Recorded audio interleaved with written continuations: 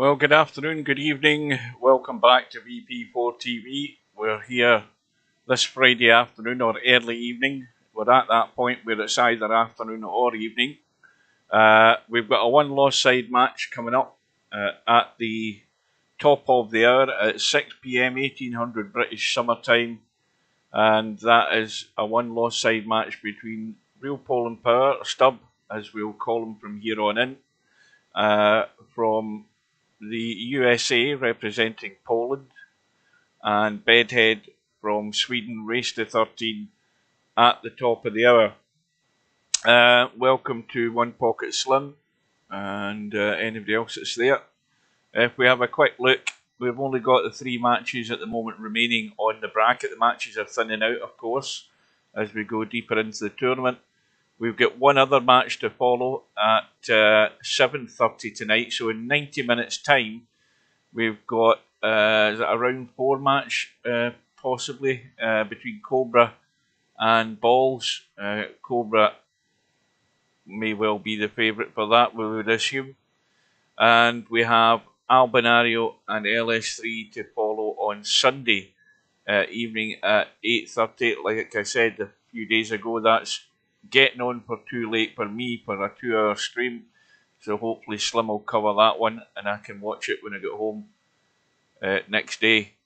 And that's that. Now, as far as everything else goes, let's have a quick look. If we look, the Cowboy World Championship sign-ups are open, and that goes live on May the 22nd. If we look, I think we've got a few more signed up. We've got, what, 2, 4, 6, 8, 10. We've got 12 in that. A full house would be 32, so there's still plenty of time for more people to get in. And as it gets nearer the time, more people will sign up for that. And the other thing we have tonight, also at the top of the hour in an hour's time, is Friday Night 9-Ball, and at the moment there are 3, 4, 5, 6, 7, 8. There are 8 people in it, and there is one I do not recognise. So again, this could be somebody that's changed their name, Thunder, or Bluster, whoever that is. So there's still plenty of time for a few more to get into Friday Night 9-Ball. But we're more interested in what's going to happen come the next few minutes. What time is it? Well, we're 3 minutes to go. Steve, again, good afternoon to Bill. Steve hasn't said anything to me. Welcome to, is that Dwight? Dusty Puppy on YouTube. Steve hasn't said anything, so he may well be out golfing. I'm going to have a quick tab.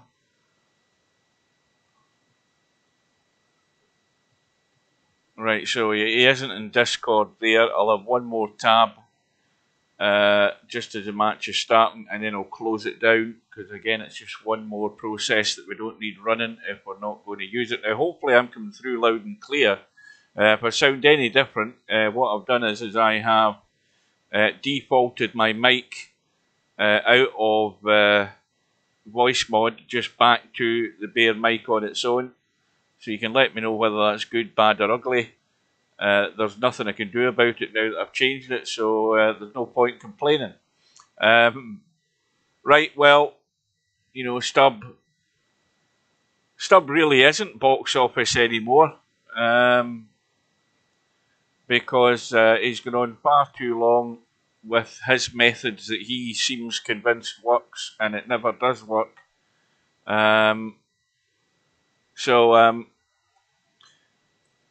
You know, Bedhead should be the favourite. Stubb's going to bang balls. On a good day, Stubb will run tables and he'll get that bit of luck and he'll beat Bedhead.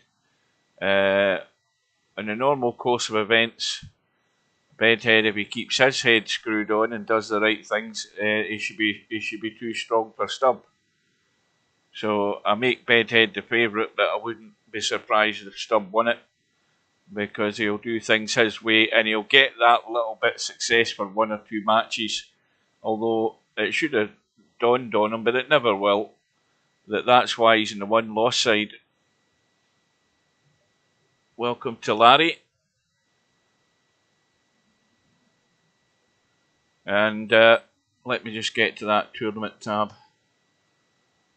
One look at the clock, it's now top of the hour, so this room should be going up. And Bedhead did come in a little while ago. I'm going to do one quick tab before I go in. Right. And I have just closed Discord because there's no sign of Steve in there, so it's too late now. So we're in. Bedhead's already in. We'll have the lag for the break.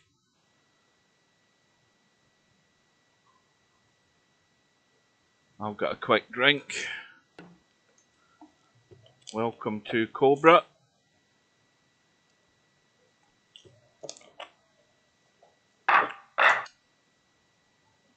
So Stubbs going to mess about, and Bedhead's going to do what anybody with a bit of common sense would do, is just get in and do a quick practice of the lag up and down. Oh yeah, you can tell Stubb doesn't fancy his chances because he's pissing about in the chat as well now in the stream. You can tell he's ready to leave the tournament. Yeah, I think that's like an acceptance of defeat when his mind's on other things.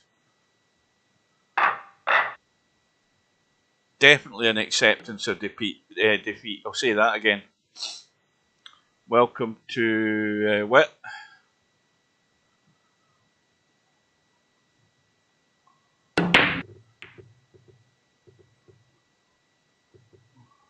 So everybody calling it for Bedhead. So that's going to jinx him.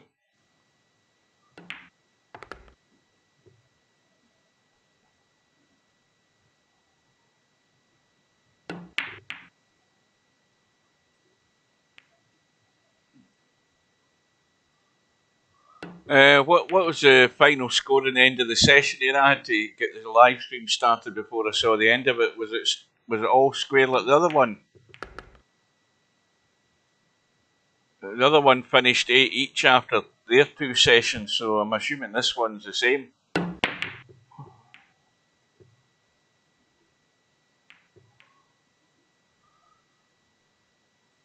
Yeah, I just, I said contact support. Message support, Cobra. It's your system. Well, Stubbs cutting it fine. He's choosing to piss about big time here. Getting all the alerts to come into the room. He's in no hurry to come in.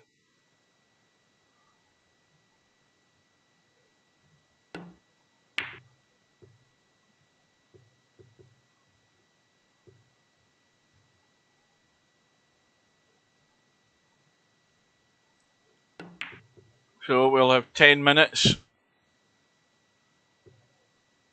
before the timeout. And Stubbs pushing it. Oh, I tell you, I hope he makes a proper arse of this and it actually times out before he thinks of jumping in, and then he'll start crying like a baby. Oh, I really hope that happens. Then he'll look a proper numpty.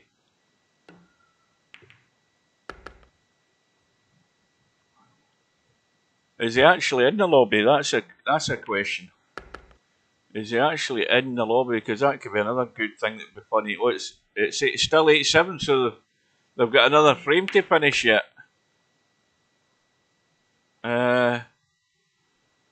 I don't see him in the lobby, and wouldn't it be funny that he can't get into the lobby? There he is. He's there. He is there.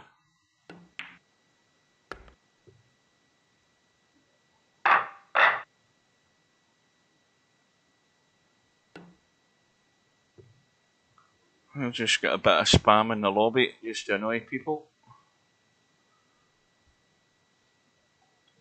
Is that you in the channel pick as Mongo?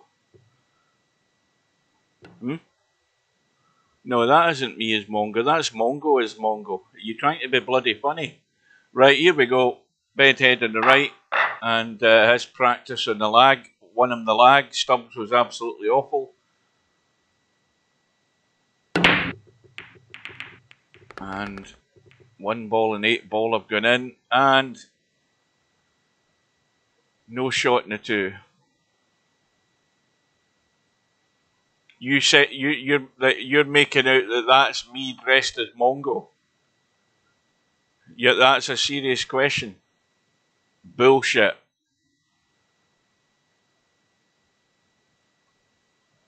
Oh, Sergeant Numpty was in the room, and then Sergeant Numpty left. So Bedhead looking for the push out, although just pushing it up to the corner that he's at, where the 3 ball is, and leaving it up there and leave Stubb with some sort of crazy cut might not do any harm. I would just roll it to the short rail, right on that jaw where he is right now. I wouldn't do that, because you're going to get put back in with that. I mean, that was not very good from Bedhead. I have no clue what he was thinking there. Why didn't he just roll it onto the short rail up that right hand jaw there up top, where Stubb could see the edge of the 2 and could have a blast at it to cut it? And now, I mean, what a sequence of events that is. That's a complete numpty shot that Bedhead played. I don't know what he was going through his head to leave the hook and then obviously be put back in. And now he's kicked, and now he's left Stubb a chance to get out. I don't understand it at all.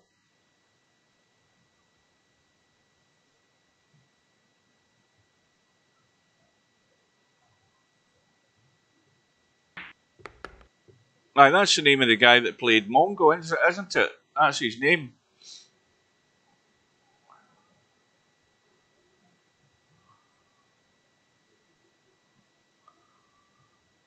I don't think this is finished particularly good on the 3. It's a dodgy angle to read. He might even be banking this.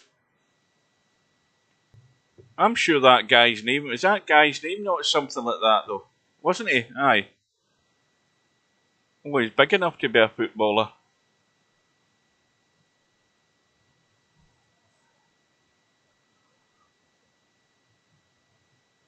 Well, Stubbs got away with it. Although there is an edge. In fact, I wonder if that cuts and pots into the other corner. It probably did. Watch this 9. Watch this 9. Whoa, what a bonus that was. That'll annoy Stubb. That'll be a bullshit. I knew that was coming. I knew that one was coming. So again, Bedhead's got a chance to nail Stubb to the 6. It wouldn't be an all too difficult kick. But I think he's looking at the combo here for a second. I think that's what he's planning. Or is he?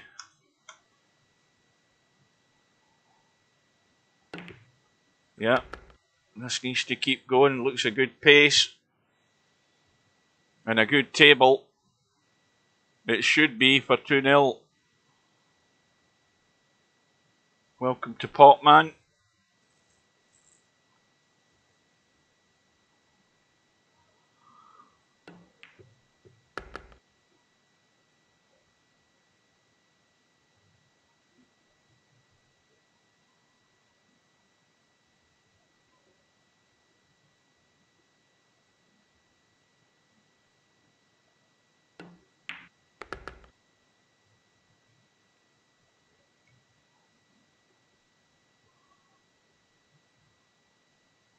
That sounds like the name of a lawyer's. Slop and bullshit.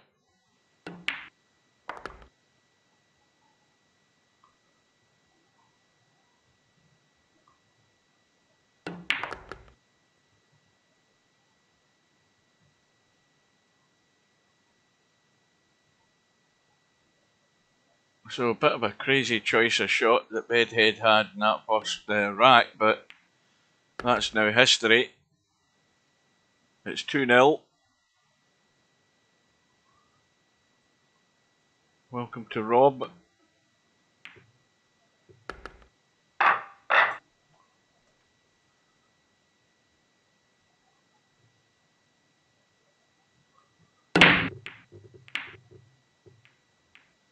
Looks dry this time. Dry but no shot. On for Stubb. Now obviously he should just be pushing. And Bedhead might put him back in again as well, because that 7 ball will keep that 1 ball there if he kicks directly in at the back. And that's what he's done. He's put him back in, but Stubb's going to hammer this. He's going to hammer it. Well, now it looks very much like a 1 ball rack. Get the 1 ball and get good and get out would be the order of the day here. Now, overcutting that to the long rail and up to the short rail and ducking down here in amongst these balls is not a bad idea either. That looks like what Bedhead's thinking about here. Although sometimes it's hard to tell with him. Yeah, that's what I'd have been doing. Exactly that. That's excellent. Stubb, well, he's going to be hard pushed to find a line to get to that 1 ball from either rail. He's blocked off on the right side and got the angle. Oh, he's maybe fluked a 1. Yes, he has. And he's on the 2. He'll get luck like that.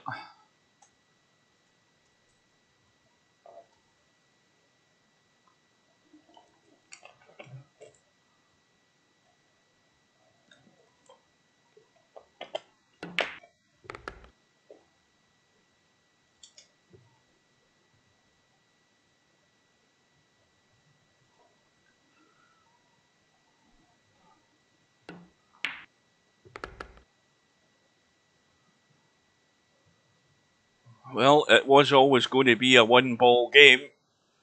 Stubb got lucky.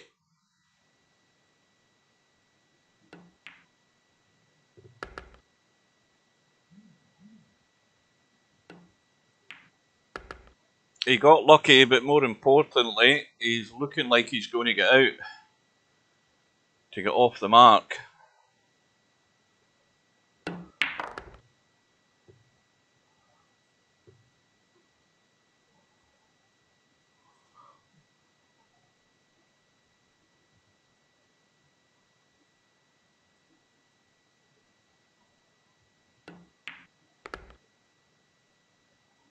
Well, I'll tell you something. I wouldn't fancy doing this from that distance and hoping to get really good on the 9 ball. This is asking for trouble. This 100% asking for trouble. And again, he's lucky. He is so lucky. He could have ended up missing that and ended up straight down the barrel on it, up and down the table, and having to choose a bank. So 2-1 now to Bedhead. Stubb's got a ball or balls. And what went there? The 7's gone. No shot in the 1. Now again, it's a 1 ball game. Whoever gets this, with the way the table's set, well, this 3 ball looked as if it was going up top. But Bedhead's the one that's got the table at his mercy. What's happened here? Has Stubb gone already? Or am I out of sync? It's gone to Bedhead. With a bit of a delay there.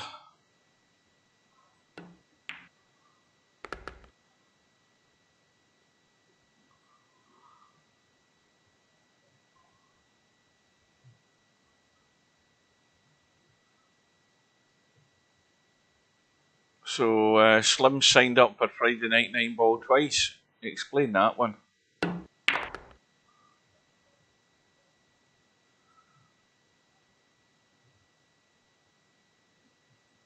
Oh, was that what it was? Was it the cue ball that was still spinning?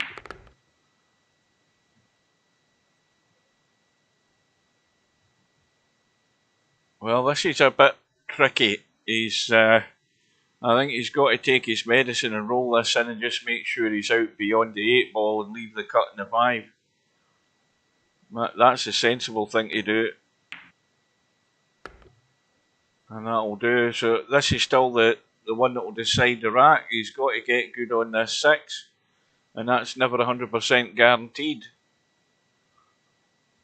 All about judging the pace and the line.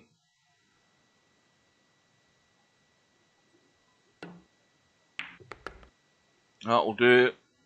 He's off the rail. Good little angle in the 6. The only thing he doesn't want to do is stun into the right side pocket. I don't know whether he wants to just draw this back. Does he want to? Well, he's not got an awful lot of angle.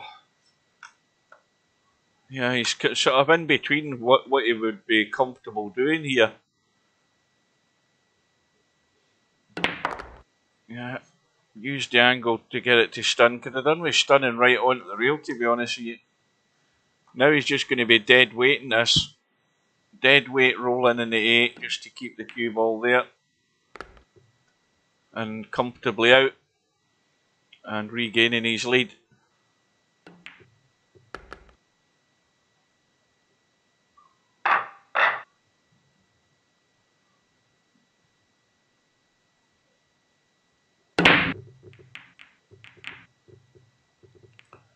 Once again, this one's looking dry. Stubbs, well, he's either got a bank up and down in the 1, or he's got a blast cut and running into the 3 and 2. Oh, he's managed to hold it. I didn't think he could hold it. Well, he hasn't really held it. This is one of these all or nothing visits by Stubb. Thin cut in the 2, bumping the 7, hoping to get lucky, fluking another ball, and eventually getting hooked.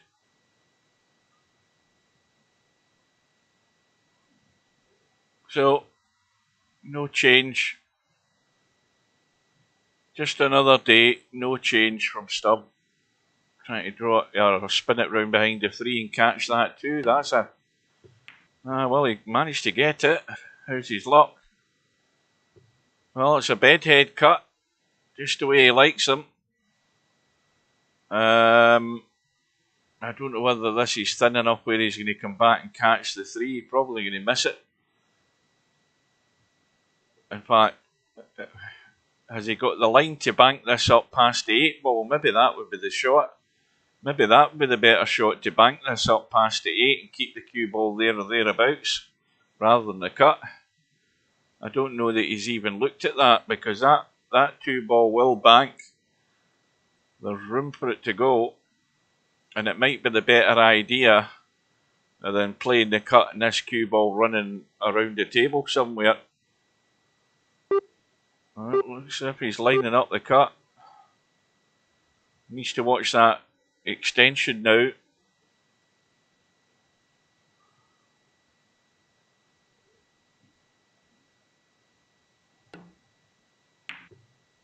Well, he's thought about it and thought about it. Has he got the cover? Not really. He's still left it on. He'd have been far better going for the bank. I think it was a good bank, that 2 ball. There's room up past the 8, but if you're deciding to play safe, then the least you must do is get cover. And he hasn't achieved that. So it's given Stubb a lifeline to get right back in this straight away. The other problem here is the angle he's got the 3's running into the 9, so a bit of a hit and hope about this if he's going to... Well, he's avoided it, and doing that, he's, being concerned about that, he's completely taken his eye off the pot. He knew fine well he was going to slam into that 9 ball there and take an evasive action. He's completely forgot about the pot, so this is another bedhead cut. Should be a lot more comfortable for him. It's off the rail, so he's got a wee bit of leeway. And again, I'm surprised he didn't go for it.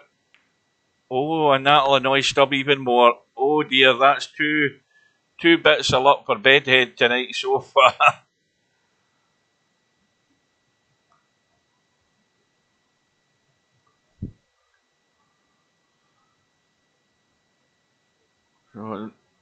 Not the best of angles here. He's just got to get a hold of the cue ball, and he's played it very well. Staring down the barrel here. Going to be an almighty mistake not to get out and take that lead to 4 racks to 1.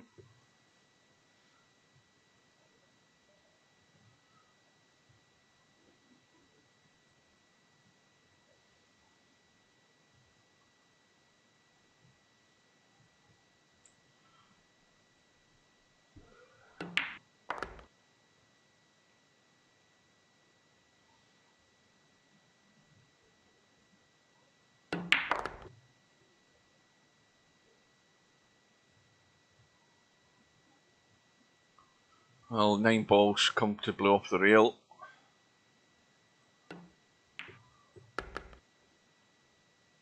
So Bedhead, another opportunity to heat the pressure on Stubb even more. A nice little break and run would do that. Oh, he's got a couple of balls in. He's going to have a cut in the 1 if the 7 stays out of the way. And as long as he can see this 3 ball when he pots this 1, he's going to be out.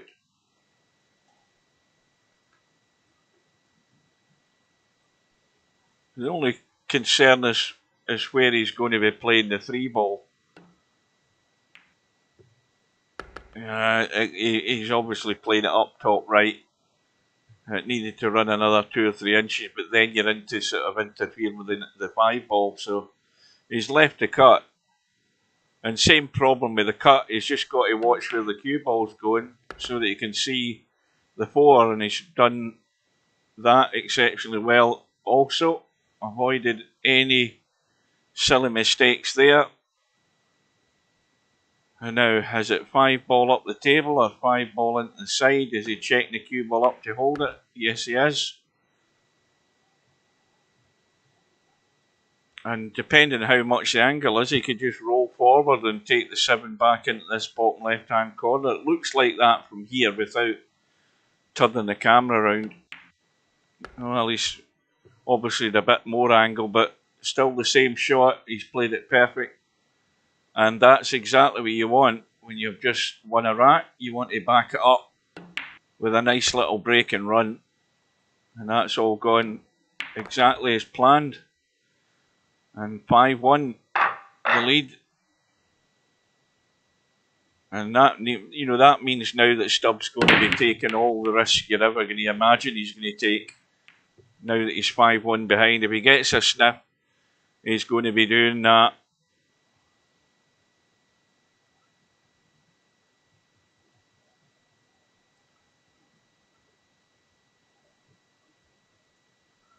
Yes, I was intended to do it, Slim, on the assumption that you're in Friday night 9 ball. Oh, well. Now, I think the only thing here is the fact that he couldn't see the edge of that 1 to play the slam and billiard onto the 9.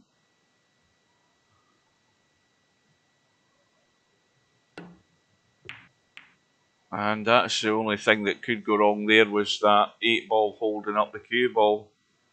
So, Stubbs...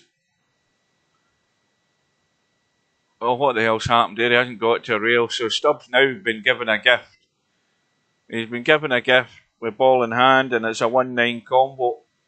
Now, how big a mistake's that going to be from Bedhead? How many's that going to cost him? Well, I've never seen balls play, so I can't judge the guy.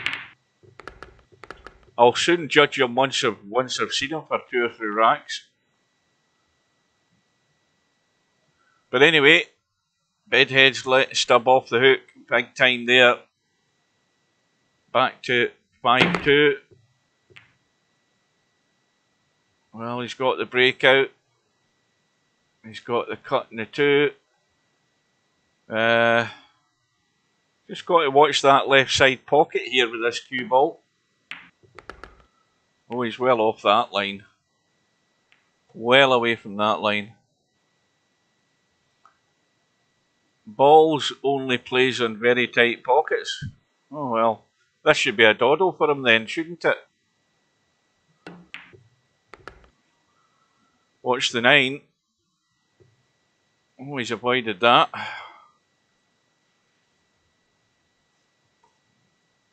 Well, the 4 ball comfortably goes dead weight. Little drop in.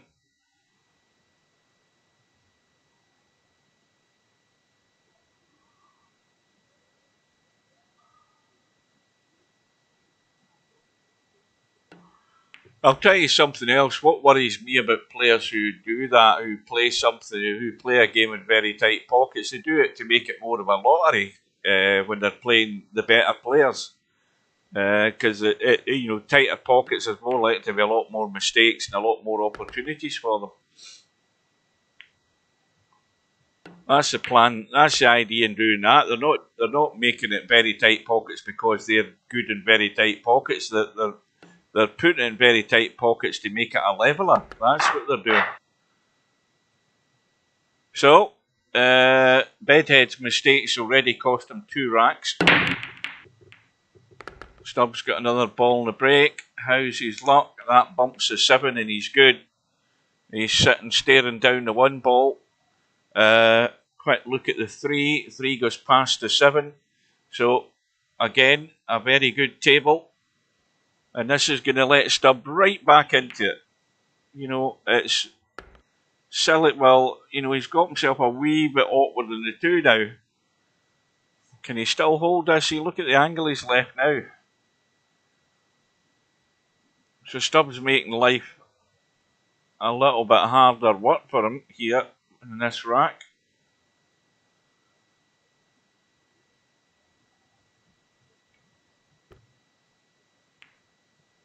And now he's in trouble. And now this is a typical state the table visit from Stubb. Banging balls in everywhere and hoping he gets lucky to have a shot.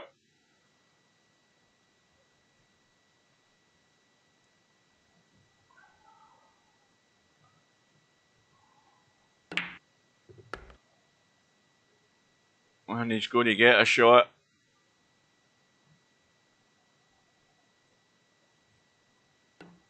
More pain for Bedhead with not getting to a rail, now going to cost him 3 racks. It might even cost him the lead.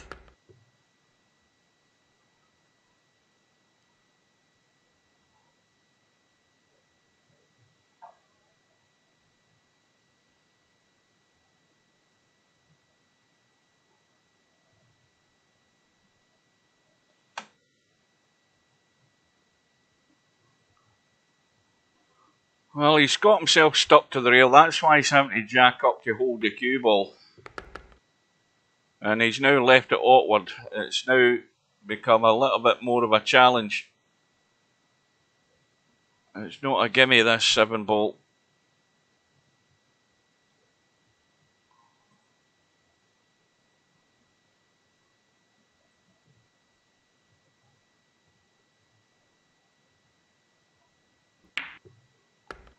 Got it clean.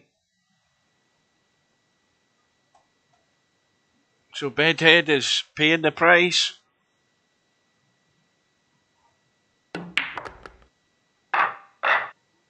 It cost him 3 racks.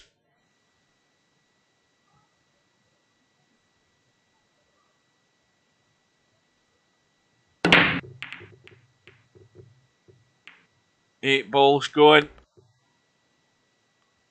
1 ball's a thin cut. Now he needs to dink this 1 ball in because he wants to just play the 2-5 combo. The 2's going to leak away though. This 2 ball's going to end up going along the short rail here.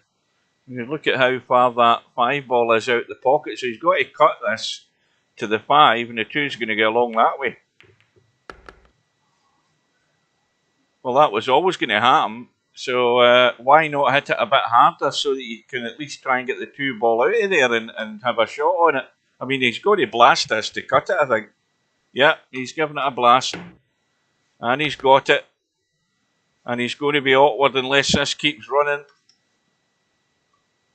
Yeah, and he's going to cut that as well. Cue ball running all over the place.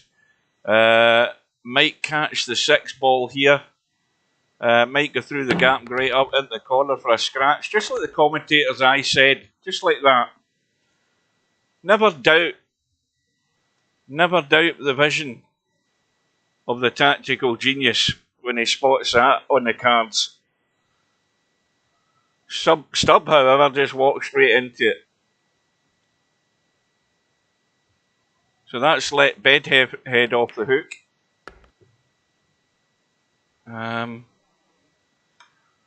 Well, it's that distance. And the same thing, he's got to make sure this six ball is going to the rail and is coming out. Oh, in fact, I thought he was going to play the combo there. But he's flushed it past the 7. And had to get that spinning tight quickly. Watch the cue ball. I think he's fine. Because he wanted to make sure he wasn't coming down on top of the 9 ball.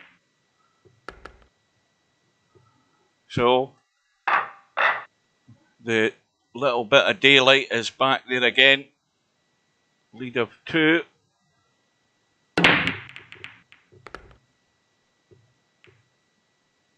Good evening to Tam. Tam, you haven't signed up for the Cowboy World Championships yet. Just thought I'd remind you. Sign up's opened earlier on in the week. Only room for 32 in it.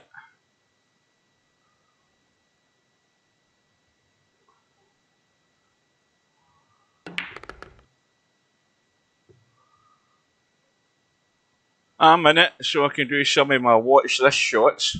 I want to have a laugh.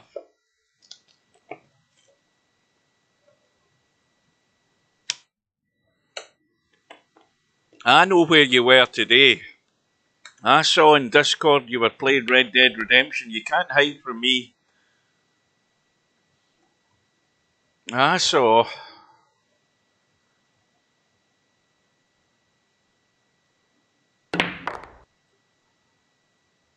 So this looks plain sailing for Bedhead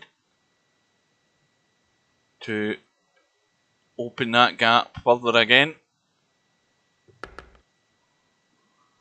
Now, wrong side of the 5, loads of room, no reason at all he should be interfering with the 8 ball.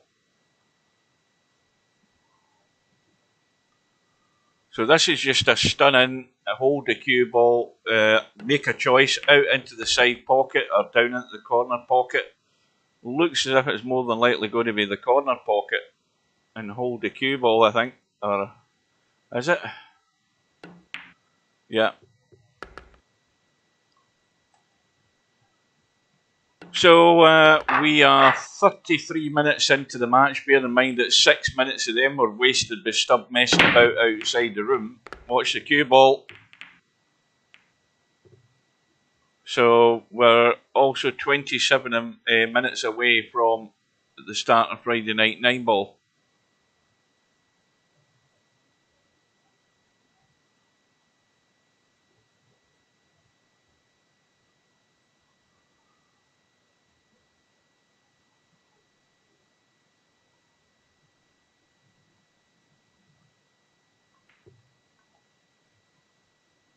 It's going to bump the 8, I think. Easy kick for Stubb. Now this cue ball getting let loose, but not getting lucky. And again, a perfect table here for Bedhead to punish Stubb. 2 ball, very vacant and available.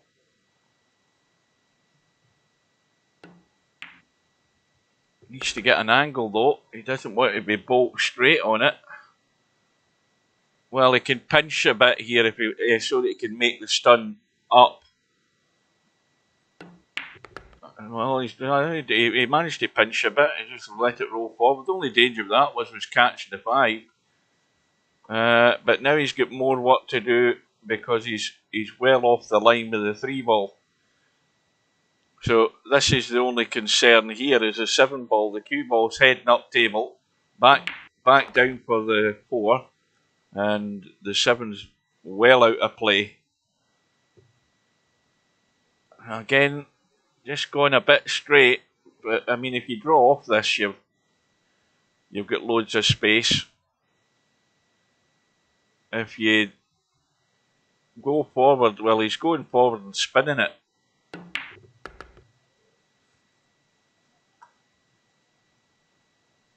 Seven ball into the right side, maybe. You've got to have the angle though to make it comfortable to get up for that 8 ball. It's not just a case of getting onto it. Well, he's going to the other side, and that'll do because he can easily go forward, off the rail and across.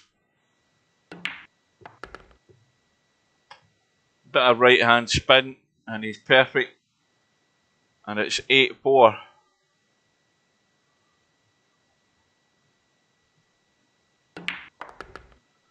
Well, I'll say this. In all the years I've been watching Virtual 9-Ball World Championships, if this result goes the way it looks, the way it's going at the moment, this is probably the weakest stub that's ever entered a Virtual 9-Ball World Championships. I think he's hit rock bottom. Good evening to Joseph Travis, i.e. Travis7181. Welcome to the stream. Yeah, that's I'm probably right enough saying that. It's about the worst stub we've seen. He's not getting any better, let's put it that way.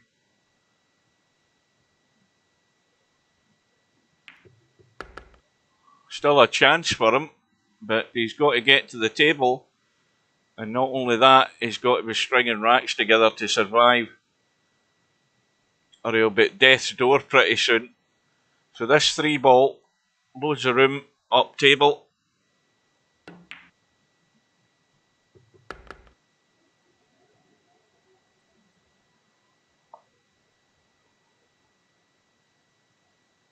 Welcome to Matt.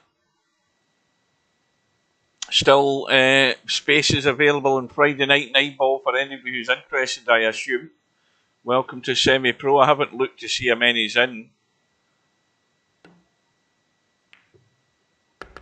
Now, what was I tabbed to there? Let me just tab out to annoy people. That's not the one I want to go to. I want to go to that one. That was, there we go. We're doing not bad. 2, 4, 6, 8, 10, 12, 13. So we've got 3 spots left. So it might be a full house here. And in the meantime, Sergeant Numpty's arrived. This tourney is for sloppers. The lucky slopper will win any match. Well, any match against Stubb, that is.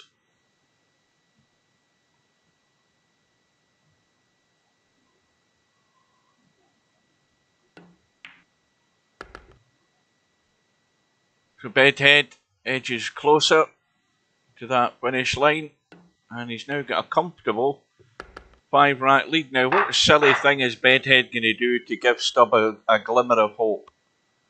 He did it earlier on. Let's see what he can come up with. Well, a dry break is a good start if you're Stubb, and also having a shot in the one's handy. So, here we go. This is now or never Stubb.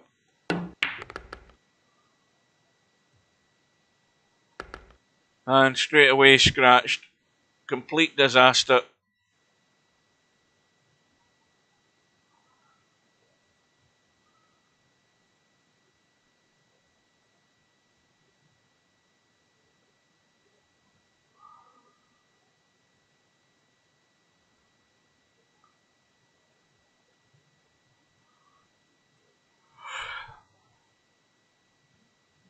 I don't know where Mr. Sergeant Numpty gets these pearls of wisdom.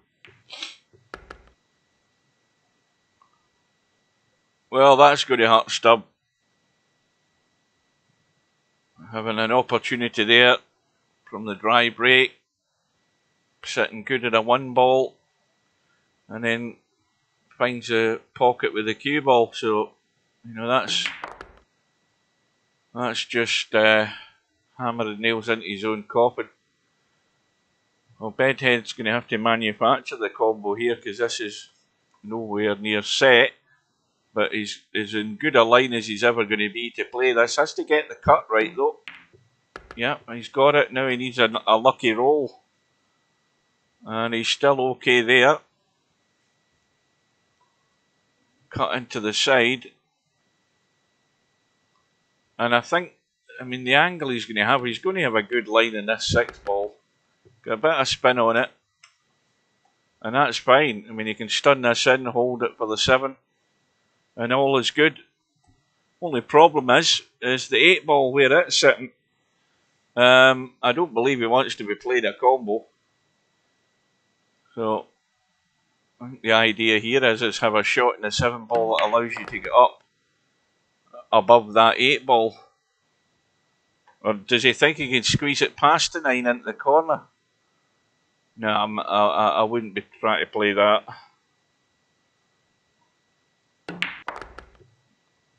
Oh, he's a bit weak. In fact, he's too weak. Now,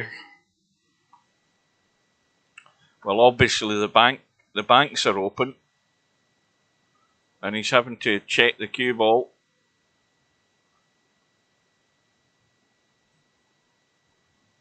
Or is he trying to run this? What's he trying to do? Is he trying to bump the 9? Well, that's clever. Very clever. Could have even just done it in the one shot there if he'd hit it a wee bit harder. So the lead's now 6, and well, that chance that Stubb had there was maybe a glimmer of a chance that could have led to maybe 2 or 3 racks, but we'll never know. But what it has led to is Bedhead having the 3, the 4, the 5, the 7 sitting good in the 1. The 2 is there, and Stubb might have played his last shot. Best break of the night so far. Is he going to catch the 8 ball? Yes, he is, but he's still good.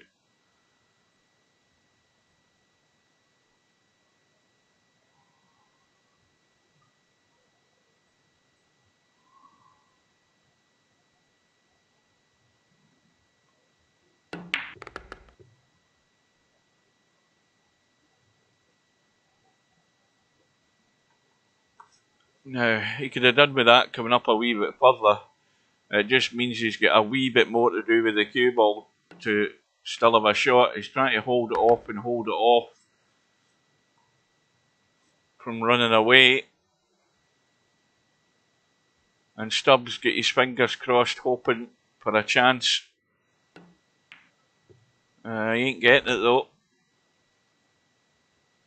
He ain't getting it.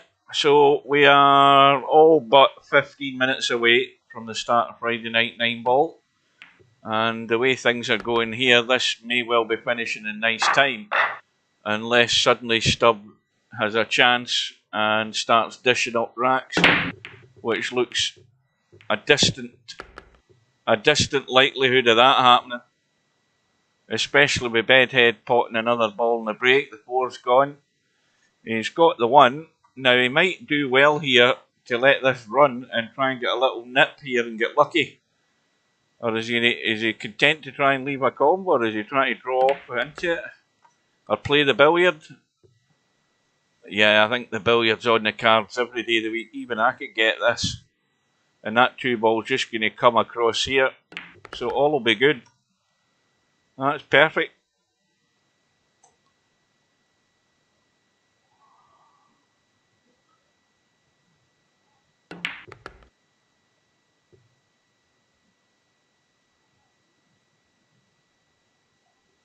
So, again, unless there's a disaster here about to happen, Bedhead's going to be on the hill and breaking for the match.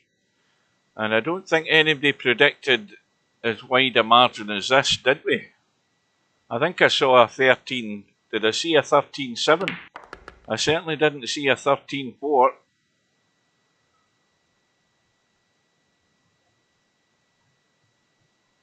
But this has been a bit like men against boys, this.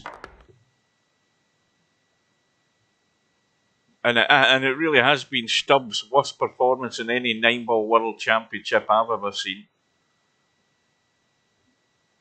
Bombed out into the 1 loss side very early on. and bumping into somebody like Bedhead at the wrong time.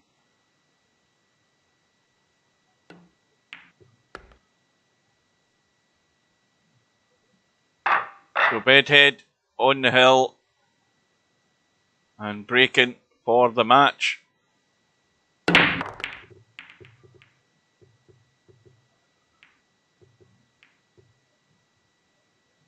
Well, this is game, set, and match. So the 3 ball's gone, sitting good in the 1, kill the cue ball, hold for the 2, pass the 5. As long as you get the angle, he can get over for the 4. He might have the wrong angle looking at this. Well, he's got enough angle. I think he can slam this, or is he going to spin it around? He might be spinning around behind the 4. It's hard to tell what he's trying to do here. No, he is playing the big stunt. Got to avoid the 6.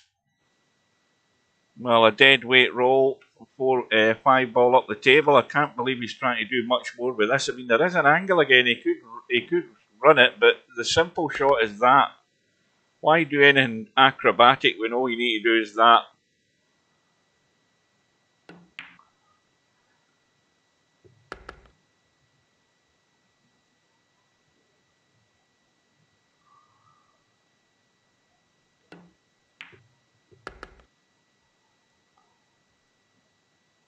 Well, I mean, Stubb really should think about retiring after this performance.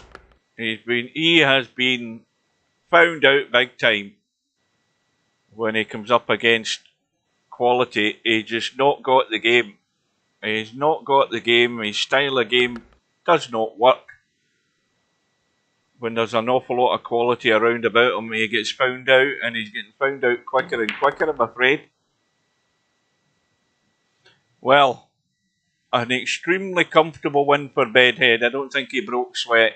13 racks to 4. So Bedhead survives, and Stubb, well, he goes home. So we'll have a quick update on that and see how that stands, because there's now a minefield for everybody on this one-loss side. Acero came out on top against Interchange X in that one-loss side battle. As we go down, we see that, where are we? Fast Eddie and Mooncake are still to set their match. Matt's waiting on the winner of that match. Further down, we've got Larry lying in wait of the winner of Wink at Me and Keith.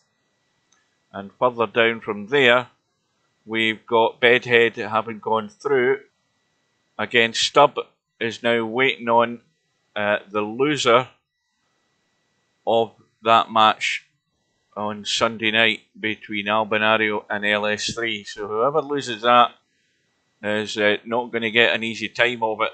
They're going to be facing Bedhead, and I think that is the bottom of the draw there. Right, so that is that. So the matches left are just that one that I mentioned. We've got Cobra coming up at 7:30 against Balls. And in the meantime, then we have Friday night 9-ball starting. Let's have a look. Well, it's still not full. In fact, there's still 3 seats. 1, 2, 3, 4, 5, 6, 10, 11, 12, 13. Yeah, 3 spots. How long have we got to go? We've got 11 minutes to go. So you've got Bankster in, Brocky, Larry, LS3, MC Clarkey, Miasma, One Pocket Slim, Semi Pro, Sergaresh, Spectre Don, Stefan, a Thunder Bluster, as I say. I've never seen that name. Might be somebody that's changed their name. But let's have a quick spy and see what we got here. Been a player since the end of April, so they've only came online a few days ago. So it might be a new player to VP4. So he's already bought a play queue, a break queue, the shaft, and the jump queue.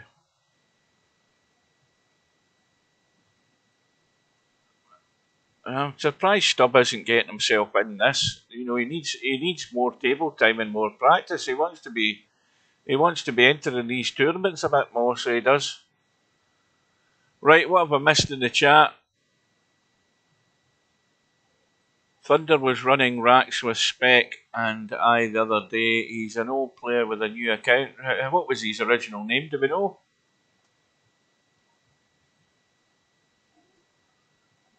See if I remember the name. Did he ever tell us his other name? I presume when you say an old player, was he an old VP3 player?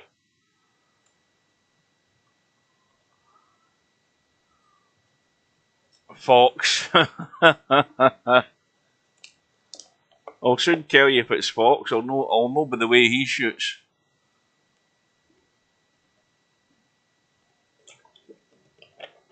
Right, well, we're just hanging about. There's no point in killing the stream.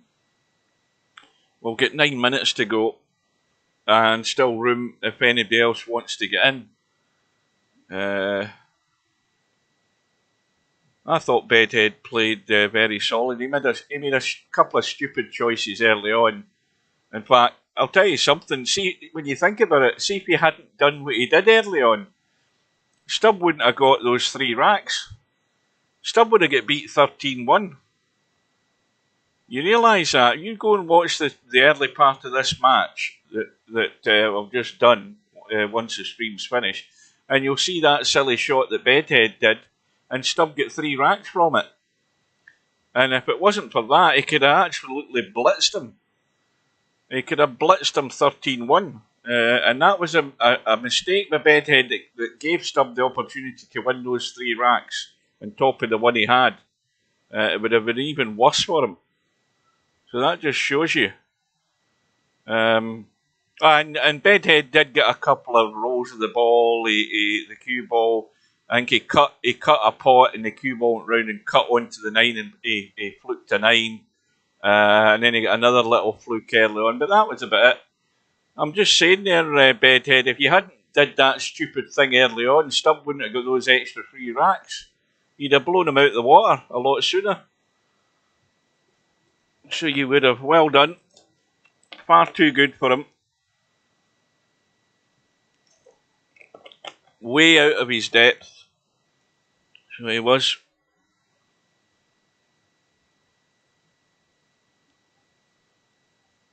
There's a name I've never seen before either. Martinga. Right, let's have a quick look and see how many Vietnamese and that we've got. There's a Vietnamese disc jockey Urban. There and there, he's there. Oh, there's usually more than that one, but mind you, most of them will be in their bed now. There's only 1 Vietnamese, but there's like 3 Chinese and 2 Vietnamese the other day when I was checking. Just depends the time of day. Well, the first push out was a pile of crap. For a start, what you should have, in fact, I'll tell you something. In fact, I'll show you what you should have done. I'll show you exactly what you should have done, because that's what I was talking about in the commentary. Why didn't you do this? Right. You were the 2 ball. Let me just get my pen. The 2 ball was there, right? Say that was the 2 ball right there. You had the cue ball there. Now, why didn't you just push to the jaw and leave him a crazy cut? Because you know he's going to take it on. He's not going to give it back to you. Why didn't you just do that? That's what I'd have done. You know he's going to take the bait every day of the week. Instead, I think you rolled and what did you do again? You did something daft. And then you did that other thing late on where you never got a rail. That was the other one that gave him a chance to stay alive. And then he scratched immediately. He came to the table. So he dug his own hole most of it. He had a couple of opportunities, but he couldn't take them. Right, so this is dragging in this. We're 6 minutes away. 6 minutes away from the start of Friday Night 9 Ball. Has that changed? Have we still got the same amount of bodies in? Let's have a look. Do a quick refresh. 2 open seats, so somebody else has signed up. I can't tell. Maybe it was Stefan that signed up, or Sergeresh. Or maybe it was Sargo. I don't remember seeing Sargo in. So we're almost done. Still a couple of minutes left, so we might even get the full house. Many's sitting in the chat. Well, Stubbs sitting there, so again, if I was him, I'd get in. Try and get a bit of redemption. What's the score? What the score? This Bedhead Stubb match. There's the score there, and it should never have been that. It should have been 13-1. So it should. Yeah. Yeah, I'm surprised. I'm surprised Stubbs not in the stream and taking my advice and getting signed up. You get himself into Friday Night 9-Ball, that'll give him a little bit of an ego boost if he can go through that tonight and win that. Because he's not winning any major events. That's one thing he's not doing. I think Stubbs in the sort of Mark Selby frame of mind where he's thinking of retiring. And Miasma's dealt with him. 5 minutes. I mean, that's hardly enough to stop him. Oh no. Oh, I said F-U-C-K, you all. He's having a good rant. And Stubbs still going on about the 9-Ball World Championship where he pissed about. He's still going on about that. How many years ago was that now? He's still going on about it. Oh dear. Right, so we're going to be watching some of the... We'll probably see most of a match in the first round of Friday Night 9-Ball. Probably not all of it. We're assuming that Balls is going to show up and that he has a pair to play Cobra. I don't think I see him in the lobby. No, I don't see him, so here's hoping he shows up.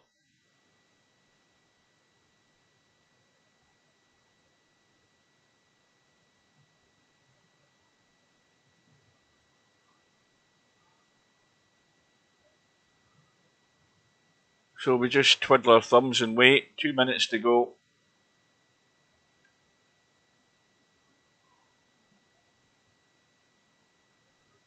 And plenty of places left in that cowboy. If we can find it, we probably can't find it now. There it is. There we go. So there are 18 open seats, 32 maximum. It's beginning to fill up nicely. We got Tam in. I think that Yuri Master or whatever the hell that's called. I think he signed up. There's another one I've never heard of, Progressive Pool. Who the hell's that? From Australia. And there's another player that's just today. That's just today they've signed up. Or they've joined and become a full-time player. And all he's got is a house key. He'll have nothing else in his case. Not a sniff. And he's not played anybody yet, so he's jumping in at the deep end. Guaranteed to be a no-show, because he won't have a clue what's happening. Progressive Pool. So who else have we got? There's a numpty at the top that signed up. Bankster, Casino Jim, Interchange X, Jose, Larry, Linus, LS3, MC underscore, Progressive Pool, Semi-Pro, Tam, Woody and Yuri Master. So that's a good enough amount of people right now, considering we've got at least another 2 weeks to go yet. Yeah, might have a good field in this. So we will. Looking forward to that. Right, we must be getting there by now. We must be getting there. It's knocking on the top of the hour. These rooms should be going up. There will be a buy, no doubt. Let's have a look and see where we're going to go. We've got Bankster up against LS3. Bankster's getting the 6th ball. We've got Stefan getting the 7 ball against Semi-Pro. Sargo's getting the bye. We've got Travis. We've got Sergaresh playing Travis. Travis getting the 5 ball. Miasma getting 6 and out against Larry. We've got Brocky getting 7 and out against Thunder Bluster. I wonder if this player's in there. I wonder if he's going to play. We've got Spectre Don, like he needs it. He's getting a bye. Well, there's a match we're going to be watching. MC underscore against One Pocket Slim, who is getting the 8 ball. So that's the one we're going to be watching. Let's get headed in there.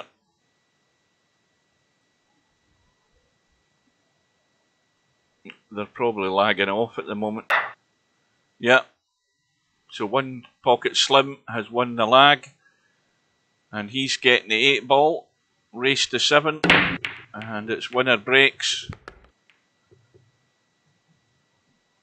Oh, that 1 ball just gone right into that ugly spot. Oh, it's not that ugly. It's not that ugly. Slim will fancy knocking this in.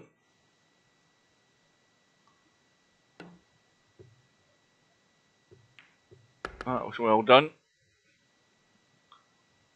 Well done. And has he got a shot in the 2? Yes, he has.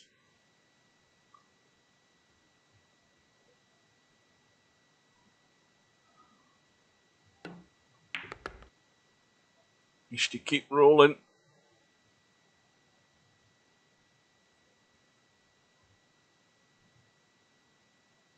Now, if he goes straight forward here, he's not rolling into the 5. Does he want to play the stun? Yeah, he's stunned it, but he's actually not getting into it enough. That needed a huge stun to get that cue ball out into a better line in this 4. So this is a toughie. Tough enough cut, but the cue ball's got to get reasonably good in the 5. And that is pretty damn good. That is pretty good where he's got there. That was well played. Oh, by the way, here's a question. Has anybody been watching and listening to the commentary in the snooker during the week? And particularly listening to Dennis Taylor? Is it my ears? Or is it just, am I just imagining things? But when Dennis Taylor's talking about the wall coming down, when there was the 2 tables there, he kept calling it a petition. I always heard him calling it a petition, like a petition that you would hand in to the government, a petition you would hand into 10 Downing Street, rather than a partition, which is what it is. Did somebody ever explain that to Dennis Taylor, that it's not a petition? Because I'm sure if you ever hear him, that's how it sounds, that he's pronouncing it as a petition. And not giving it a hard R, partition. I'm just nitpicking, but I mean, for goodness sake, Dennis. Yeah, petition. But he sounds as if, well, it sounds 100% that he's saying petition. Good evening to Mark. Stub mute it again. He's still ranting. Well, mind you, 5 minutes was never going to stop him.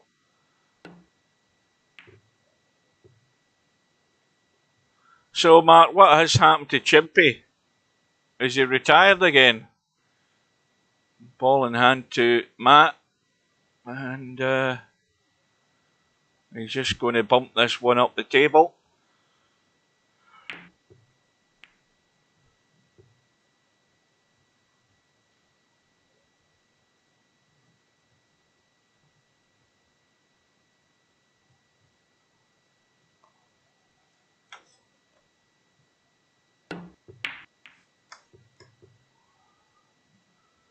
Well, Slim will take that. He gets the hit and he gets a roll of the ball. Or has he? Let's have a look. Yes, he has. I thought there was an edge showing there. Well, Matt's not picked a line there, so Slim can add to that lead.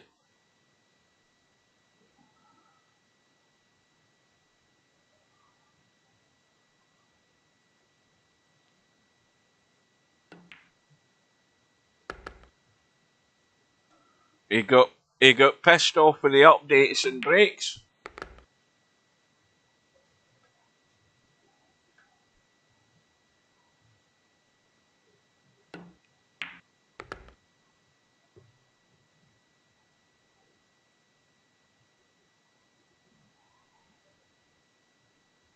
Well, this can run 3 rails. He's got right English on it to help it around. And he's the wrong side of the 5 now. He's gone too far, I think. Has he? Let's have a quick look. Yeah, again, loads of room. Watch that side pocket. Caught the knuckle. Bedhead territory. And don't forget the other problem he's got now. He's really hoping to bump. I don't know whether he can bump this 8 ball here. He might want to try bumping the 8 ball because he's got to run up and down the table to open up the shot in this 7 ball. And he's missed the 6 and he's going to scratch, has he? No. So Matt's got a lifeline and this is a delicate little chip in this 6 ball. Dead weight. Again, he might try bumping the 9. Yeah, that works.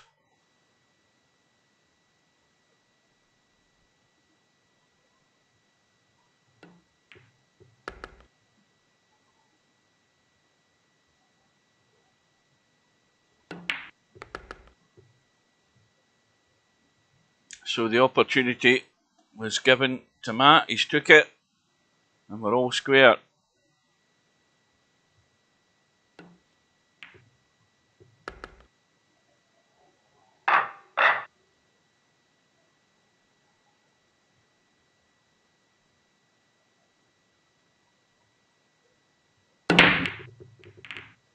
Three ball in the side.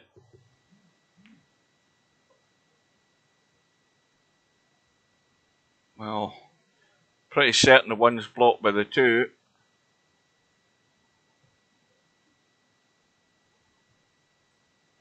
Now, Matt, the clues are there in the chat.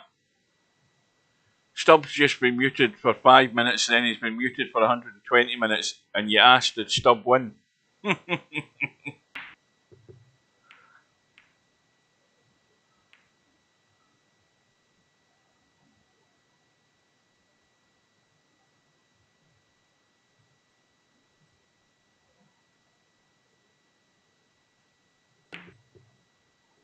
Oh, that's nailed. That's nailed. It's nailed in terms of stuck to the 8 more or less, but it's an easy enough kick. Oh, hell, he hasn't quite got the line. So the favour might be returned here by Matt. Slim's got ball in hand. Well, this is a touchy wee shot, this, because it's not frozen to the rail, but it just held the line. It was threatened to leak away there.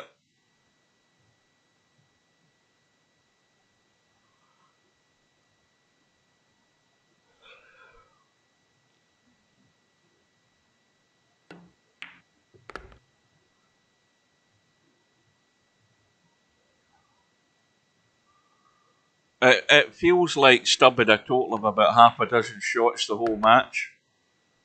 Thinking about it, I mean that's really what it feels like. That he had about 6 shots during the whole match, and 5 of them were because Bedhead was so generous and did a couple of daft things.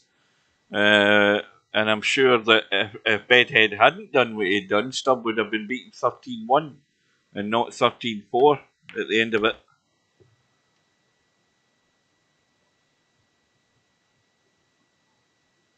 So Slim Little bump off the railing out for a decent line in the 8 ball.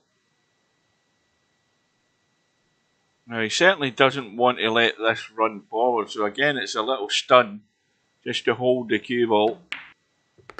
Well, he's letting it run.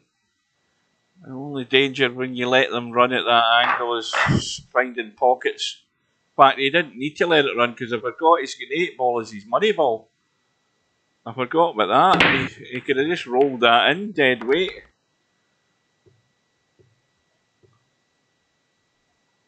Now, 4 balls gone. Has he got enough of the 1? I think he has. Oh yeah, he has.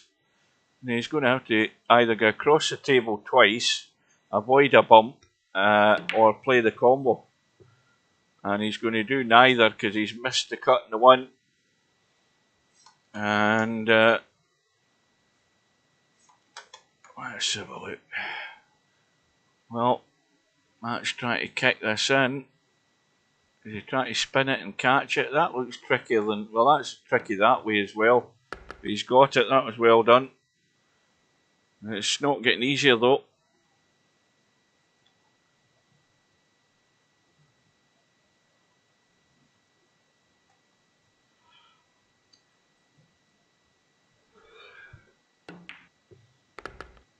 Watch the cue ball. That's heading south. Oh, now Slim's been given a great chance to get that little bit of daylight. And a table that he should always be getting out anyway.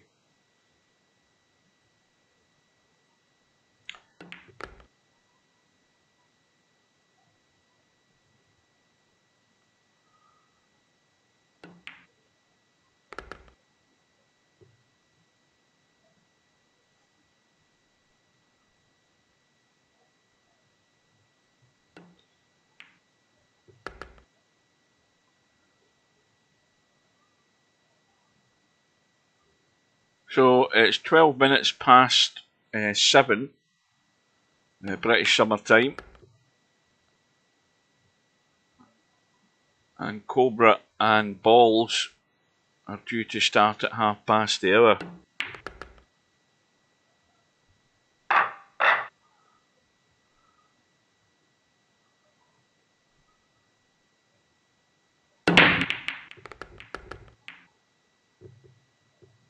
Well, good couple of balls will get in there. The 1's gone, the 6 is gone, and not enough of that 2 ball.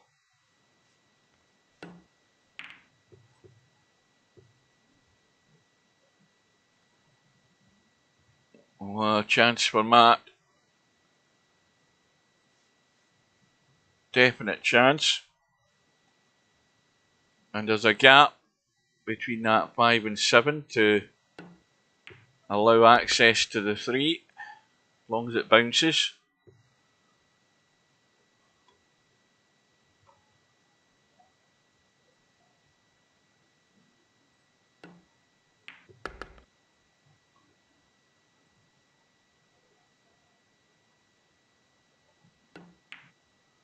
Oh, I've got.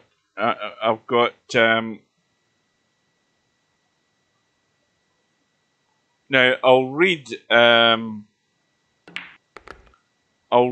some of the messages. Stubb's been sending me messages about the Bedhead match since. When did he say?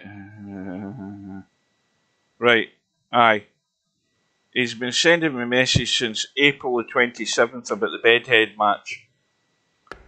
That just wiped its feet, but it's gone in. All options are on the table for Bedhead and all else, including nukes. Stubbs never used nukes yet, but Stubb will use nukes K, he says. And then he says Stubb to bomb one of those rooms when he gets home. That was time talking about a live stream. Then he says Bedhead getting nuclear smoke Friday. Then after that, I'm tight bullshit and nuclear bomb Cobra Room K. And then after the result tonight, he says, I let all win and not playing in the World Champs again. ever in anything until that Cobra final is finished. No matter how good I get at practice, I have no future interest. Screw Stub. Stub won't deal with anyone who tries to screw Stub or steal from Stub. Stub's out. Here endeth the quote. Here endeth the lesson. Right, where have we got to here? 3-2 to Slim. And I'm just trying to get the BBC iPlayer up and running on my phone so I can keep an up to date on the snooker. I'll just get that on. What channel is it on? Is it on 2? Aye, it is.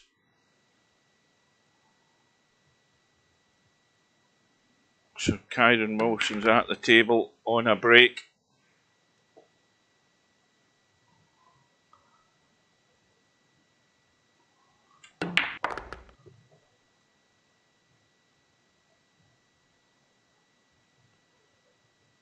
Oh, this is really, really dodgy.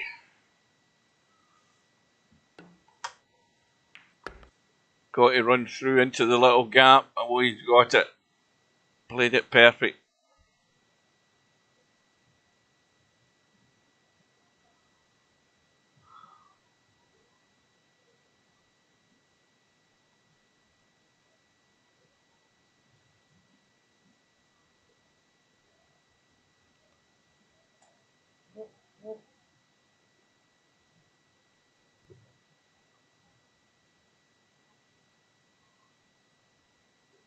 Well, we should be all square again.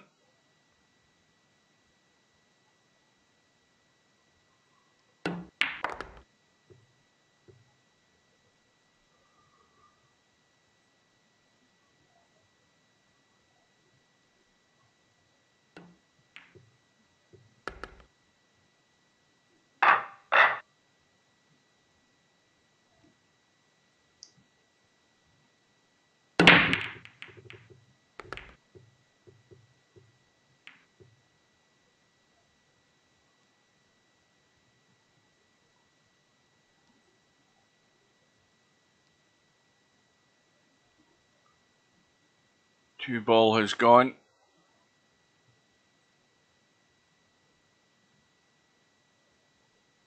Now that 3 ball certainly doesn't look as if it goes, but he can certainly duck from it.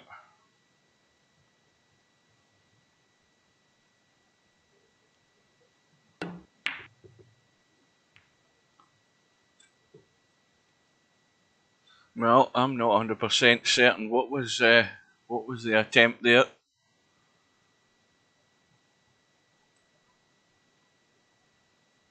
But it's given Slim a great chance. Blasts the bank in. So really, the only thing that's going to stop him getting out here is the move from the 6 to the 7, unless Slim is content to leave the bank on the 7. Oh yeah, they were nothing ignited, Rob. They were all what we call damp squibs.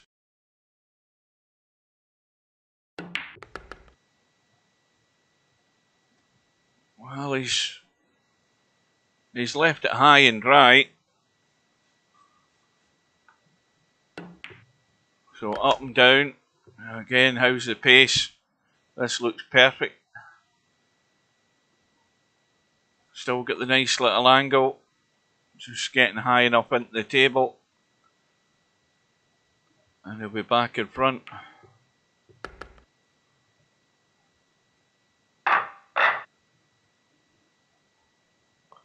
Now I'm just going to tab to the lobby chat just to check and see whether Balls is going to show. Oh, well, he's in a room, presumably getting practice, so we should have a match on. Oh, wrong button. Hang on a minute. Hang on. Don't panic.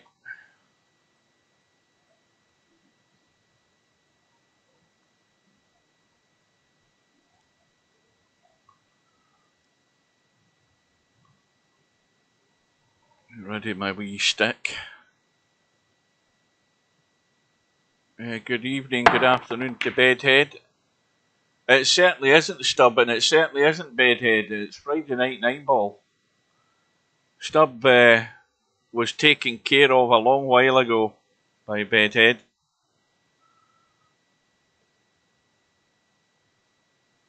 He was issued a one-way ticket from Bedhead.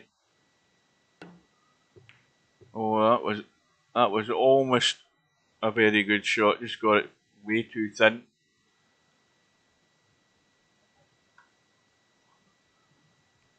Slim can get to the one. No problem doing that.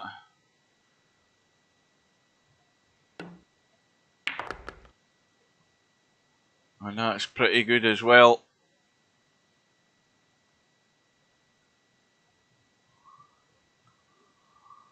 So we are 9 minutes away from the second match tonight. We've got, I'm just guessing it's a round 4 match. I can't remember whether it is or it is. I think it's a round 4 match with Cobra and Balls. Oh, is that going to get there? No, it isn't. Well, there's a big mistake from Slim. Huge mistake. And there's the first result through in Friday night 9-ball. Stefan has been sent immediately to the one-loss side by semi-pro, 7 racks to 2.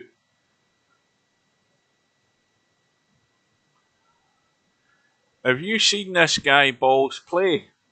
I mean, before you come up with a prediction like that, 98. I've never seen him play, so I can't make any judgment.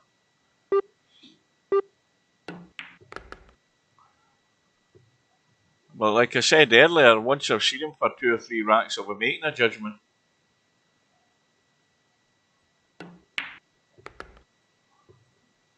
And some of the guys said that he plays in very tight pockets.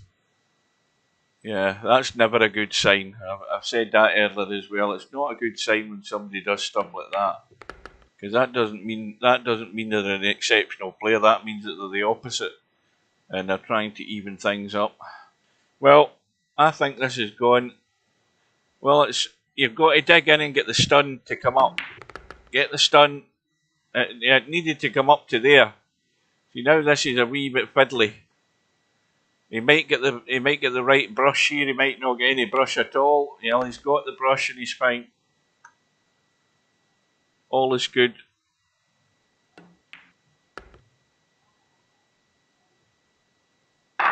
And it's all square. So Slim didn't get the 3 ball to the hole.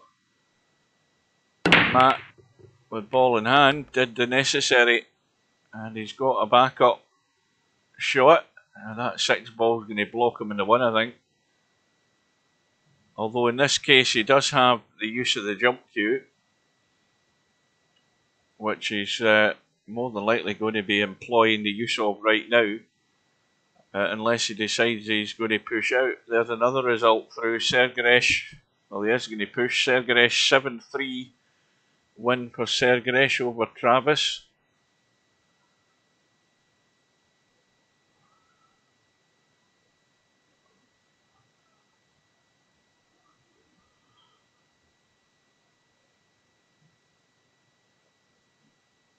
I presume he's still called the push out, or is he I think he's reverted on it and he's going for the jump.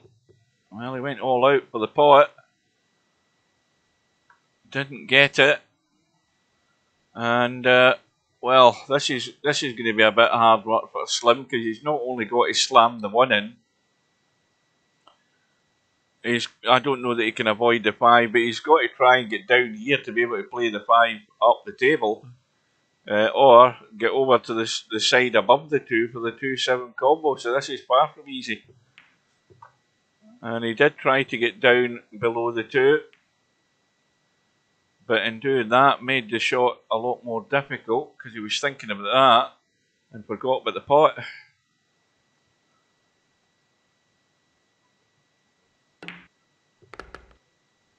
Well, this is going to be hooked.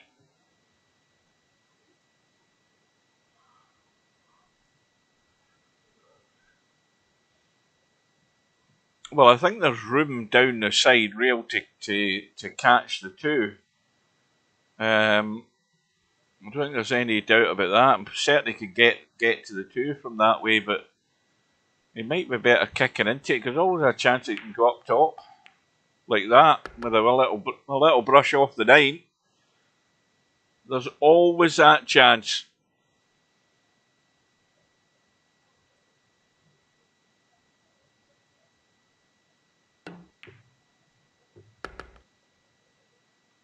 And the 8 ball isn't frozen to the rail, I don't think. It's comfortably off the rail.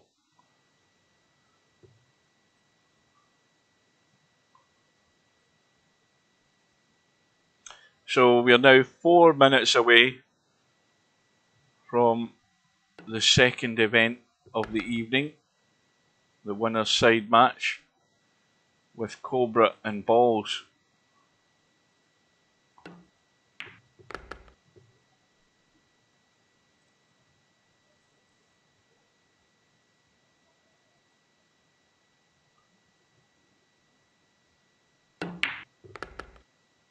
Just managed to pinch enough to get the cue ball out, and that's perfect. Little roll in. Back into the lead for Matt, 5 racks to 4.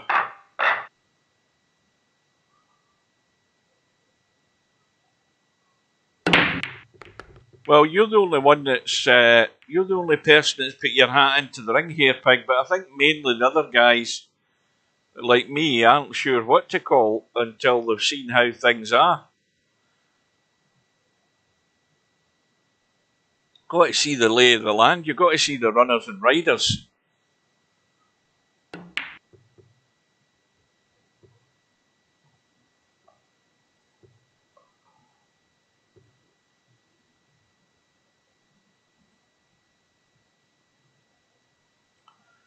So Matt ducking away behind the 7.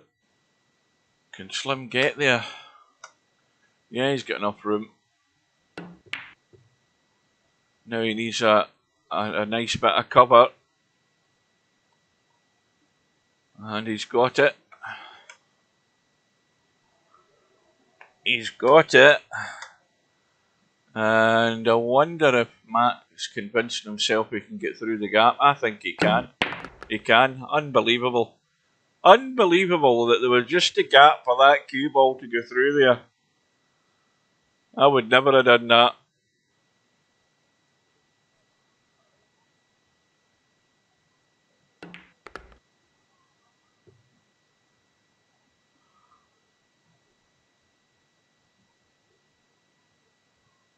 Well, you guys have got a choice. This match is not going to be finished by 1/2 the hour. We're under 2 minutes away from that.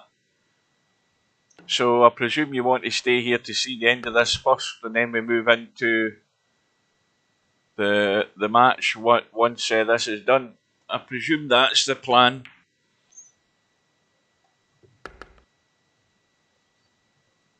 Quick look at this 9 up top. Off the rail.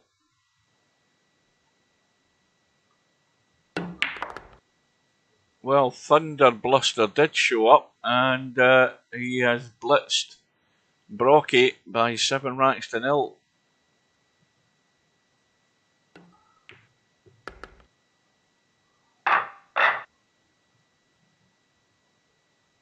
Well, Matt on the hill.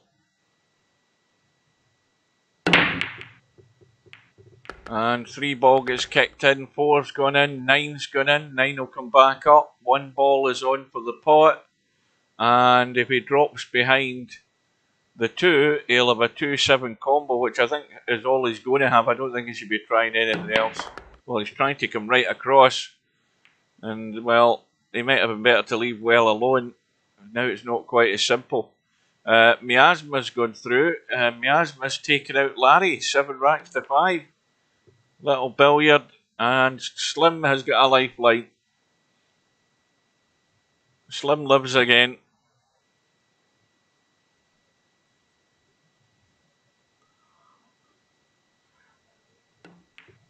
It ain't over till it's over.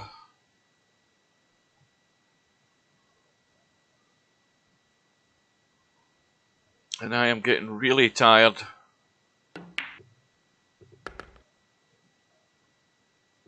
I'm getting really tired early on, by the way. It's only 7:30.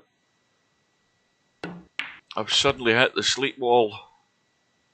Well, this is still dodgy. Controlling this. Yeah, he's left it a wee bit short.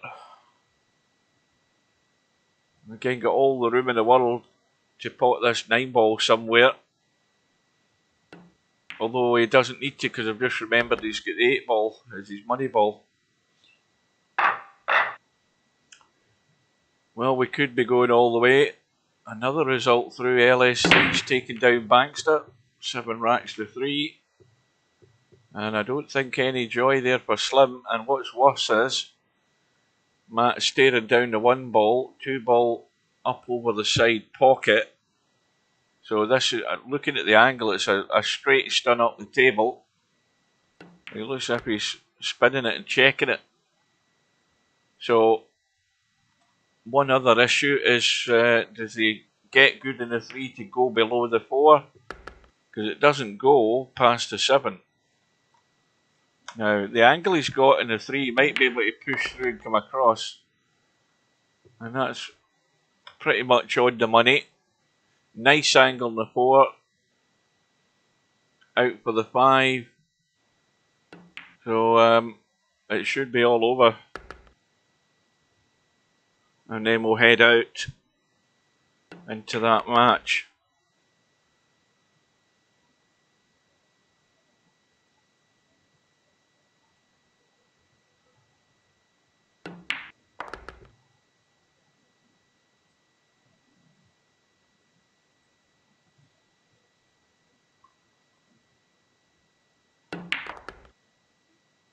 So Matt with the win by 7 racks to 5. And we'll have a quick look at that bracket just to see how things lie before we move out. So well done to Matt. Slim's going to have to do it the hard way. And let's see that updated. Where are we? Quick look. So I think quite a few of the first round results are through. LS3's now playing semi-pro. LS3's getting last 2. You've got Sargo now playing Sergaresh. Sargo getting the 8-ball. Sergaresh already 3-0 up in that one. Thunder Bluster playing Miasma. They've just started the round 2 match. And Spectre Dawn now playing Matt. So that'd be a good match to watch. But we now leave that and we head in to this match between Cobra and Balls. And Cobra's already on the board, 1-0 up. And what I wanted to do was come out of that before I do anything else. And go to there. Do that. Do that. Do that. And go there to check whether this is round 4 or whatever it is. I can't remember. Let me see. Where are we? 1, 2, 3. Why can't I see it in the bracket? There it is. So it's a round 4 match between Cobra and Balls. Right, that sorts that out. Now I'm clear in the head. I know where we are.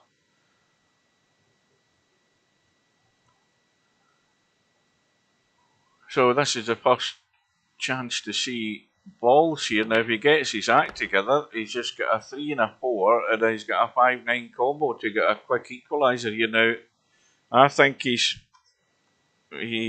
should be avoiding most of that 8-ball, I think. He doesn't need to slam this. He just needs to get across the table. And he's avoided the 8. And this should never be missed.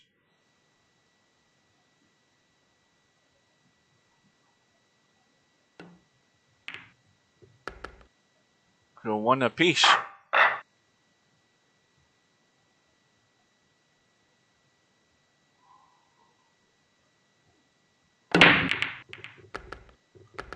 Ball's flying in. But importantly, I don't think he's got a shot in the two. Well, he has got a shot in the two. Albeit it's 9 feet away, and it would be a complete blast. Now I wonder whether Cobra's going to look at this as a thin cut and bump the 9, or whether he's going to put balls back in. We'll soon find out.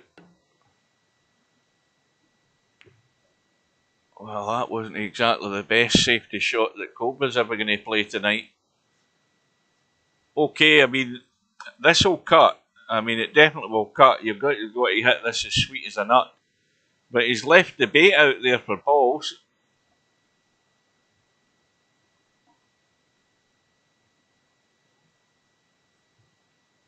And he's took it. Now how's his luck? Well, that 5 ball, the further it runs, the easier it would be.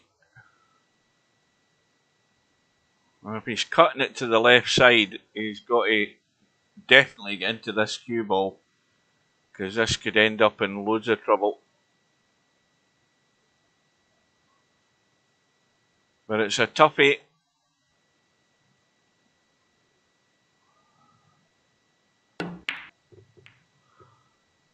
Yeah, too tough. How's his luck? Well, it might be not too bad looking at this. Now, is that still within jumping territory, that 8 ball? That looks far too long to jump. But of course, there's no jump cues in this tournament, which I've just remembered. So he ain't jumping that.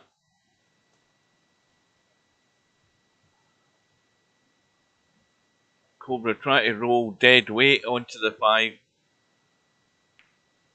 And he has done, and that's pretty good. Hasn't left anything. And of course, Balls has to get a bit wise here as to how the safety goes. I mean, it's not a combo or anything like that, but trying to push it dead weight to the bottom rail, and that's not a bad effort either. That's pretty good. Oh, wait a minute though, it's pretty good to the point of view he hasn't got to a rail though. I thought the cue ball had got to the rail up top there, I never noticed that, so that's a disaster. Well, he wants to get stuff like that out of his system early on against Cobra. Because what you don't want to do is capitulate in your own downfall. But he did that there.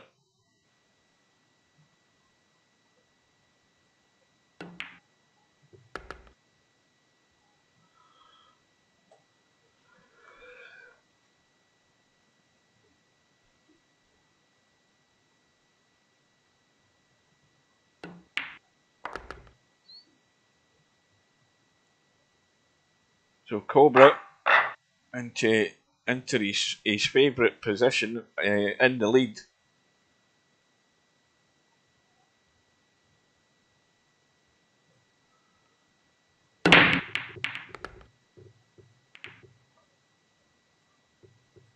Ball's going in. No shot though. 8 ball has gone.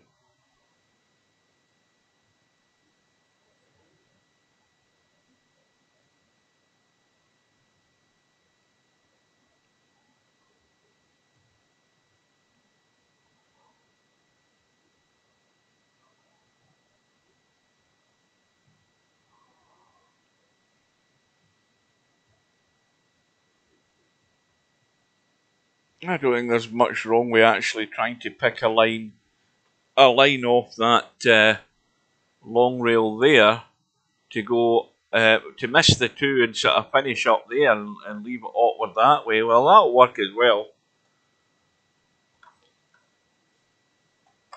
I mean, it'll work to the point of view that, you know, I think he's forcing balls into play the pot in this 1 ball. And he's putting right English on it as well, because he doesn't want to run across and scratch. But he could be hooked behind this 5 doing that. Well, in the end he wasn't, but putting loads of right English on it was always making the shot twice as tough as what it was already. So Cobra's now got an opportunity to try and run this table. It's far from easy because the 4 ball is in a dodgy place.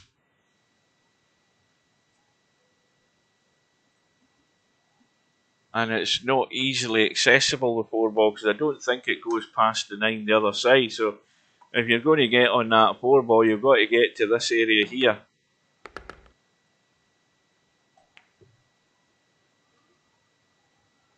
Well, I think he's going to be pretty good on it because he's got an angle on the 3 where he can stun this up past the 5 into that gap that we looked at. I mean, he should get there. I mean, that's very good weight, and that's okay. It's a wee bit short, but you know, you're better to have the higher angle than nothing at all. And again, all the room to have a shot in this 5. But of course, the next follow-up shot is getting good on the 6. So here's a chance for balls. Cobra's hung the 4, and opportunities like this will be few and far between for balls. So it's important that he gets the job done. Now, he could have done with hitting that a wee bit harder, I think, just to get the cue ball out. I mean, he can still draw this and come back and still have the cut in the 6. Didn't want to overjuice it though.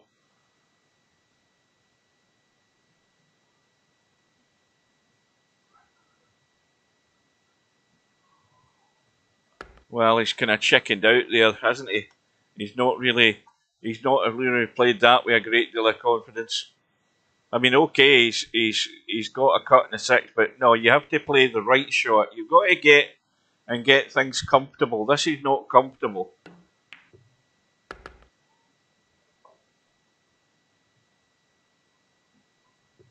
But now he's got one task: get that cue ball out of there without scratching somewhere and get down onto this 9. Easier said than done.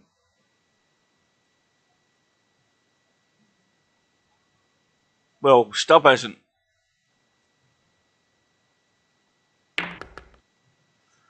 This looks pretty good. Perfect. Absolutely stonewall perfect. Oh, you mean the snooker?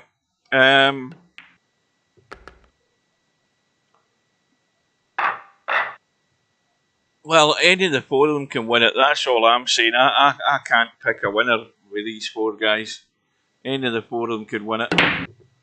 But obviously, Kyron Wilson wants it more than any of them. Going by his recent record in the World Championships, he's got by far the best record in going deep into the tournament. But and of course he's been to a final. So you know he's got every reason to fancy his chances. But Stuart Bingham's been there, done it, got the T-shirt, and that's the big difference there. If Bingham comes through. So that 1 ball's going to go. And Cobra should be out.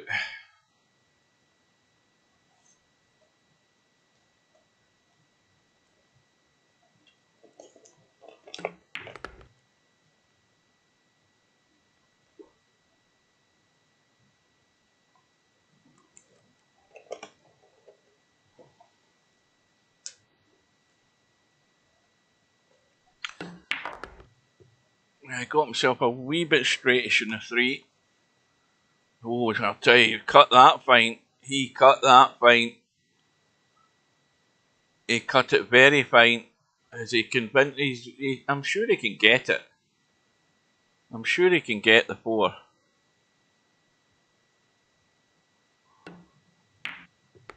Yeah.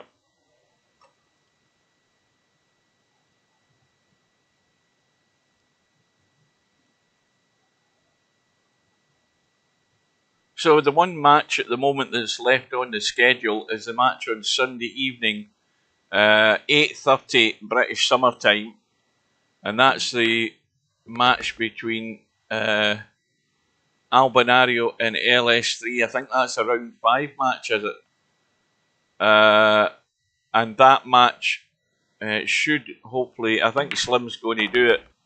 He will have the live streaming commentary on that. I'll watch the start of it, but I more than likely won't see the end of it because I'll need to get to bed. It's just starting too late for me.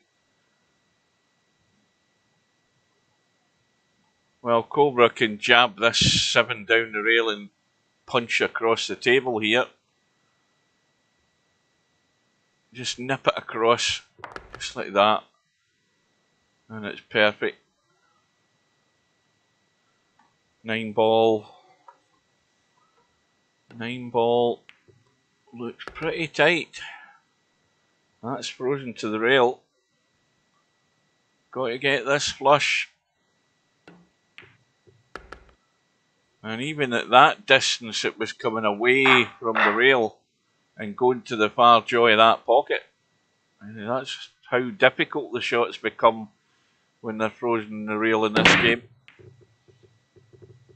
So, Cobra back into the lead, and I think he might be right. So here's a perfect opportunity for Balls to show us what he's made of. He's got a table that, once again, any remaining players in this tournament wouldn't have a table like this. They must be getting out. You've nothing to do other than know where the cue ball's going.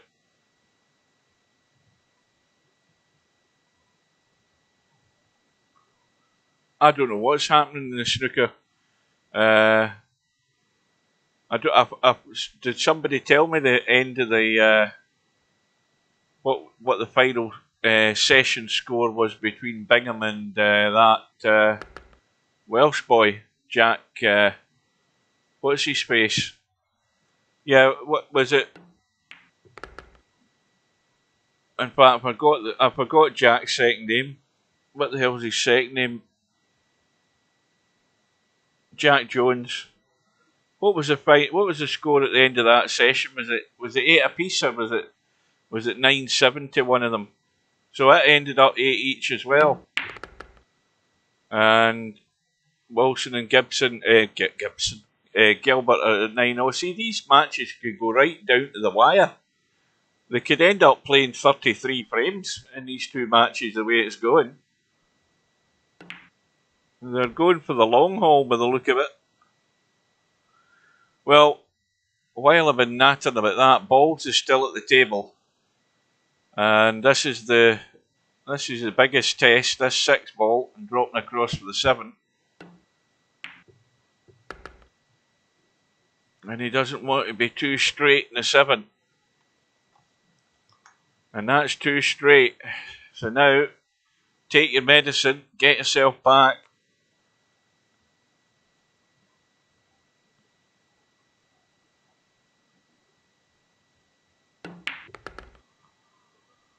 Well, that's again a bit of a problem, because again he's too close to the rail to do a great deal with the cue ball, and the cue ball wants to go forward now. What he doesn't want to do is finish on the top side of the 9, but that might be his only option unless he comes around and misses the bump. And that'll do. That will do. Now, how's the 9 sitting? Well, that's off the rail this time. And he's got to play this with confidence and not chicken out. If you start doing that sort of, see, like that. He's got it though. He's got it though. But it wasn't 100% convincing, but he's got it. And now we're 3 apiece. With that 4 balls going round the houses, and it's eventually found a pocket, and he's sitting plumb in the 1. So here's a great table, a really great table here for Balls to stick another rack in the board. I mean, where's the problem here?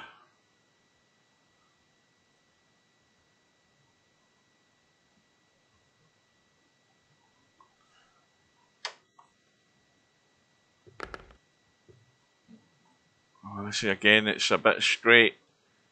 He can pinch a wee bit to try and avoid. If he's going to draw off this, I mean, let me have a look. What's he doing? Is he trying to spin it up the rail? So he's pinching a bit. Yeah, he's got it, but watch the pace.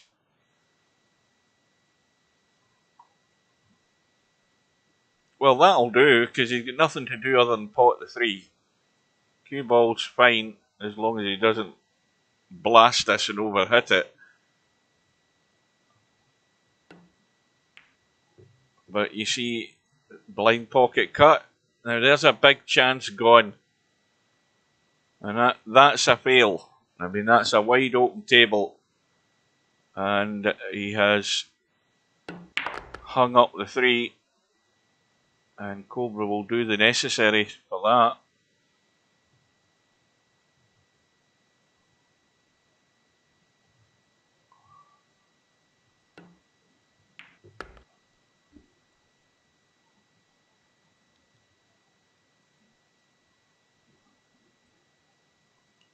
It's a long way in a race to 19 to stay with Cobra until it gets to squeaky bum time where anything can happen. It's a long way to go, and Balls has just shot himself in the foot there, missing that 3 ball, because that was a great table to get himself into the lead.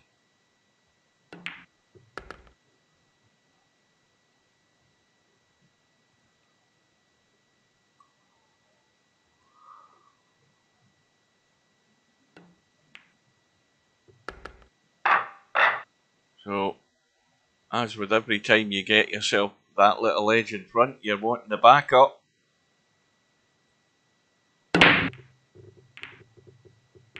And nothing doing. Didn't hear anything go. Brakes dry, but no shot. So here's a test also for Balls in terms of what he's going to choose by way of a push out. Well, if he pushes out to this corner, has he looked to see that that 1 ball goes? He's left the bait there. Cobra, no doubt, will have a look at the 1. And the bait has been laid out on the table for Cobra if he fancies it. And if he plays this at the right pace, that cue ball can come off, 1 or 2 rails and still have a shot in the 2. And the 2 is tight past the 3 though. And he wasn't interested in taking the shot on, looking for cover, and he's got the cover, which is always the important thing. If you decide against the pot, then get a good shot in. And now, is there enough room in that long rail on the right hand side to get the angle onto this 1? It looks a bit sort of touch and go. Well, he's picked it.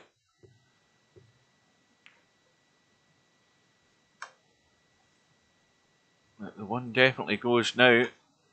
And with the 3 ball now been out of the way, the 2 ball's an open invitation. If he can roll the cue ball up far enough up this left hand side, because the cue ball's coming this way, he'll see the 2.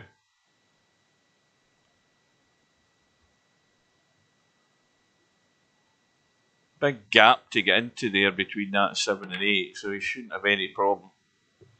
But his problem was finding the line for the 1 ball to actually pot it. So Balls has been given another go here, and he can do the same thing. He can cut this 1, and he's going to have to go a couple of rails. And if he overdoes it, this 6 and 8 ball will come into play. Well, he's played the safe route, which was the bank, and that's well done. He's also off the rail slightly, so he can dig into this and hold the cue ball behind the 3. So, all looking good at the moment.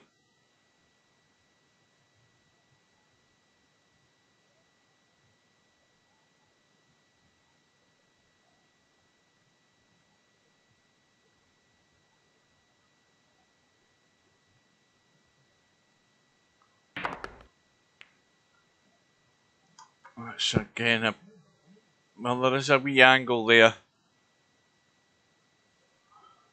There's a wee angle.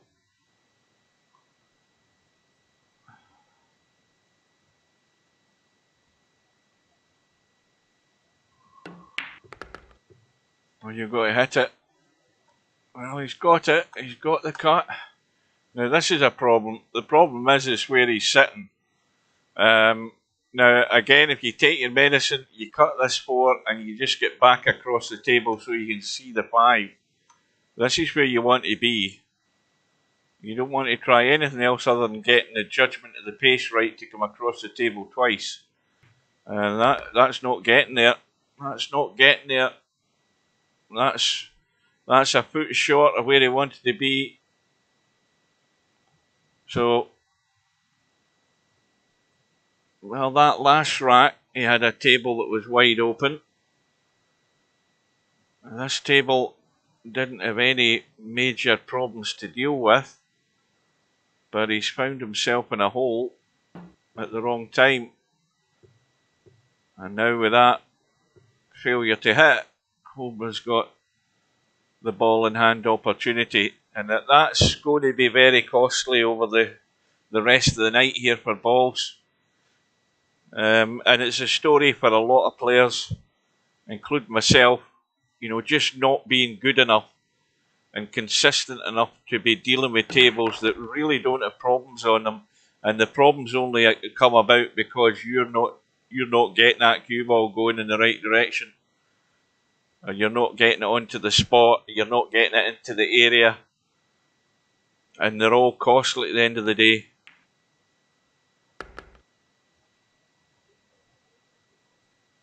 Welcome to Vertical Liquid.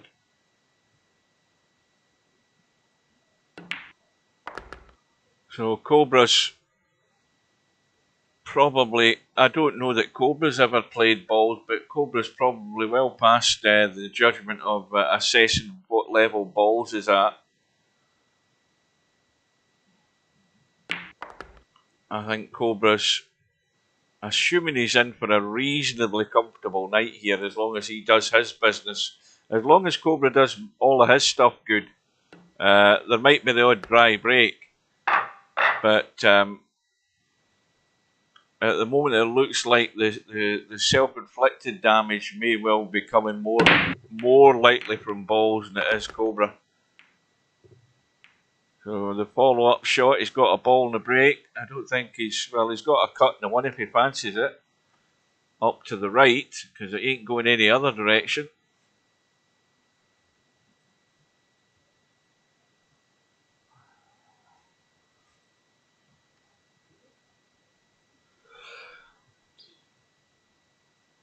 The thing is, if he was to try and cut that up top, he's umming and ahhing what way he's going here. But if he was to try and cut that up top, he'd have to get dug into the cue ball. In fact, that's why he's, you know, it was asking too much to play that one ball up in the top corner, because you had to get right into the cue ball, probably run into the 6. But why take big risks when you've already just got yourself a little lead? Let's give ball some pain to deal with, and that's probably the right move.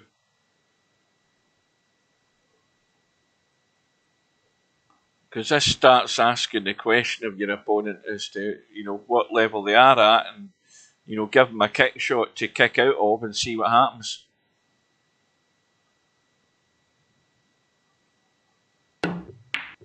Well, he's got the hit. And again, it's not finished ideal for Cobra, but he can certainly stick balls back in trouble here. He can easily roll onto this 7. Well, he hasn't hit it. I mean, he hasn't hit it for the cue ball to roll onto the 7. He's left far too much room. I mean, that could have rolled another 3-4 inches there right on top of the 7. Okay, he's got cover, but the one ball is quite a big target when it's close to the rail like that. You've got a margin of error where you can kick at the 2 rails and kick the back of the one, or at least catch something of it. So the odds are favourable for balls to get a hit in this. It wasn't expected to get right round the back of it. So Cobra now with ball in hand should be giving balls a lesson on how to get out when you've got ball in hand on a table like this.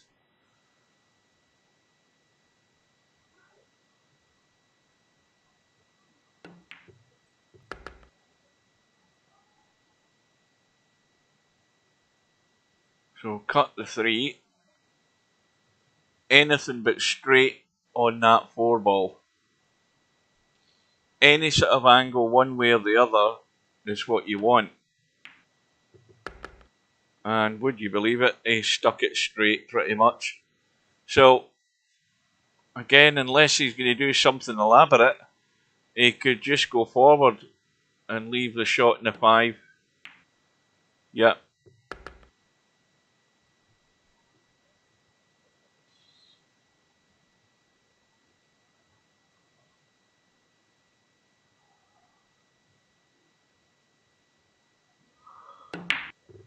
Oh dear, well, there's an unexpected mistake, and there's a dead set combo for balls to pinch a rack back here. This is unmissable. He's got to think about the cue ball though, because if he just hits this loose and lets this cue ball travel, he could end up with a disaster here. He's got to be careful and nip a hold of this cue ball. Well, he's played it soft, headed well up into Bedhead territory. The 5 is comfortably off the rail to chip this in. And same again, he's got to watch the line of the cue ball. Well, that bump in the 7 won't do him any harm. But what it does mean is that if he digs in to nip off that long rail on the left and back over to the right side pocket comes into play here. Big time. At the moment, it doesn't look as if he's doing that, though. Hang on. No, he's trying the 3 rail route to the 9 ball, and that's not hit. He's not hit it. He's not hit it. That's way, way short.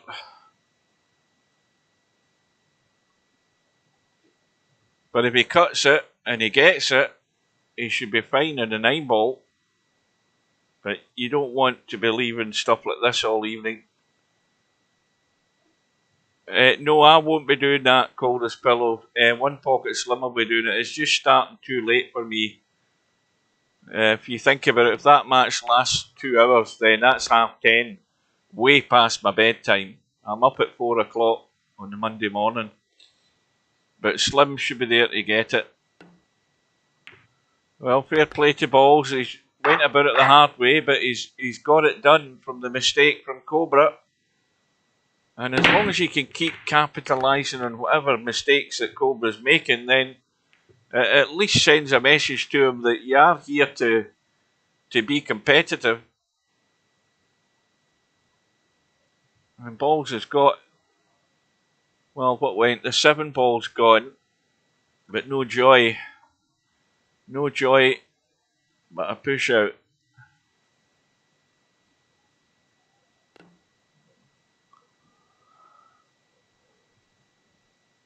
Oh dear.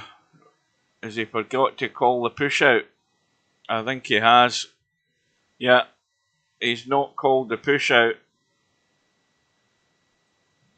That's what he was in, that's what he's done there. He's yeah. He didn't call push. Yeah. Well, that's the other thing you will find out in these tournaments. You'll learn from your mistakes.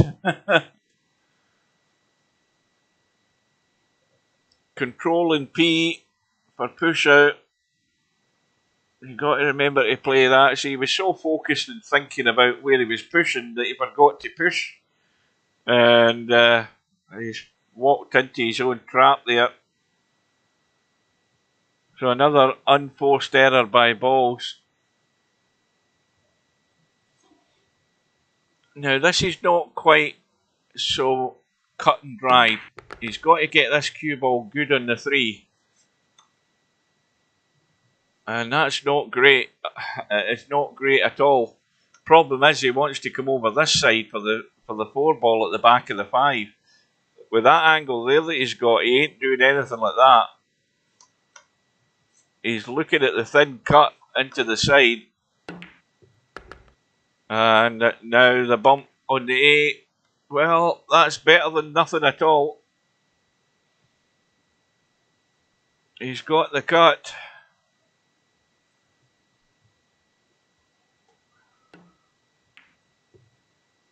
And that's very well controlled.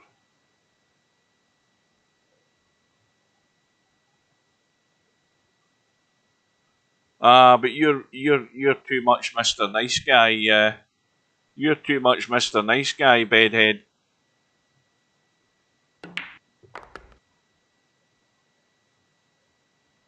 You've got to learn opponents. You know, they've got to learn the hard way not to be letting their mind drifting and forgetting to do things. Yep.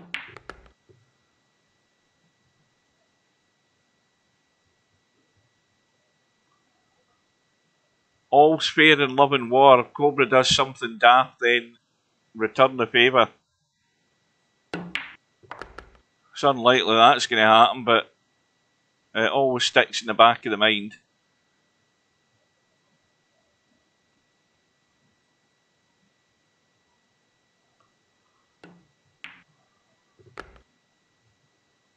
So Cobra's got the 2-rack lead now, looking to build on it.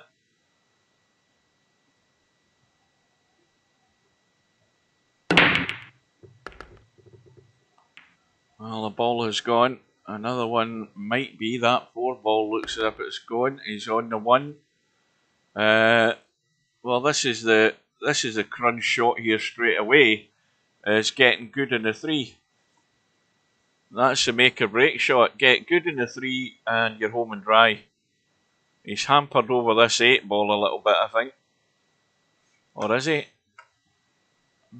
Aye, possibly. I think he is. So this is the one that will decide it if he gets good on it. And that's not necessarily good, but I don't think he really had many options the way he was queuing.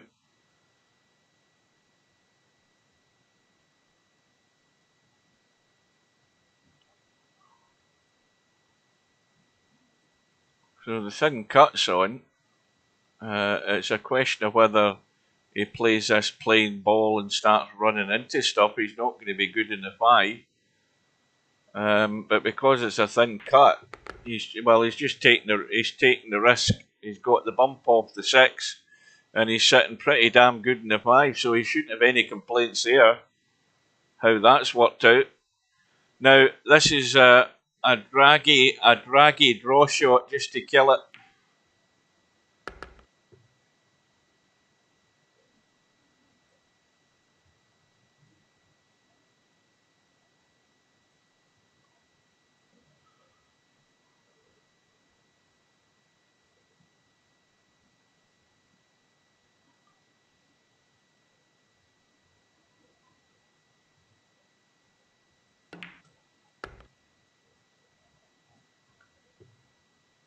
Then I've just noticed that I've got this up on my phone, and I've just noticed again that the chat has stopped. The chat has stopped at. In fact, it stopped a long while ago. It stopped at the last thing that Coldest Pillow said about Wilson winning the World Championship, and then it doesn't move on any further, which is weird. That might be a bug in the YouTube app for Android. That might be what it is.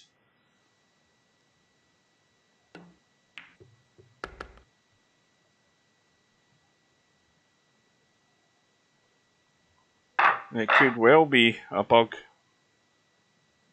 Now you've got to have to restart it. Oh, it always works fine on the internet, but I've noticed on my phone that the chat will fill the screen to the bottom, and then it doesn't move on any further, and I have to restart it so the chat starts working again and scrolling. It seems a bit weird, but I think it's bugged.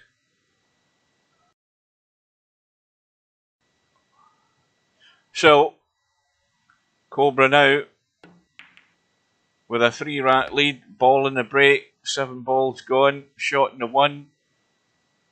Shot in the 2. Dodgy little chip in the 3 though. Yeah, this 3 ball's fairly tight.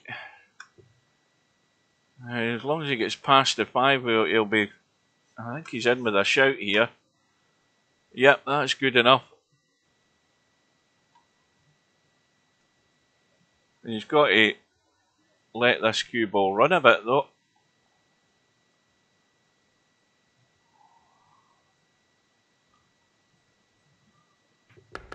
That'll do. Perfect.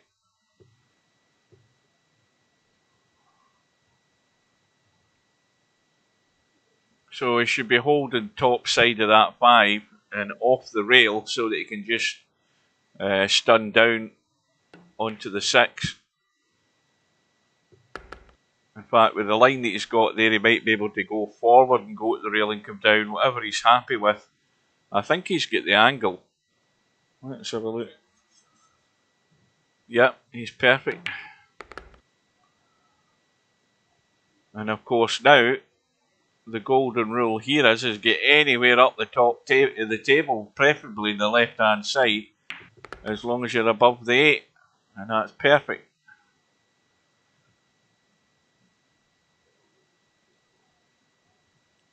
So Cobra's now, providing the brake keeps working for him, he's just stretching away here.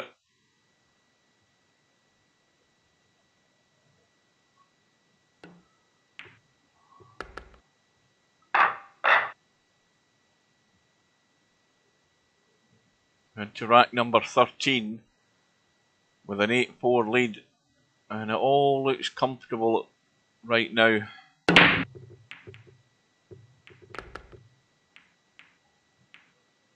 Well, the ball or balls have gone again. 4 balls gone. 1 ball cuts into the side, but the cue ball's leaking away up to the right hand side, well away from the 2. So, you know, to pot that 1 in the side, you're going to have to manipulate the cue ball a fair bit to have something decent on this 2 ball. That angle there into the side, the cue ball's heading in amongst this lot, or it's going that way. And now he's trying to hold it, and that is a beautiful shot. Very well played. Held it very nicely and sitting pretty on this too. He might have to check it up a wee bit to go below the 3 though, unless he fancies coming across into the gap, which is a wee bit risky. Oh, he's avoided the gap, he's gone top side there, well into safe country up there. Now, what's he for? I mean, loads of room to get up top for the 5. I can't believe he's going to just leave a 5-8 combo. Not when the table's so open like this. He's got every reason to be able to get up there without a lot of trouble. And he's got to miss the 5 though. And that'll do. Yeah, if you're watching YouTube on your phone, on the Android YouTube app, just see how far the chat goes, because mine always stops. I don't know whether it's a setting or something, but mine will go so far until it's full on the screen, and then it doesn't scroll. And the only way I can do that is just by clearing everything out and refreshing this, restarting the stream. You know, coming out of my channel and going back into my channel. But again, hang on a minute, there's a little cog thing. I wonder whether that does anything. Chat filter, top messages. No, it's nothing. There's nothing that allows me to adjust the chat in any way. So, I think it's bugged. So Balls is now having an arid time in terms of time at the table, because Cobra's hogging all of that at the moment. And now with a 5-rack lead.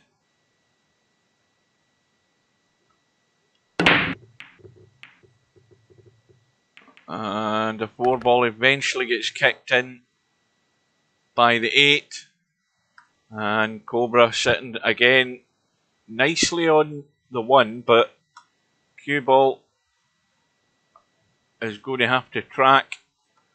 But it does go, this 2 does go in past the 8 and it does go past the 5, so there's loads of room for the 2 to go in both pockets here.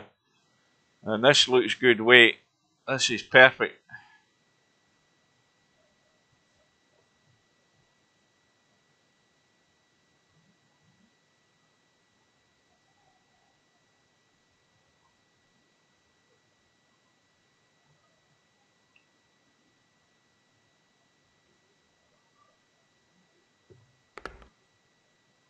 Yeah, that's correct. That's but this also sends a message to Balls as well. You know, psychologically, Balls is sitting there stewing because of what he's done, playing the push out and forgetting to call the push out.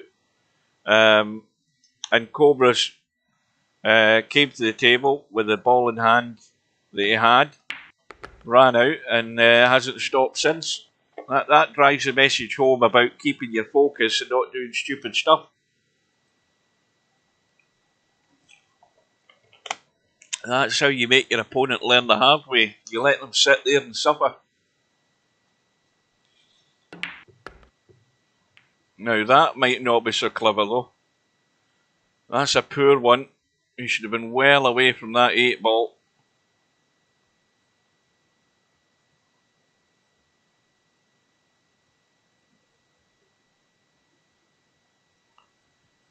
So the thin cut of the bank, it looks like the thin cut. Cobra will be annoyed if he gives up the table here. And this is perfect. This has come right around into the open. Well, now who did I do a disservice to the other night there? I think I done it more than once by trying to remember who had the Racks High run in the tournament. Because I got that wrong the other night. Now, who did I say it was and who actually was it? Did I say it was Albinario? Or was it Slim? In fact, I did do that the other night. I said it was Albinario and it was Slim that ran 5. That's correct.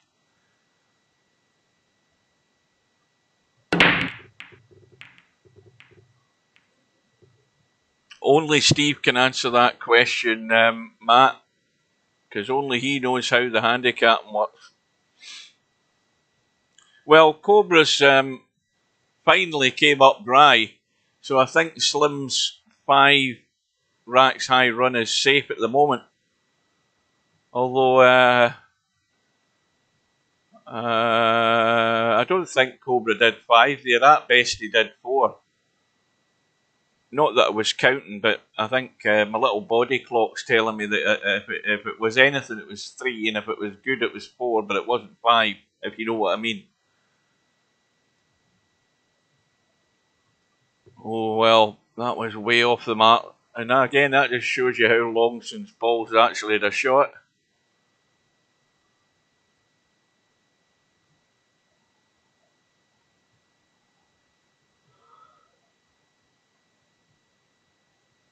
Oh, did you get 5 as well, Bedhead?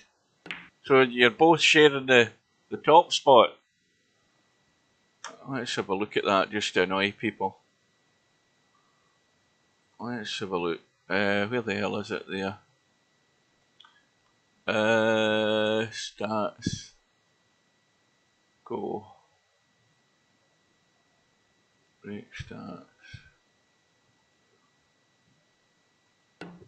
Well, there we go. It is confirmed 1 pocket Slim and Bedhead share the top spot for Racks High run. Albinario is in 2nd place on 4, and then Quagmire, Matt, Fast Eddie are in 3rd spot.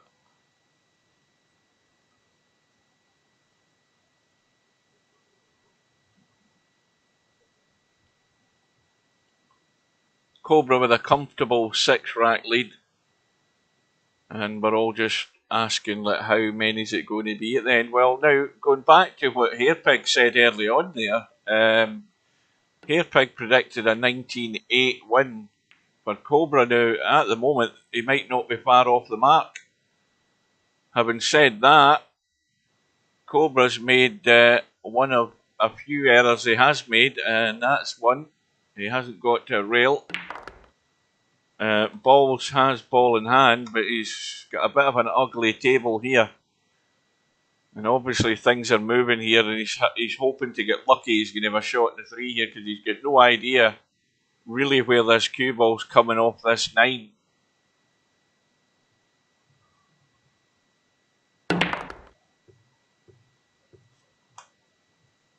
And the 9 needs to get out of the way. He'll settle for that. So now, with this chance, albeit it's not a gimme because there's trouble ahead.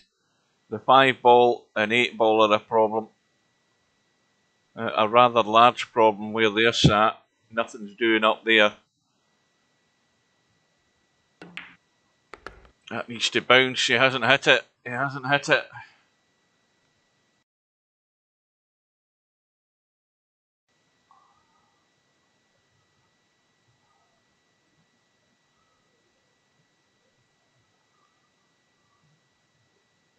Now again, there's not to stop him ducking here.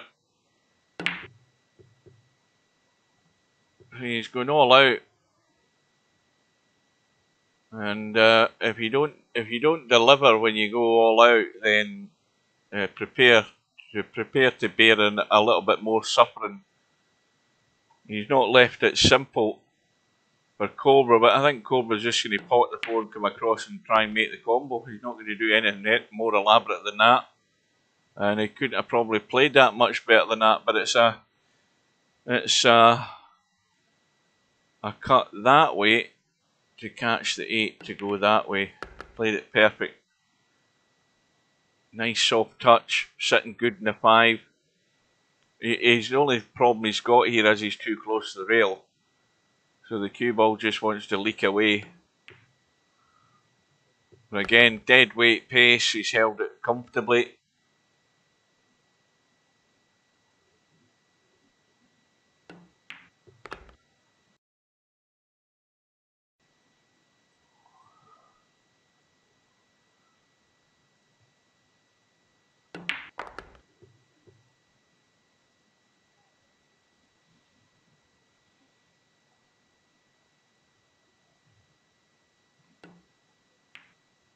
Well, Cobra made the mistake, gave Ball's ball in hand. It wasn't. Well, he failed early on. He got too low in the 4 ball, left it dodgy, and that was it. Went for the bank, and the rest is history. Now Cobra's come up dry. Balls doesn't have a shot.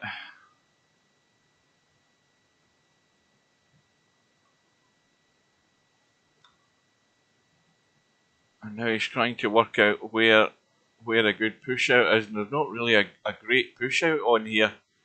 I mean, wherever you put the cue ball down this end, you're leaving a shot in the 1, and up that end you're leaving a shot in the 1. He's trying to get right into the corner.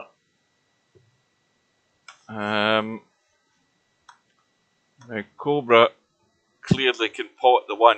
He's going to run into the 6. So if he's going to try and get on the 2, he's going to have to hit this with a wee bit of pace to try and get the cue ball running through that 6 ball, at least coming off the 6 ball, and having some sort of sight in the 2. Again, no guarantee. You see, he was always going to take a chunk of the 6. And the 2 is fairly tight. Well, it isn't that tight, but it's one of these little chippy cuts. Bedhead territory big time.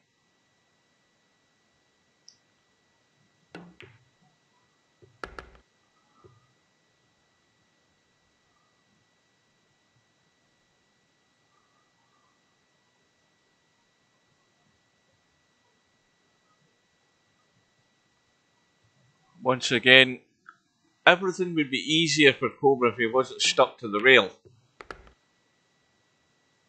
But he's judging the pace in that shot again perfectly. Now there's a little bit of a challenge here because the 5 doesn't go past the 9. And the cue ball wants to come across for the 5 into that pocket, so that's not on. So this has really got him in a bit of a problem. I mean, he can go forward and pot this 4 with a little, I would say, a little bit of left-hand English to try and put himself in around here. And he's coming back to leave the big bedhead cut again. He's quite happy to do that as long as they keep going in.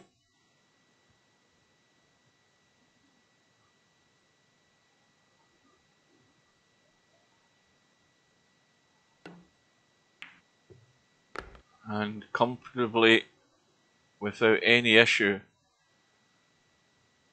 Now this again looks like a little dig back with the cue ball for that 7 into the right side.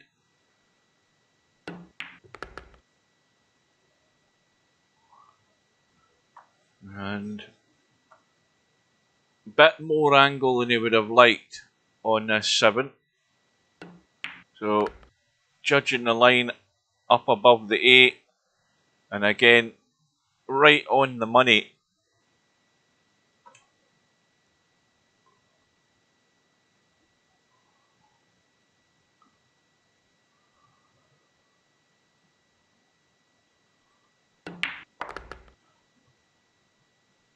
Well, it's a long night for you when you've been stuck in 4 racks for at least 30 odd minutes or more, maybe longer. Well, the match has been on for just short of an hour, 57 minutes, and Cobra with an extremely healthy lead. And another dry break by the look of it.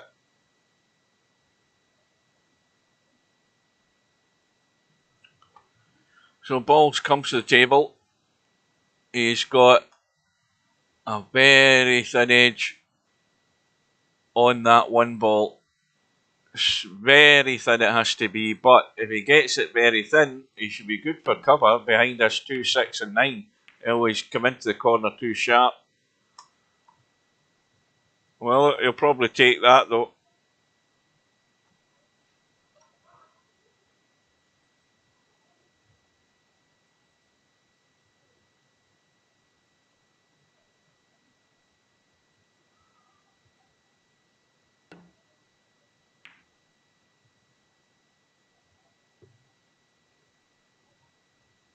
Well, I mean, it's the cue ball's not tight to anything, but there's a big gap behind that 1 that Balls found earlier on in the match when he was doing a kick.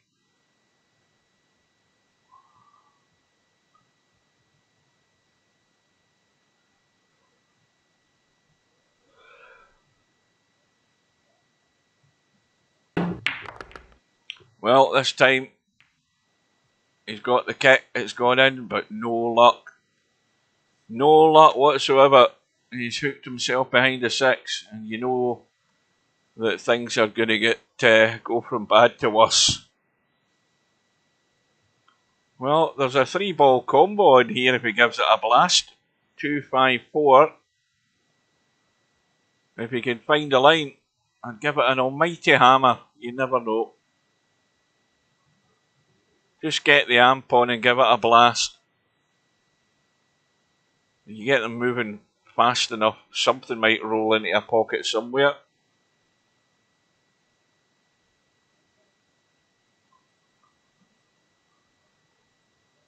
That's stone dead, that. Well, he's hit the 2. But no joy. And this is... Well, I was going to say this is going to be a quick rack. Maybe not, because I thought that 9 was in a better line with the 3. And it isn't. So he's got room past the back of the 9. And he'll just go for the straightforward run out. No reason to try anything crazy. Oh dear, has he got there? Oh, I just got there.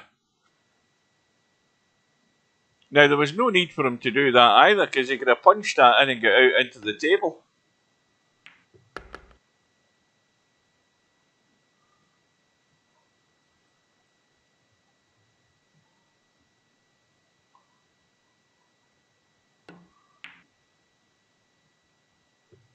Well, that went a bit wide, that 5. It used all of the pocket, right in off the far side of the right jaw. And, well, he can either roll it dead or come back across, but watch the pace though. And this will be an 8 ball up the table. I can't believe he's doing anything else. He can go forward and come back, but again, keeping it simple. And I think the only worry again is when you're playing that angle up the table, the worry is that the cue ball wants to go to that side pocket.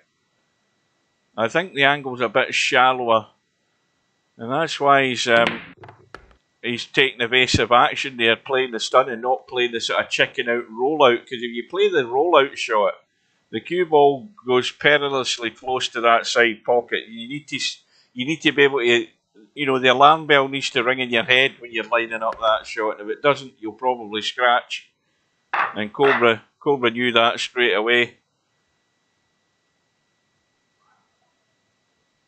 So 13 racks to 4. It's going to end up a bloody mess for balls. But that's the way things are going to go when you step into the arena with players at this level in Virtual Pool 4. You're going to get a hard time.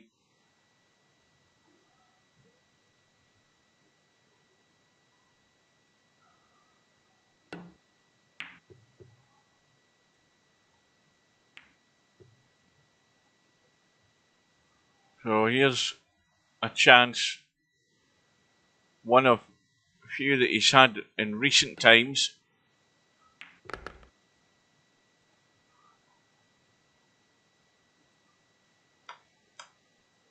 So this just needs to be stunned in a wee bit. You know, you can roll it in, but you don't want to roll to the rail like that. See this, you want to be able to have a good look at the cue ball so you can do stuff if you need to. I suppose he's okay. He needs to just worry about the pace in this, that he doesn't do something daft and come up here and bump the 7. He's hitting it soft. Right, so now we've established that the 5 goes past the 8. So if you're playing it that way, then you roll this dead weight so that the cue ball's inside the 5. If it's inside the 5, you're good. Like that. Now that's perfect. So that now there's no excuse for not getting out. Because now he can do whatever he wants. He can come back and hold, or he can stun and come out. But that 7 still goes past the 8, no problem, if it's going into the same corner. He's digging in too deep here with the draw, in my opinion. I don't know that he needs that. What's he doing? Yeah, he's drawn away for it rather than playing the stun. You see, now he's funny. He wants to roll forward and roll inside this 8. He doesn't want to leave a blind pocket cut again. And he's okay.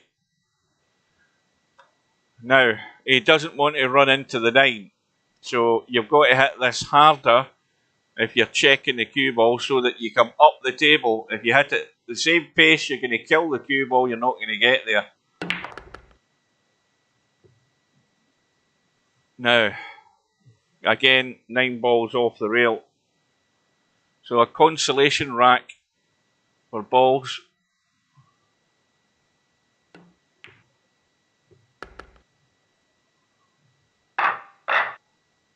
Well, I bet you wish you'd waited to the end of this rack before you typed that sentence here, pig.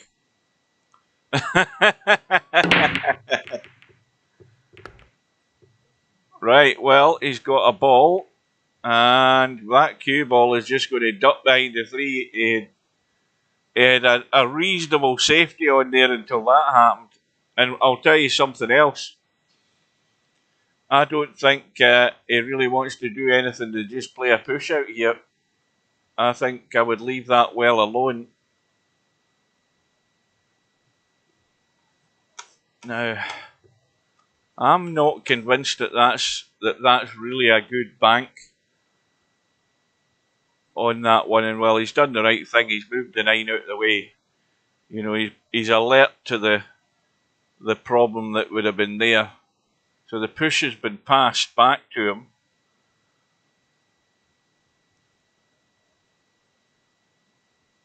Now, why is he putting loads of English on this cue ball? What the hell is he trying here? Yeah, that's asking for a miscue. Now, there's an umpty shot of the night. You know, was you looking at where he had put the tip of the cue there? Because he had loads of English in the cue ball. I don't know why. I can't have the foggiest what he was imagining he was going to do. And it's another completely out of the blue unforced mistake. And it's actually a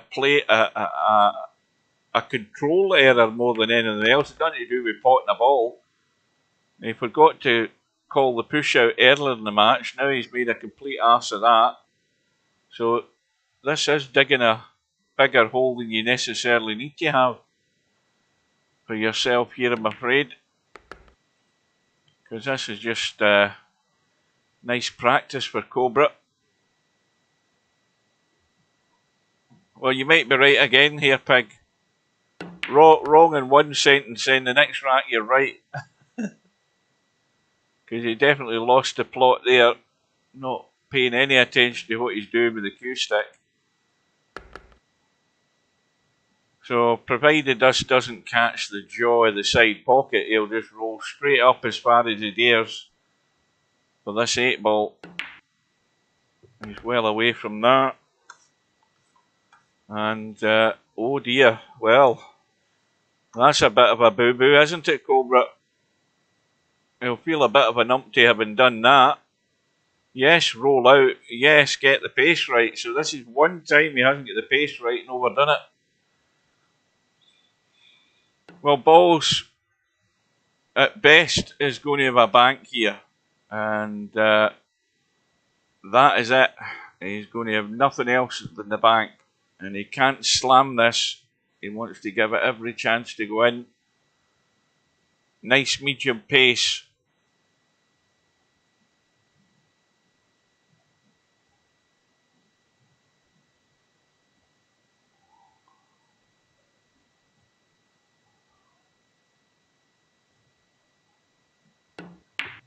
This looks good. How's the cue ball? Cue ball needs to slow up. So the first part is done. Now, he's fine. He shouldn't be scratching off this. This should just be coming straight up the table.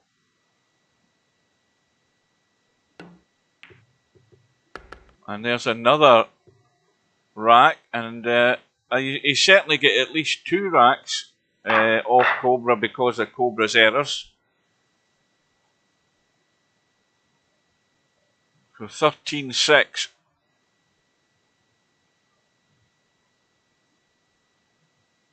Can he get a better bit of luck in the break? And the answer to that is I don't think so. You know, the luck might be if the 6 ball comes into play, and I don't think it has either. So Cobra's come to the table with a shot and a 1, albeit a dodgy cut up the rail. He might be trying to go 2 rails to come into the gap with the 7 and the 3. Not the 7, the 8 and the 3. And that's pretty damn good.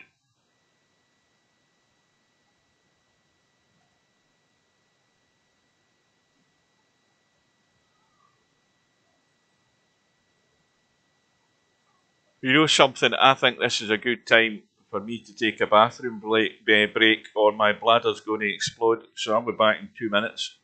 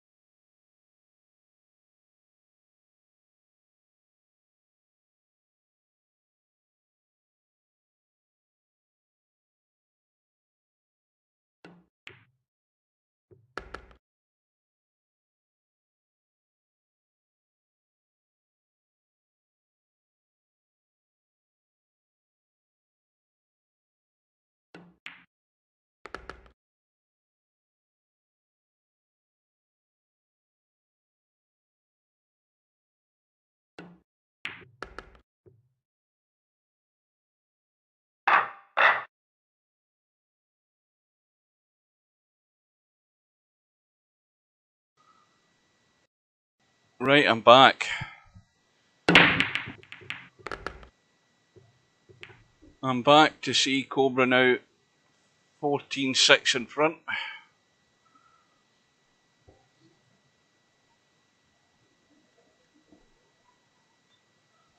And the 1 and the 8 have gone. And the 2's covered. So again, Cobra with a push out up top has left the bait out there for balls for the bank, which I think he'd be crazy to refuse. He might as well have a go at it, and he'd be unlucky not to have a shot in the 3 if he did get it. So you just got to think about the cue ball, but the bank is certainly on. Got to take it on.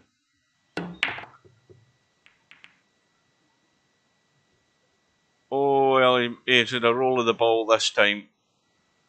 It's going to be a long 2-4 combo if Cobra wants to have a go at that.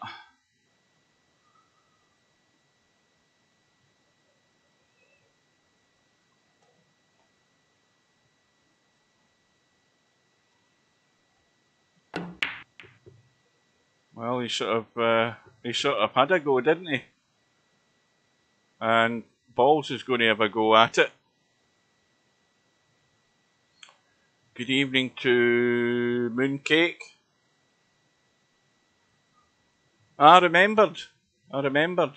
So the 2-4 combo. If this goes too far inside, it ain't going in, obviously.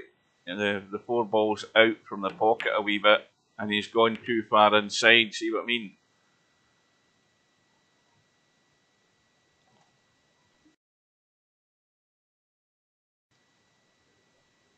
So the inevitable should be happening. Wide open table. He's got himself a bit straight in the 3, so just take his medicine, come back. Or the angle to run forward. I didn't think he could run forward, but follow it in. But he had obviously enough angle. Well, again, he's got himself stuck to a rail. That's what you don't want to do in any billiard game. You don't want to be sticking yourself to rails with the cue ball, because it just limits immediately what you can do to the cue ball and with the cue ball.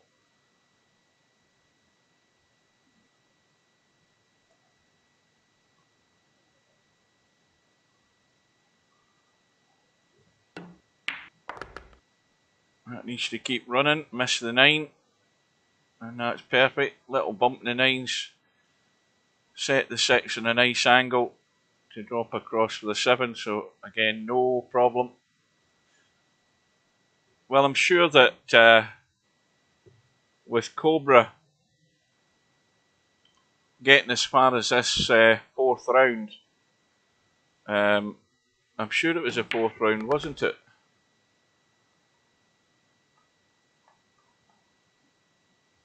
Where the hell is it? There we are.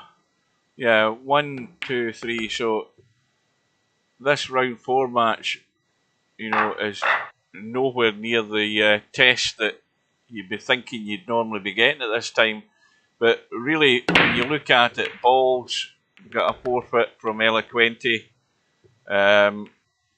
He had a 19 racks to 11 win against Miasma, and he had a 19 racks to 17 win against Whiskey, who really doesn't play 9-ball. He plays snooker whenever he's online most of the time. So this is obviously clearly the biggest test Balls has ever had in any sort of tournament, coming up against Cobra.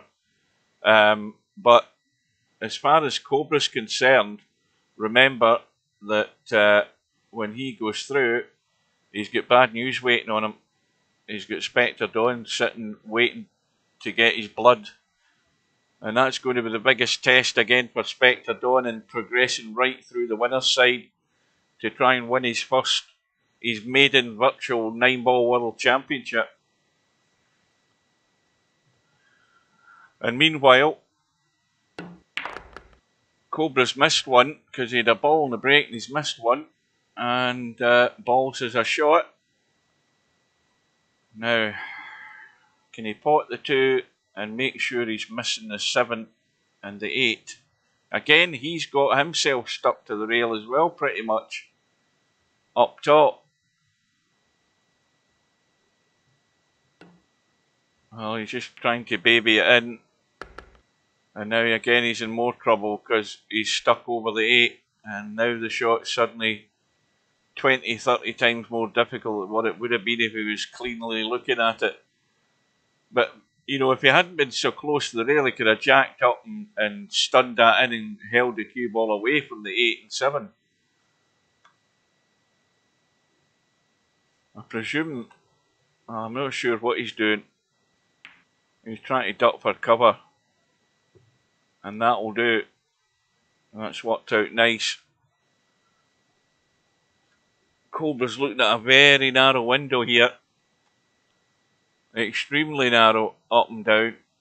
So narrow that you could probably catch the knuckle when you're trying to squeeze past the 5. But it's definitely the 2-railer or 3-railer edge of the 3 around the corner.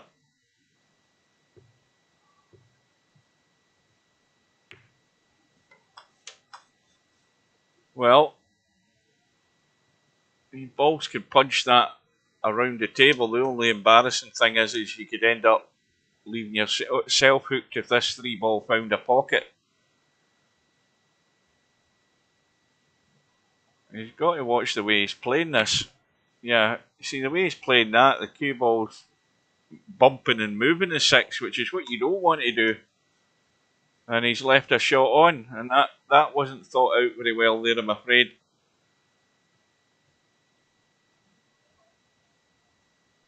He's left a shot. Watch the cue ball though. Watch the cue ball. Oh.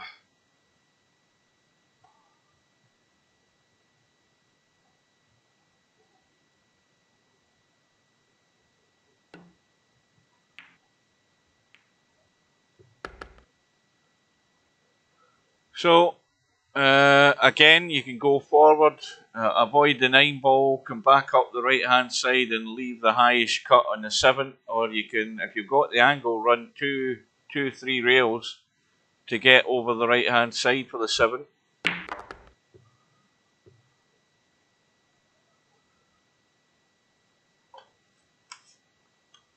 Oh, hang on a minute. I think he can tweak this a little bit anyway if he ever needs to.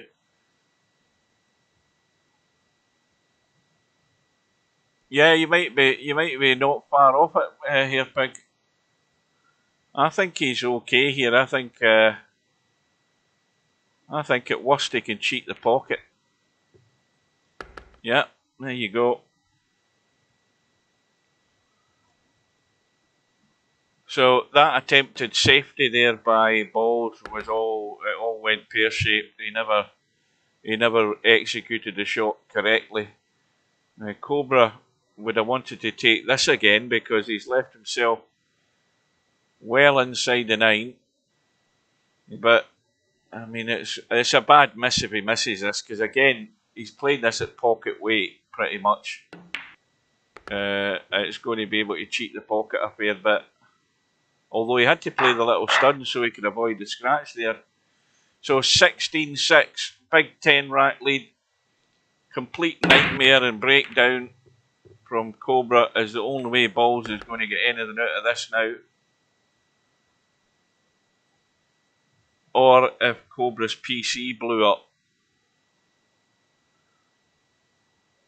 So the 8-ball has gone. No open shot for Cobra. Push out has been called.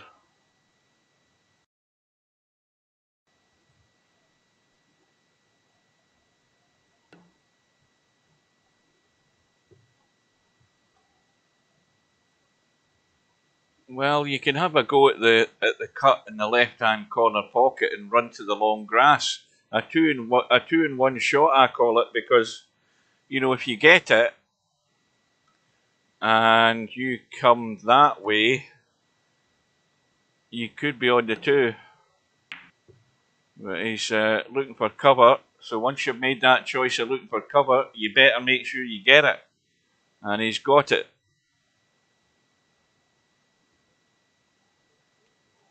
So this could be a 1-ball rack. Whoever gets the 1 ball would be odds-on favourite to getting out. And Balls is going to have that opportunity.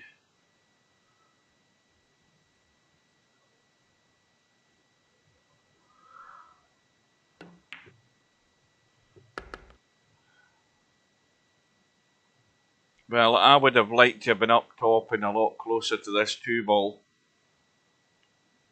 for judging the control a bit better to get to the 3. You see, that's pretty much no man's land, isn't it? I mean, it's not a gimme. It does go past the 5, but there's no way you want to be playing it from there. Things have suddenly just got a lot more difficult. You know, this 3 ball wants to go somewhere near the 4 as well.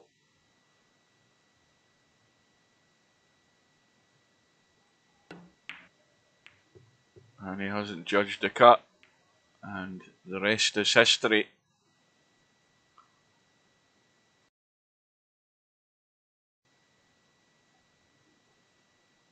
It also gives the players of, you know, Balls level who've maybe not played in these tournaments before just where they're at, where their game is at. And maybe, you know, waking them up to realise that, you know, getting in and out of challenge rooms and winning racks there is all very well. And getting your fair share of wins in racks like that. But it's the proper test is when you're in a competitive tournament and the opposition is of a much higher quality than you're usually going to end up bumping into. So the questions asked of you is, what level is your game at? How well do you understand what you're doing? And it'll give Balls a wake-up call as far as that goes.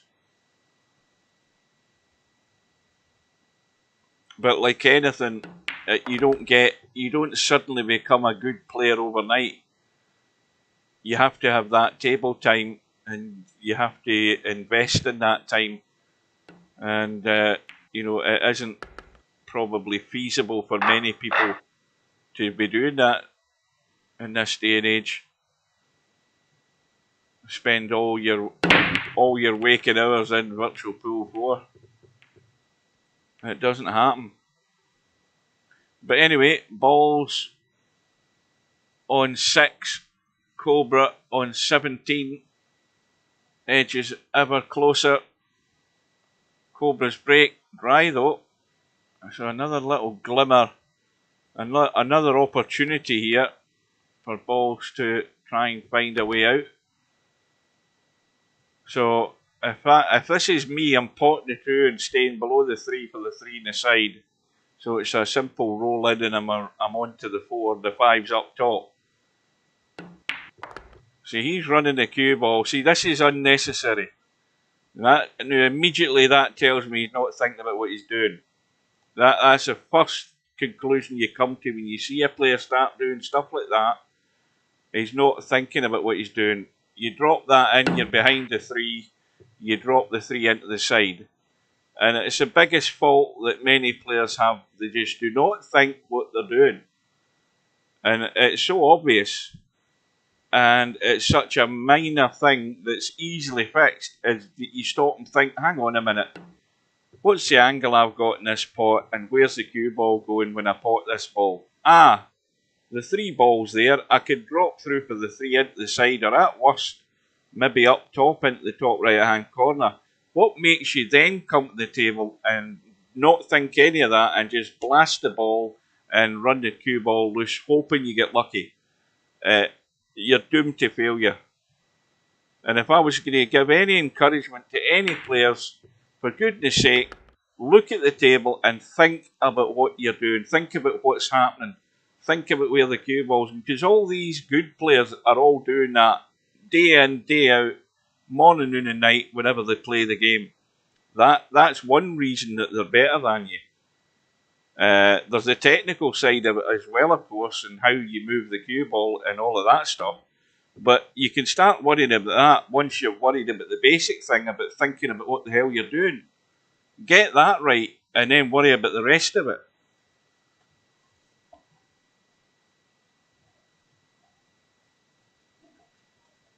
Well, I think it's semi-pro. You walked into that one semi-pro.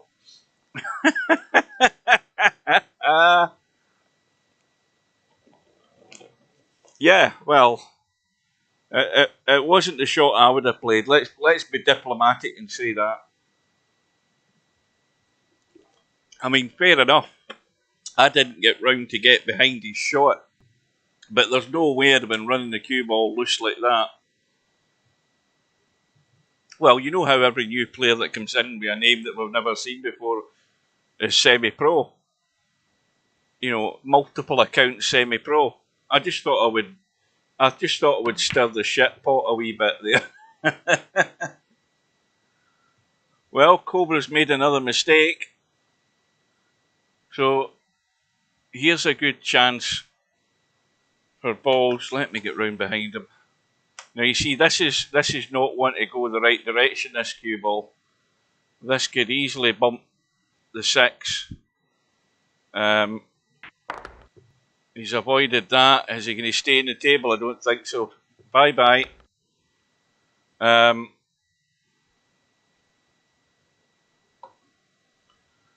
So that was the glimmer of hope.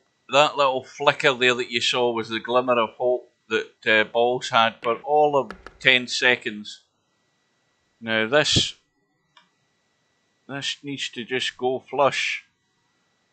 Certainly the cue ball's coming across onto the short rail anyway, or over that direction, so he'll always be good, whatever happens. It caught more of the 7 than he wanted, but he's fine. So, Cobra's going to be on the hill, breaking for the match.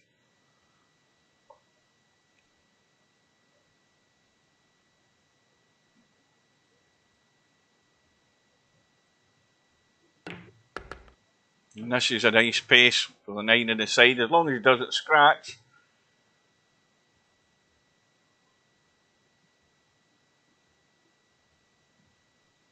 Well, big match in round 5 in the Virtual 9-Ball World Championships. Because it's going to be Cobra and Spectre Dawn. Cobra, I don't know how many times he's won this event in recent years, but he's certainly won it a few times. Is Cobra the big step up that Spectre Dawn needs in round 5 to test his durability and going through to win one of these big events? Well, you've got to beat everybody to win it. And again, he might end up having to beat Cobra twice as well. Yeah, you stick your head on the block there, Bedhead. Fair play to you for that call.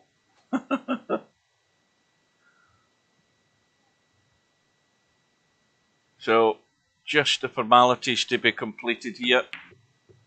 But again, regardless of that, I still take my hat off to Balls for having the balls to take a beating like a man and not run away like a little girl, as has happened in the past. He's just gone a wee bit funny here, a wee bit too far on this 5. Now, if he hits it plain ball, he's going to take a chunk of the 8 ball. Does he want to hit this a wee bit further? Or does he want to jack up and try and avoid that? I think that's what he's doing. Yeah. But is he doing that and playing it at that pace? He just caught himself out, but look what he's left balls. Pretty straight. Cue ball's running either just past the 9 or right into the 9. And he's almost stuck to the rail, so again, limited in what he can do. Well, I never knew this was going to be that, did I? Because I said I've never seen Balls play. How can I make a judgment on him? Once I get a sniff of what the player's like, then of course, yeah, I don't want to scream bloodbaths. Well, Balls has got the full hit in the 9, and it's big Bedhead cut to survive another rack.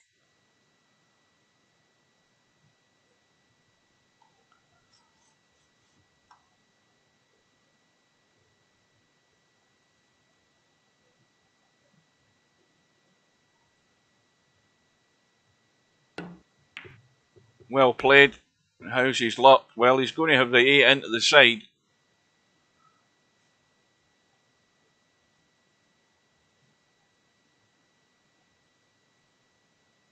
Now, if I was him, I would roll this in. I would roll it firmish into the side and let this run out and come back into the table. Unless he thinks he can hold it. And he's held it. Right, so a little bonus rack, and Bedhead, not Bedhead, Hairpig's prediction is still on.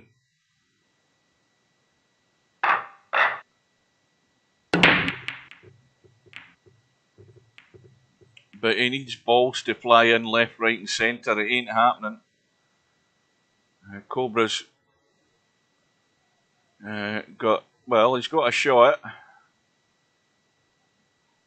But he could also duck and dive here if he fancies it, but he's going all out, hoping he gets a lucky roll.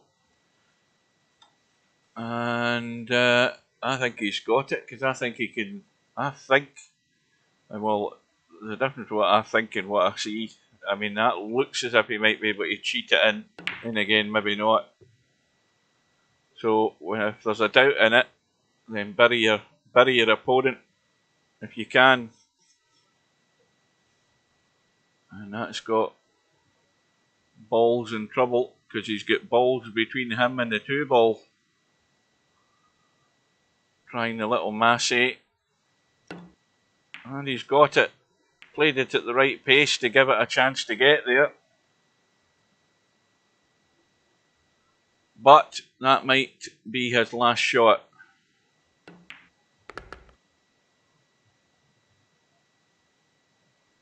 Well, of course, it's a big step up now. With Cobra having just played this match, he knows it's a different ball game with Spectre Dawn, because Cobra could be doing a fair bit of sitting down, waiting on a chance to come to the table.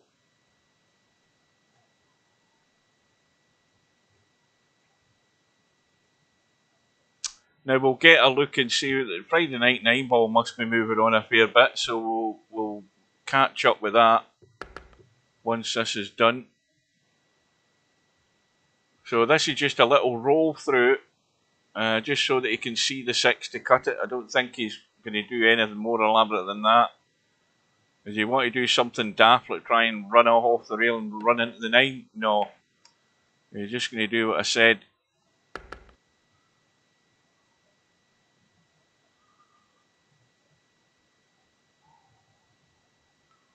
So the match started at 7:30. We're now 95 minutes into it, and it's all but over. So balls will move across to the 1 lost side, and he'll have a bit of time, I would imagine, to get, hopefully for his sake, a bit more table time, a bit more practice. So a very comfortable evening for Cobra. And Hairpig was just 1 rack out. Cobra wins by 19 racks to 7. And we'll have a look. That'll be confirmed in a second. Refresh view, that's what it'll do. So there we are, Cobra through to round 5, where he now plays Spectre Dawn. So back to the event. We'll go to the stats, and Cobra. Now where the hell is he? There. And yeah, that's not the right thing.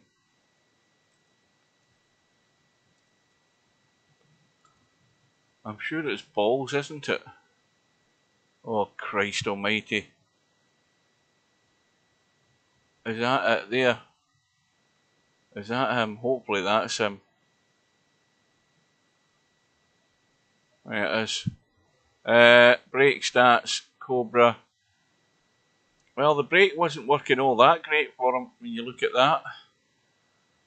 In actual fact, balls is break percentage is better, but bear in mind Cobra had a lot more breaks than balls, so you can't take a lot from that. 4 runouts from the break for Cobra, 63% strike rate, so to speak. Rack's high run was 4. I knew he'd done 3, possibly 4, but certainly not 5, so he got 4 there. So that is it. That's all we need to see in the stats. Let's have a look at Friday Night 9 Ball now, if we can catch up with that. Must be moving well on.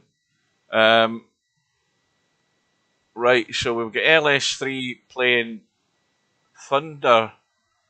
Yeah, let's go in and see this Thunder Bluster guy, whoever the hell that is. Let's have a look.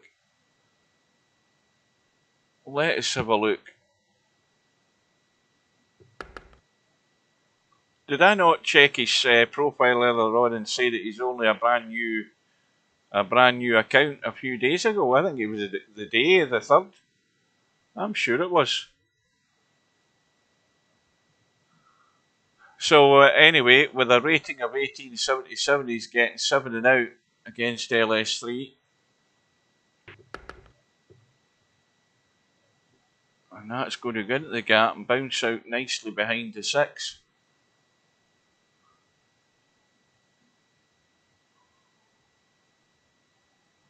Nobody knows who Thunder Bluster is. But as I say, go and click on his profile now. Now, why did he do that? Oh, because he's getting a 7 ball. That's why. Why did I not think about that? He's getting 7 and out. I look at his profile. I'm sure if you look at the date, I think it was it a few days ago or something.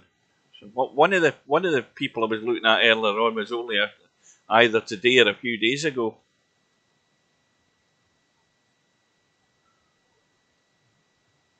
So I mean, if these are genuine newcomers, at least there's the odd new player coming to VP4. No, it's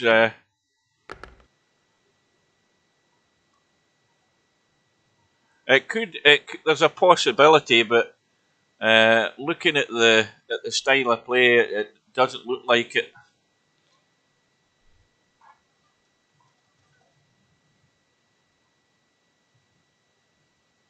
And you'd only need to wait until the first rant happened, then you would guess straight away.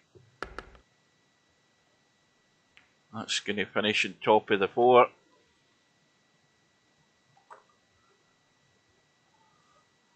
Well, the billiard's certainly not on for the 7.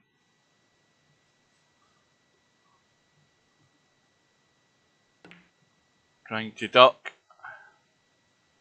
Now, has he got that tight enough? No, he hasn't, because he's left the pot on, so that's a fail.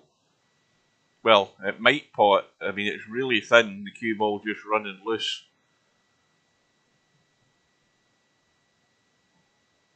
Somebody tell me what's happening in the snooker, please. Because they must be coming to a conclusion for tonight's session.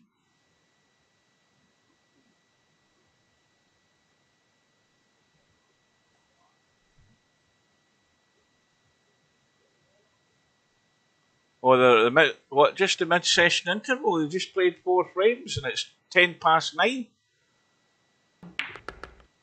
Well, it's 12-9 to Wilson. Oh, that's all over then.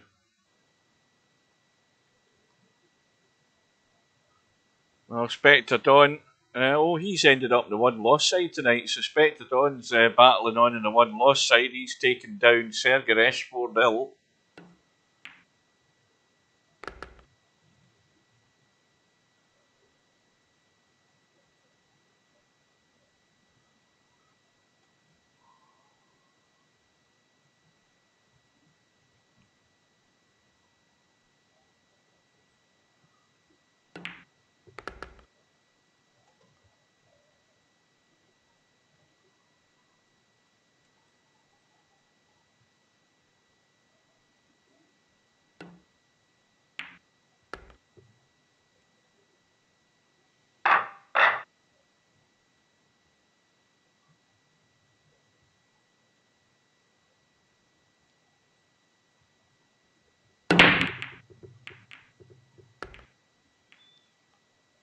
Oh, aye, they've started the next frame, and I'm not sure who's at the table yet.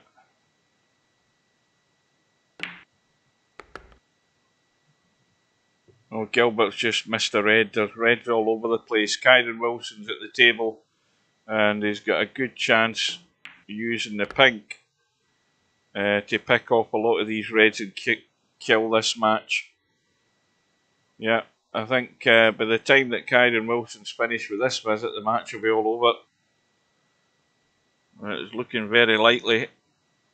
He can only work with the pink though. The black's over on the side of the table. Anyway, back to business. Yeah. No, wait a minute. What am I thinking? I'm thinking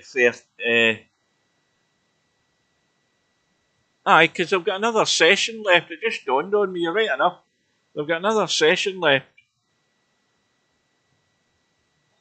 but that's going to break the back of the match, getting to 13 with a 4-frame lead.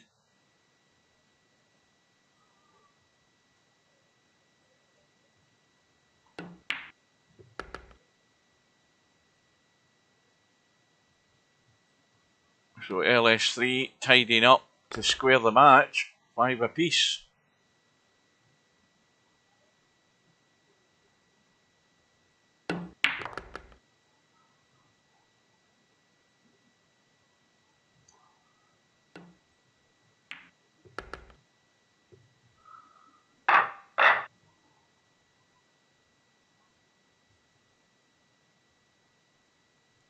Now, I watched that. I watched that live. It was. I think she was getting on his nerves. The referee was getting on his nerves because she was, ranting on about closing the door, and Ronnie wasn't happy about doing anything until everybody was in where they were going. She just kept harping on. I think expecting him to come to the table and carry on playing, and he wasn't having it. And that's why he said to her, "I chill, because he ain't going to be doing anything until everyone's settled." And sure enough, you turn your back, the next thing you know, there's more people coming down the stairs. So I think the young lassie referee was the one that was getting overexcited, keen to get the match still going, and Ronnie wasn't having it. Mind you, maybe a more experienced referee would have been a bit more forceful in dealing with the situation and saying, "Look, get a steward on that door, nobody comes in the door." She was a bit sort of umming and on, and they were still coming in the bloody door, even when the door was shut.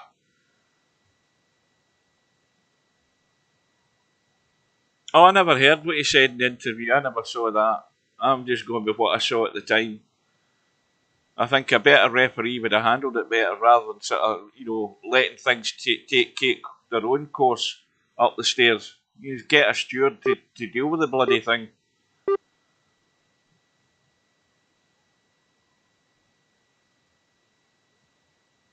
Well, the 4-9 combo restores a lead to LS3, now on the hill, breaking for the match.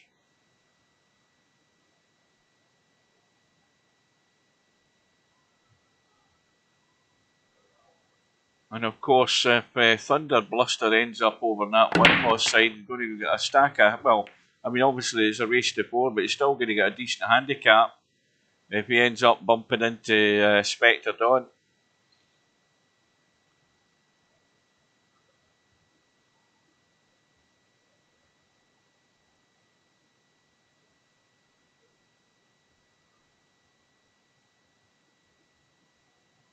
Well, there's the bank on. I think the one's off the rail.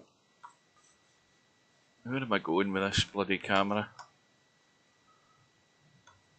And that'll be a pretty good safety. But there's still room to jump that.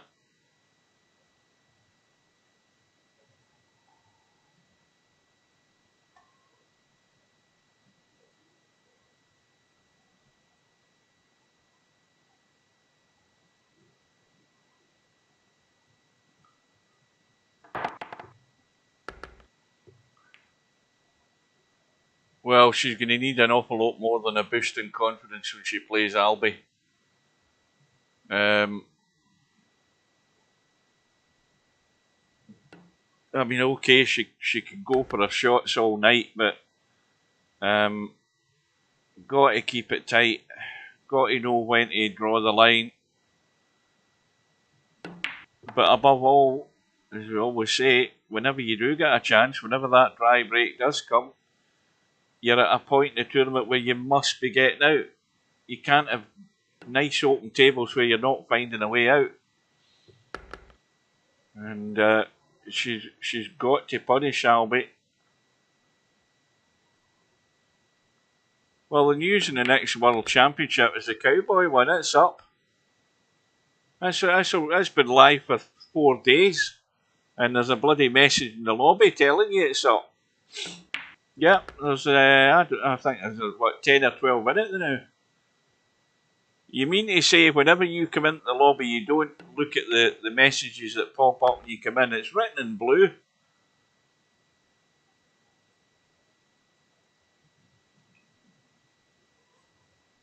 I'm signed up to it.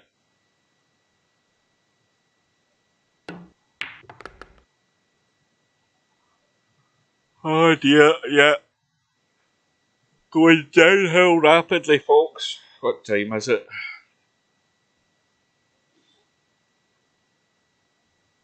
About 9:15 or what? Something like that.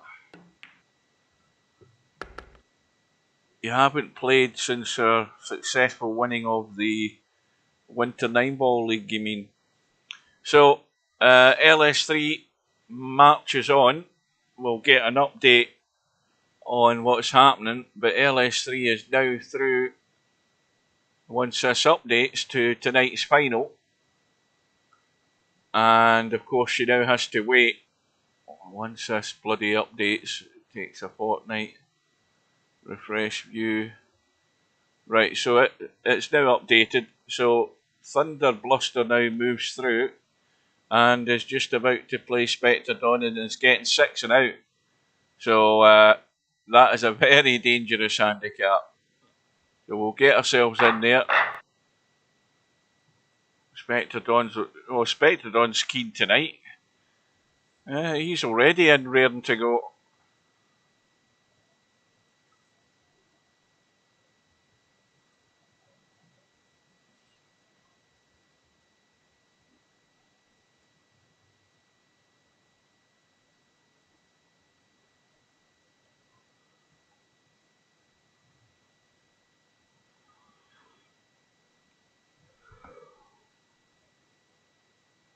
Well, I'll be straight to bed once this is over. I won't see any remaining snooker there is tonight. I don't know how many frames are left. There can't be many, but I'm ready to hit the sack. I don't care who I get. I'm just in it for a good time because I'll play the game the way I play cowboy doubles, fast and loose. I like to play the shots.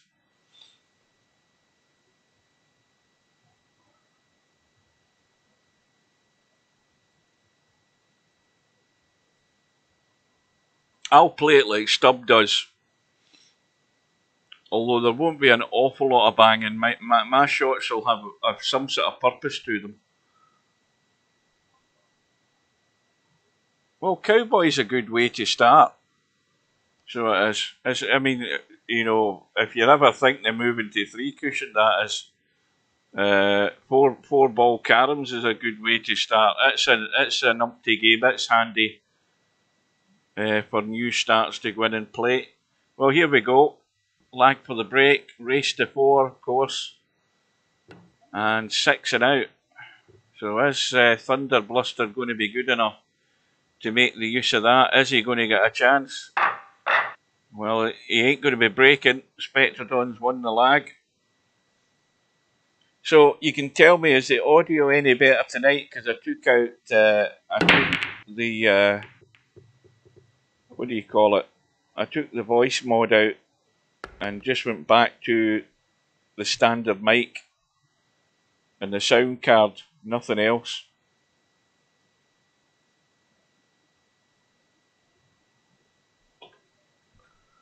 You sound good. Thunderpants put Spec to the loser set. Oh, did he? I never checked that in the bracket. Right, I'll do that right now just to annoy you. Let me have a look. Where the hell are we? Thunder Bluster.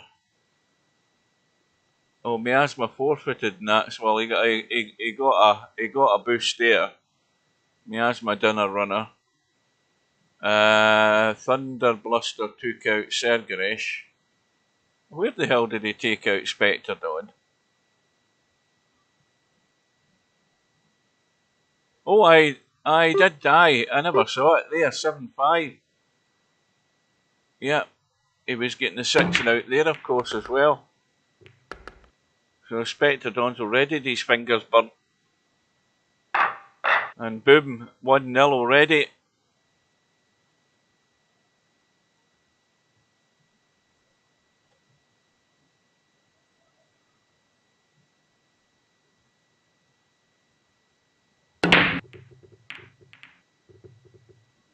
Breaks dry.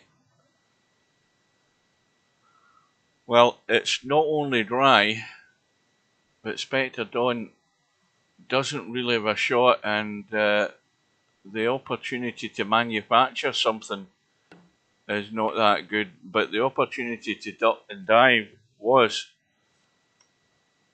So this has got a chance of going in, this 1 ball. There's always that chance.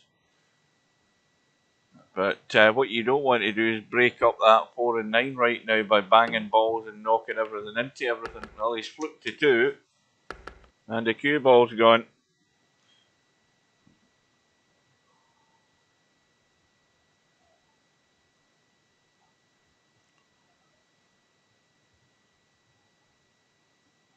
Well, you can only ask him, can't you?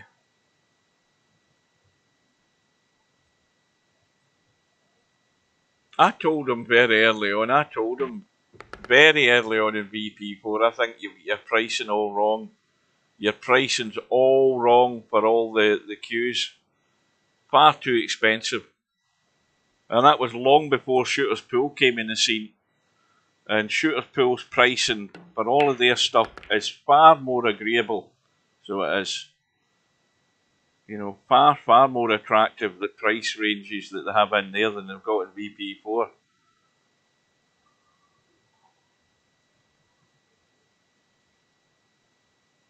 Well, that's too much code, isn't it?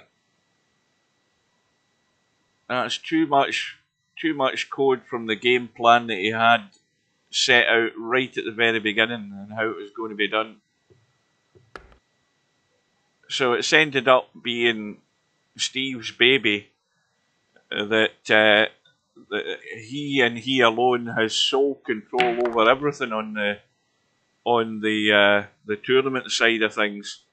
Yes, Brian can set tournaments, but I think that's pretty much all he does do, and he now no longer sets Virtual World Championships. Steve does them.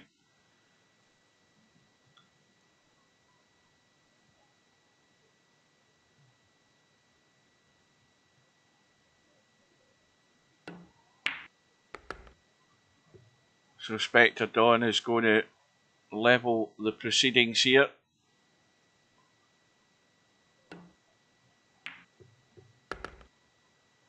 I set one Friday night 9-ball tournament in Shooter's Pool a few years ago, and I think I put 1,000 of my own $V money that I had at the time. I put that in as part of the prize, because you can do that. You can put in your own V as part of the prize money, and I think I got a full house for the tournament.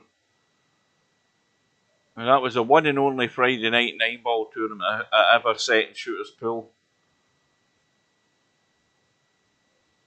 But it's easy enough to set. I mean, you know, if those guys can work out how to have a system where you can create a tournament and it goes live, you know, it can't be that difficult for Steve to set it.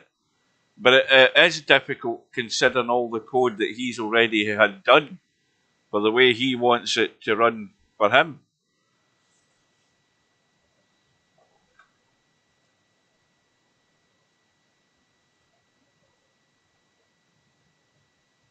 Aye, but is it worth the time and effort to find out that it's not? That's the thing about it. You know, he's gone out the way to put in. What was that game? He's put 2 games in, right? In recent times, he's put in what was that? Filipino rotation, and he's put in that international thing that I think I've seen like a couple of rooms up playing that one day. I've never seen anybody playing Filipino rotation. So he's putting in games that he likes the idea of, but nobody else does. And he's not putting in what a lot of people have asked for in the past, like Killer. He's not putting that in, which is one that a lot of folk were interested in. But this Filipino rotation, don't see anybody giving it so much as a second thought.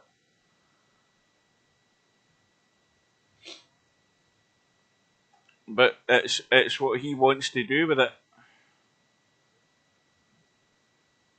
Right, where have we got to here? We're doing a bit of tip tapping.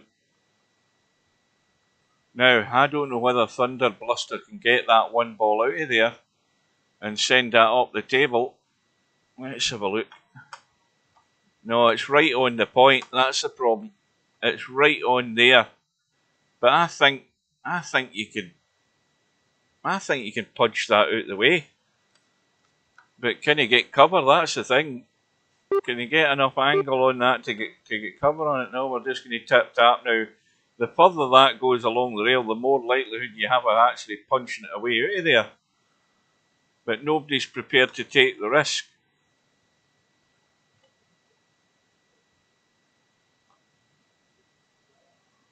No.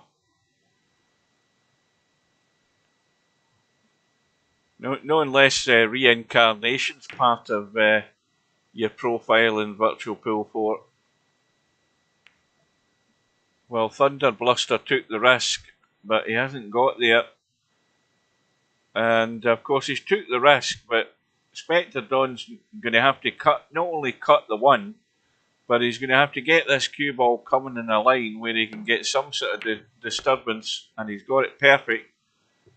The only thing is he's finished the wrong side of the 2.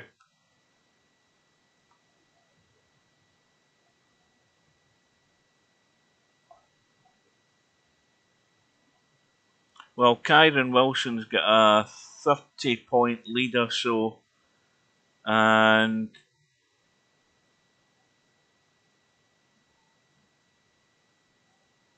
now what's he got? 30. He's 32 in front. He's just missed a black. In fact, Dave Gilbert's just conceded, so it's now 13-9 to Kyron Wilson.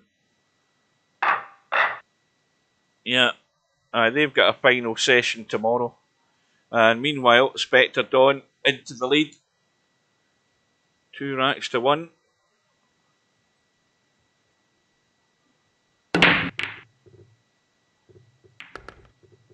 Something's gone in. And now is that the 9 that's in, or is it the 1? No, it's the 8 that's gone in. And the 1 ball's in the middle of the table. Now, if he just rolls this in, he should roll through the gap for the 2 by the look of it from here.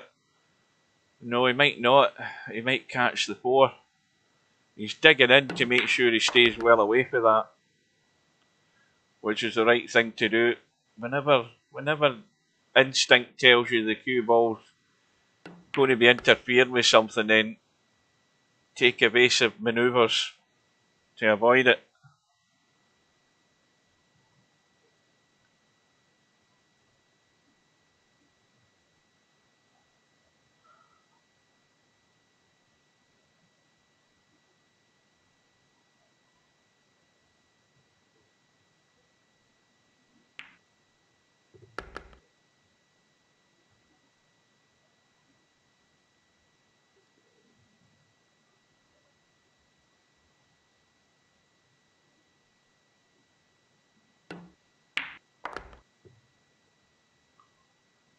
I think that's perfect just for dropping through. Absolutely plumb perfect.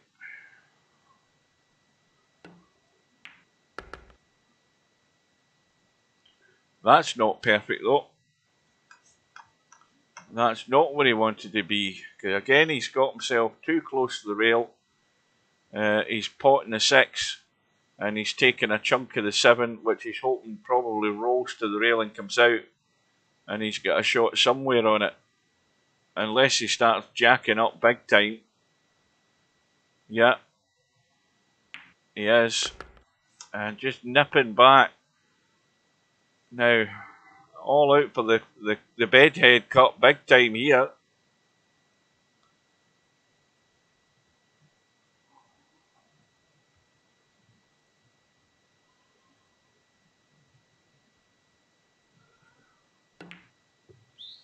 Never a doubt. Well, again, with this shot, I mean, you can cut this just plain ball dead soft and leave a higher cut in the 9 from the short side. I mean, I don't know whether he's going to run into this 9 though, so he's playing the big dig to come across 2 rails, I think, here. Well, he won't get to the second rail because he's killed it. That's perfect.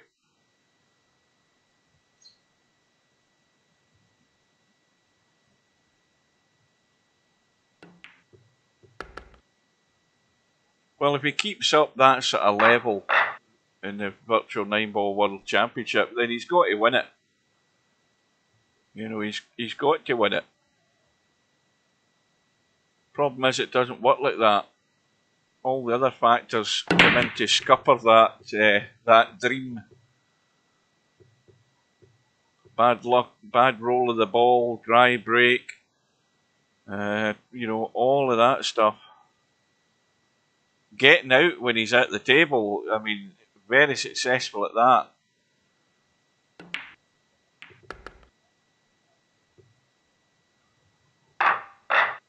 Well, that was quick.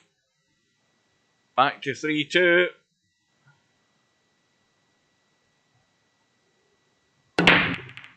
One ball into the side, something else into the other side. Shot in the 2. In fact, the 8 ball went into the side, so it's back up. Shot in the 2. Now this is a test for Thunder Bluster to not only get the 2, and he's running away from the 3, so he needs to leave that cut in the 3 so the cue ball's going high enough into the table for the 4. Not as high a cut as this though. So now would be a good time to duck. Now how comfortable is he at ducking, or is he going all out for a blast thin cut in the 3? Looks as if he's trying to duck here. We'll see how good he can get tight into that. He needs to get tight because he didn't want to leave any opportunity to jump. Oh, the double kiss has ruined that. That's a disaster, and it's hasta la vista time.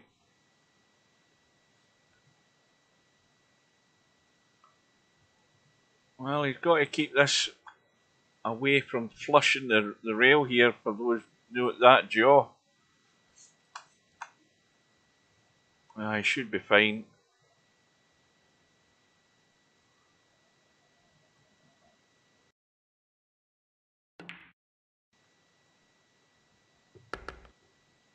Well, this is just a little nippy hold on the 4, just a little jab to hold that cue ball for the cut in the 5, and everything's now going to be simple.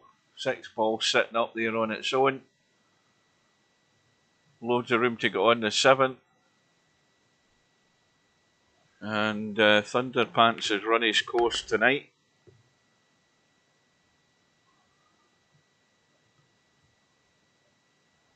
Or Thunder Bluster, whatever the hell his name is.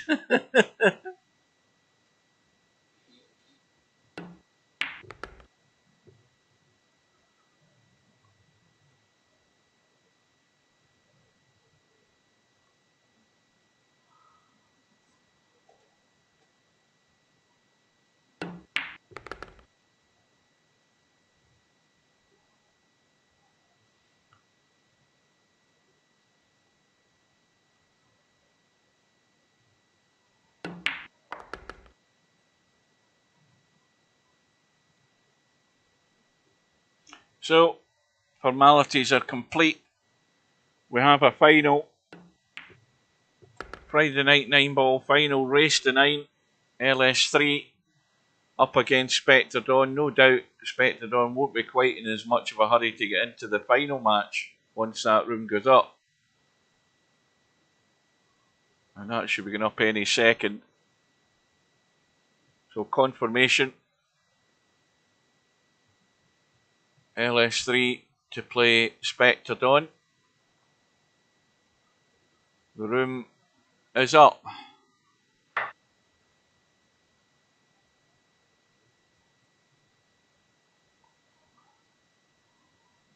No, Bill I think is miles ahead of everybody. I think Bill was putting in a lot more hours than Spectre Dawn was early on in VP4, and he's done thousands of 9-ball racks. So LS3 patiently waits on Spectre Dawn arriving. It's actually not a bad. See, I wish Spectre Dawn would get in quick though, wouldn't it? So this faffing about, it just means I get later to my bed and less hours sleep. Yeah, it's 20 minutes to 10 at the moment. So it's going to be like 10:30 at least when this finishes, depending on how things go. But anyway, LS3 on the right hand side, Spectre Dawn on the left. And it's a scratch match, no handicap.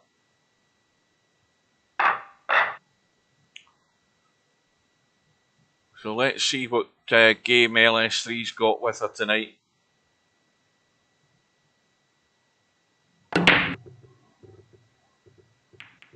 Well, the 5-ball goes in, and no shot. Well and truly no shot. Nailed behind the 6. I'm going to recline back in my chair and try and stay awake for the next half hour or more.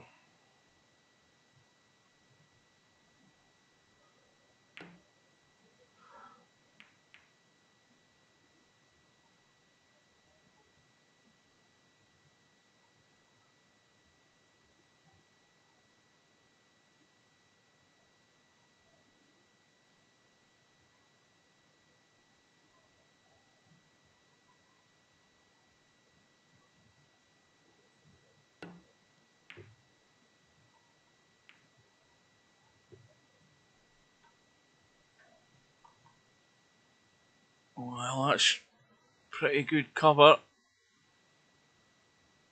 I think there's a, well, there looks like an edge of the 1-ball showing.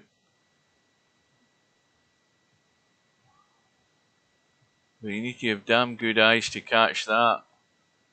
Spectre Dawn going down the deliberate foul rule, but it hasn't really got the 2-ball into the mix. So now he's asking for a possible attempt at the 3 fouls. LS3 is looking at what our options are. I mean, that 1-ball goes. Little nip back here for the 2 into that side pocket, but then you've got to nip back again for the 3, because the 3-ball's the one that's a problem. She's brushed through the other way, but well, up into the corner pocket will leave you a sight at the 3. But it's going to be a cut back on the 3 doing that. She's left it too tight to the rail. That needed to be out parallel with that 3-ball to make life a lot more comfortable than this.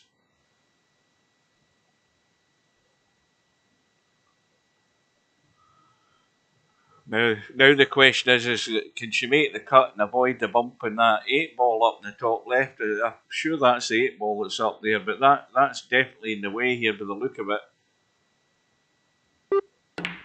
Yeah, she's dragged into the cue ball to avoid the hit in the 8, and at least she's given herself half a chance in the 4. So that wasn't a bad effort. because that 8 ball was definitely in the path of letting that cue ball run out. You were never going to get there. She's given herself half a chance.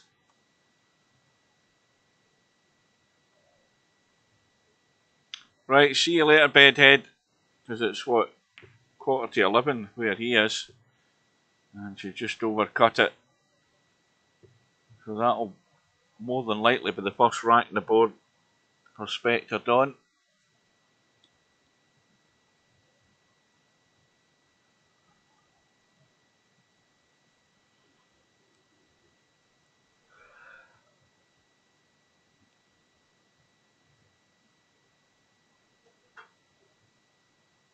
No, never a chance of that.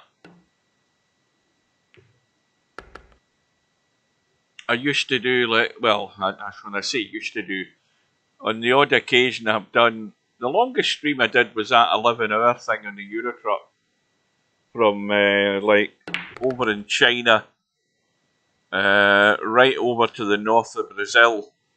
That was the longest trip I've ever done. That was torture, complete torture doing that. So the chances of me doing a 24-hour stream are zero. So get any notion or any idea of that out of your head.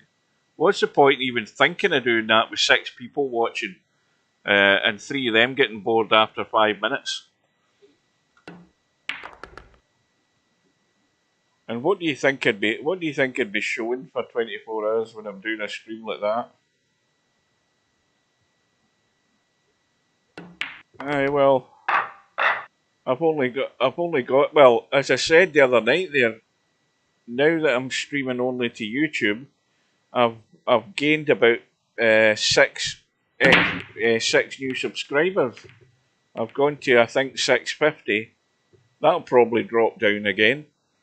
But you know, you see how far I'm still away from getting to 1,000.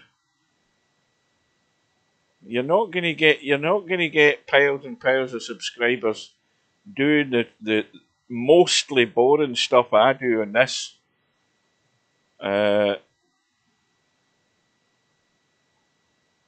a lot of people would either rather play real pool or watch professional pool on streams than watch a game, let alone have ever heard of virtual pool before.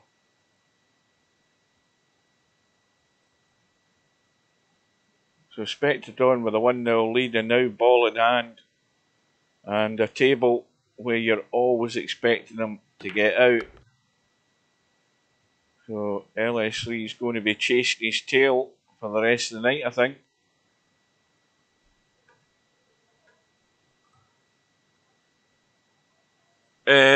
Well, I tell you something, Coldest Pillow. A year or two ago, maybe 2 or 3 years ago, was it? You had a guy on, there was a guy on Facebook was doing live streams. There was somebody on YouTube doing live streams, I think.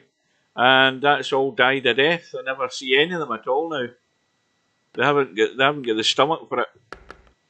But maybe they're people who were doing live streams thinking that they were going to get overnight.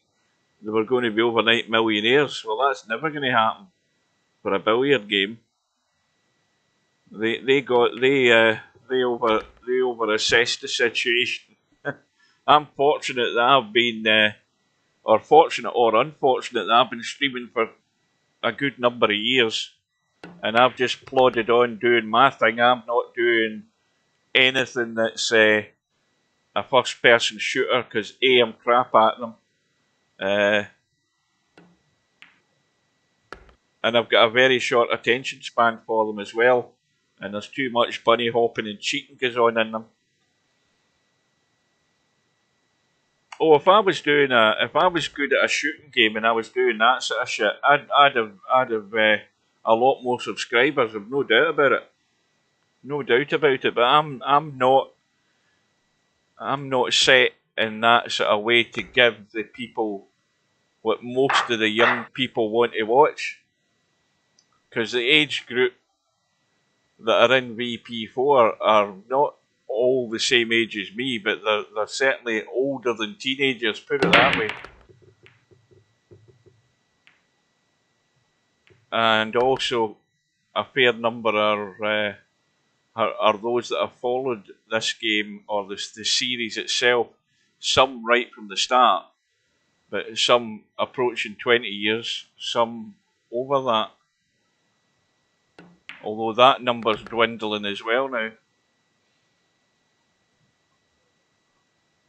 Yeah, if I wanted to be Mr. Popularity, I'd be doing all the jingo stuff. I would spend a lot of money in getting proper equipment, better quality mics, all of that shit. That's a heck of amount of investment if you don't have the subscribers in the first place and you don't have an income.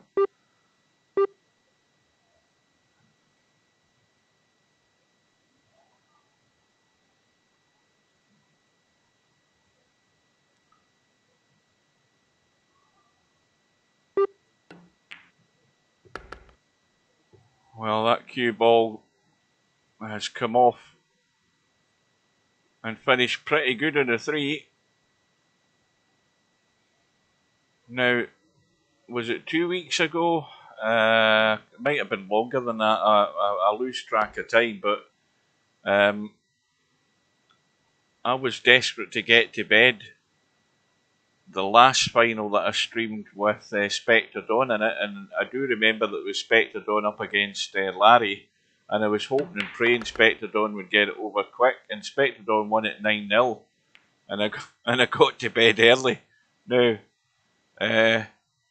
LS3 needs a wake-up call here, because it's looking very likely it's going to be 3-zip.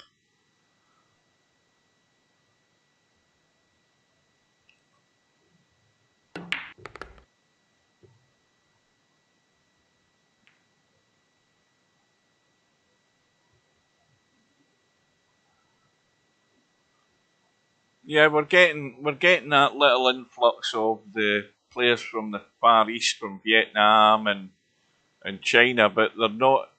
None of them really are wanting to part with money. They're quite happy with what they get as a free option in Virtual Pool 4.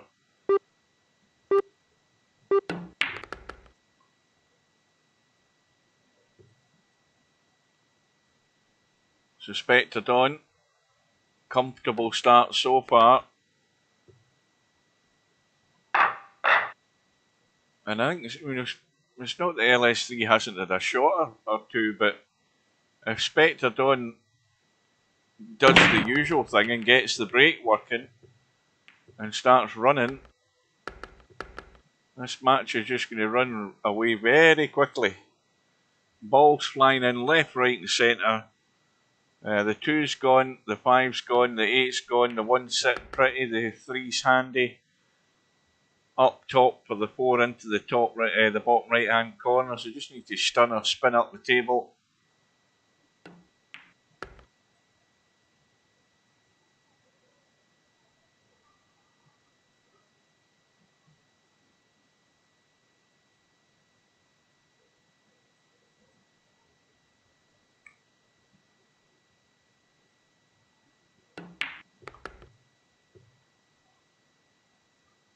And this is just what it's like in real life at the pro level.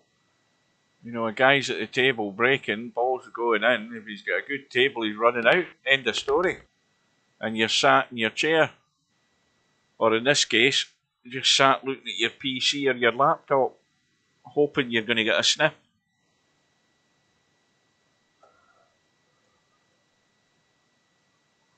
Well, I think he does a bit. Although he's never ever alluded to what it is. And whatever he has done, it's never really caught on. If you thought, I mean, we've got the odd 1 or 2 players from the Philippines come online, but they don't come on in droves.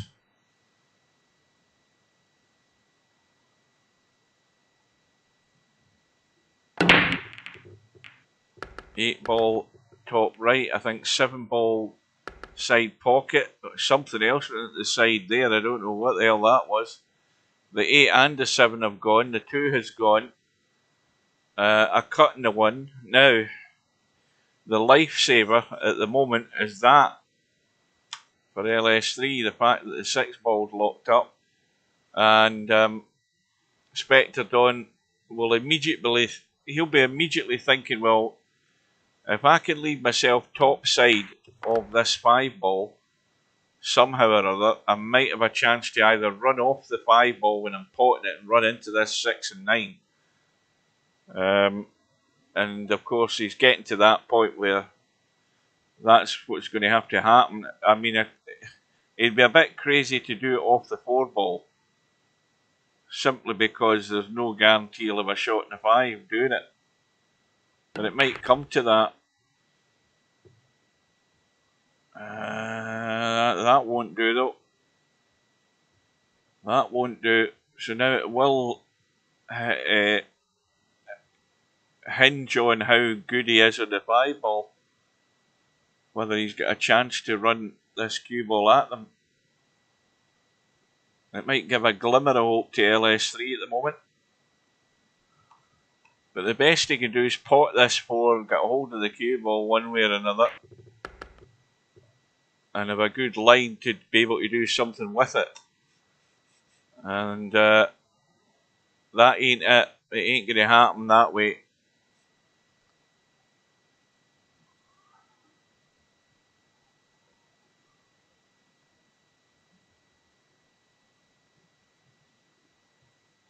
I mean, if you force it in and you stun and you spin it with right English, you're only going to end up spinning down here to the short side. So now it looks as if you're just going to chip it and duck for cover here. Yeah. He's just going to look for length on the cue ball here. And that's a very well played shot. I think he's left a wee edge. Well, more than a wee edge. So this has to be as fine as you can get it. And no more. But above all, you must get the length of the cue ball. Caught it too thick. Punched it off the rail. And it's 5-0.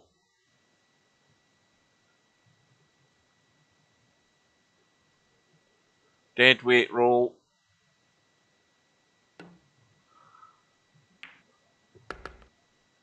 Well, we're at what, 9:55 British summertime.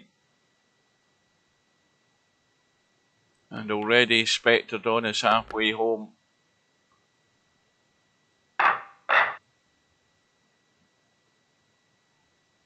Not Spectre Dawn, LS3 praying for a dry break and a shot.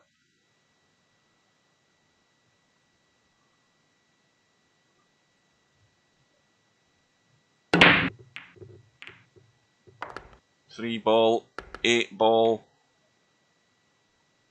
shot in the 1.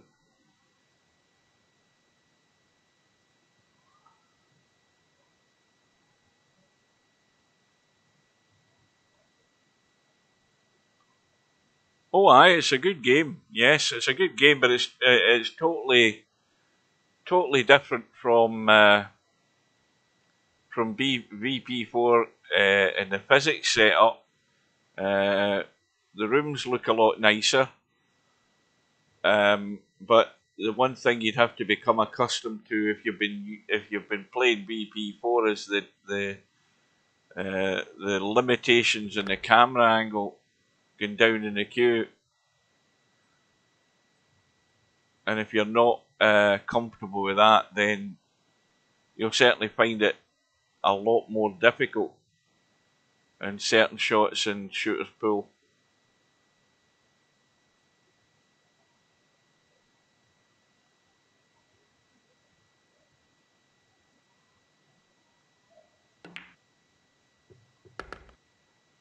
Now,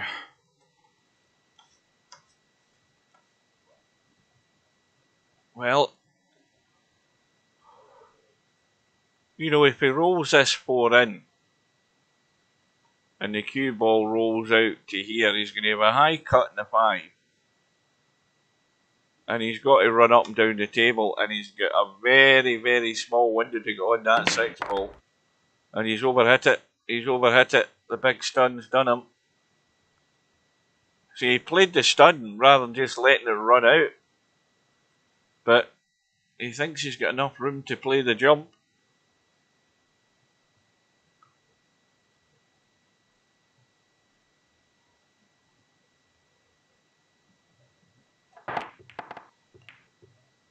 Oh, well, here's a lifeline that LS3's been waiting on.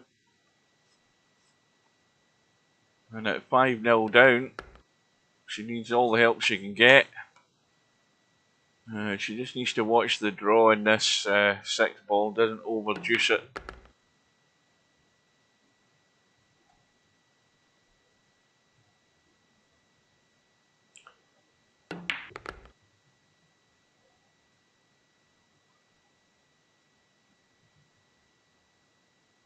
So LS3 is going to get herself into the game, but now, having been given that, she's now got to string racks together, and that's a big ask.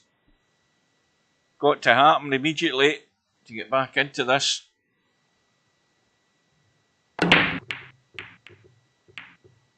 And the 7 goes in, but the cue ball's gone in the opposite pocket. Complete disaster. Just what you don't want, just when you've got off the mat, bang, in goes the cue ball, and again, you're looking at the table and you're thinking, well, this is the run to the finish line now for Spectre Dawn, starting with ball in hand. Everything available, nothing blocked anywhere, nothing you need to hit, other than just keep control of the cue ball, and the rest will take care of itself.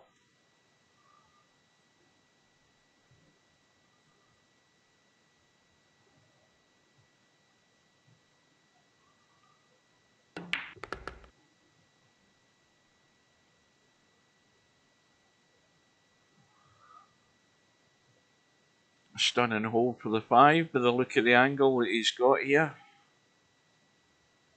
I think that is. Let's have a look. No, he's rolling through. I'm surprised he's rolling through.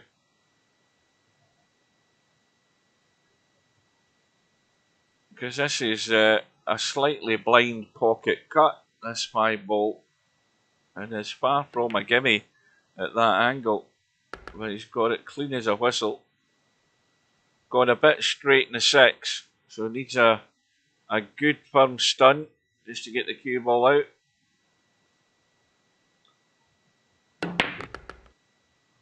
And that's perfect. So again, got the choice of what he does here. He can go forward and check it with right English. He can come around the back of the 9. You can do whatever you want.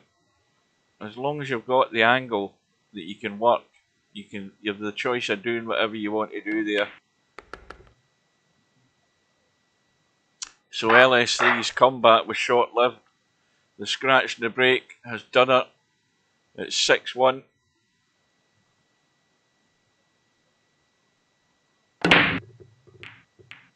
And the 6 ball has gone into the side.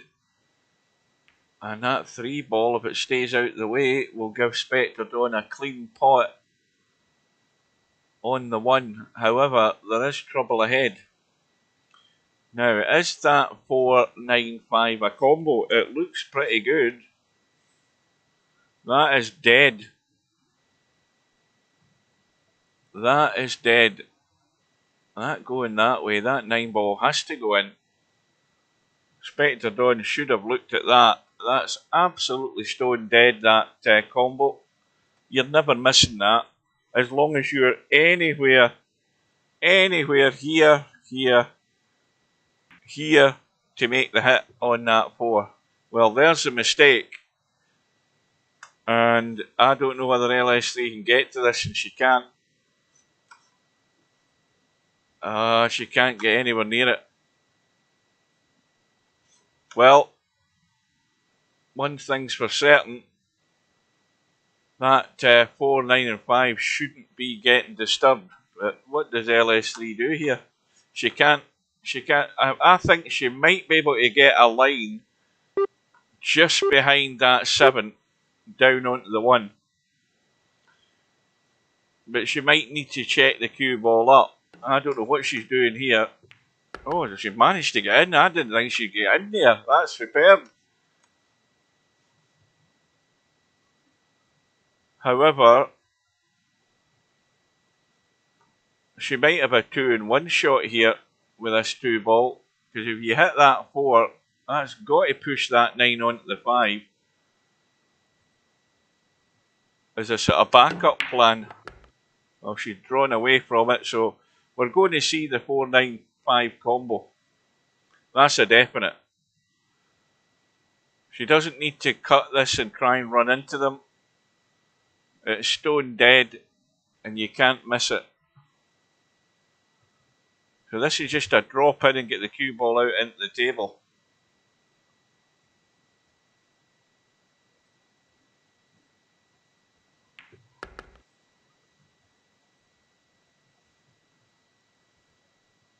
Nobody's ever missing this combo. It's just impossible to miss. It's completely set dead, and everything's opened up nice. Now you just got to nip this cue ball back a little touch with the 7.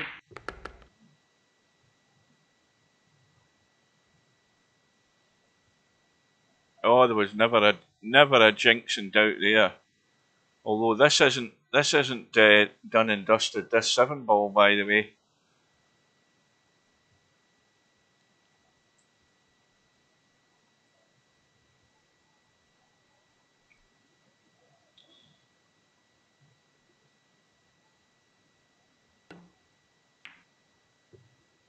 Oh dear, that's what happens. You just leave them at that dodgy angle, and you're asked a question.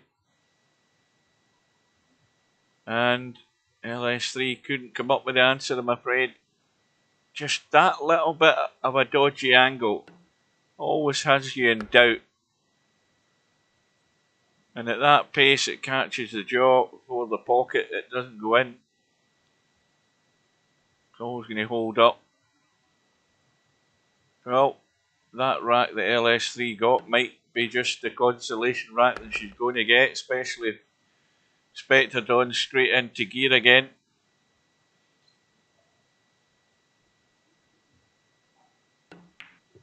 So, final reminder, folks, that there is a match on Sunday night. That round 4 match, I think it is, with Albinario and LS3 in the Virtual 9-Ball World Championships. That starts at 8:30 British Summer Time, so that's like 3:30 Eastern. And One Pocket Slim's going to be covering that on his Twitch channel. I'll watch a bit of it to start with, and then I'm off to bed. So Spectre Dawn with a 7 racks to 1 lead.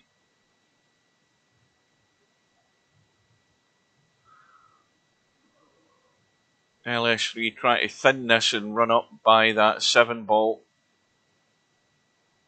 I think that's what she's trying. She's not really hit that. Okay, I mean it's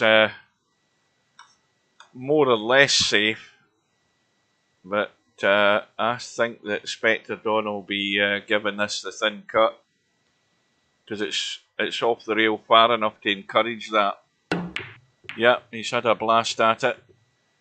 And where's the cue ball going? It might be going round the angles, and LS3's not got an easy start. Is that it? Is it finished for the night? 14:10. Must be about finished.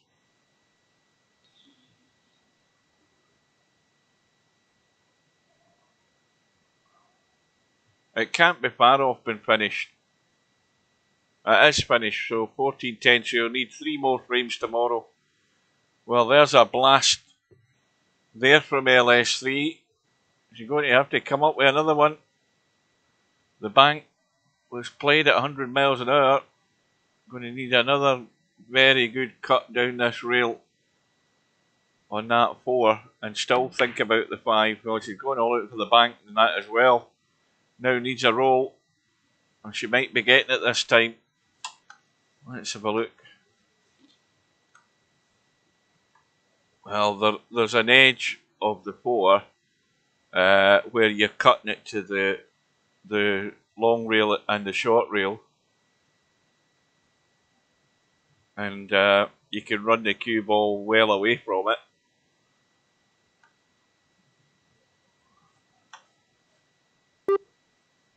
Does he think he can get enough to pot that? I think you're obviously overcutting it to the rail to go at the short rail and try and run to the long grass. It looks like that from here.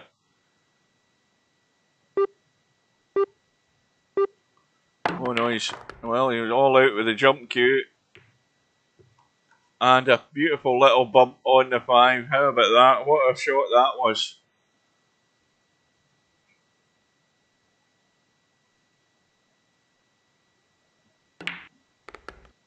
I thought he was thinking he could cut it in, but then I just saw him changing to the jump cue.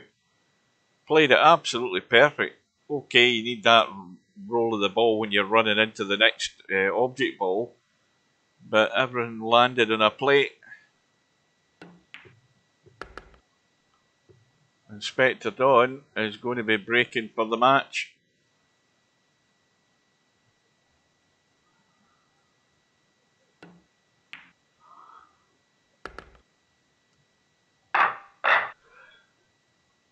So it is just on 10 minutes past 10, and I'm going to get to bed soon enough, I think. Hopefully in the next 5 minutes. And just as I say that, Spectre Dawn's come up dry. But LS3's got no shot again. That 3 ball just gets itself in the way. There would have been a cut in the 1 on, but that has very quickly been stifled.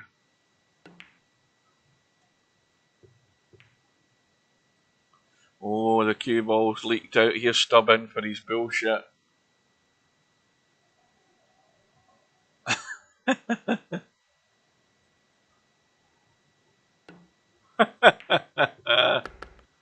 Right, well, this is the beginning of the end for LS3, I think, because they've all got a pocket.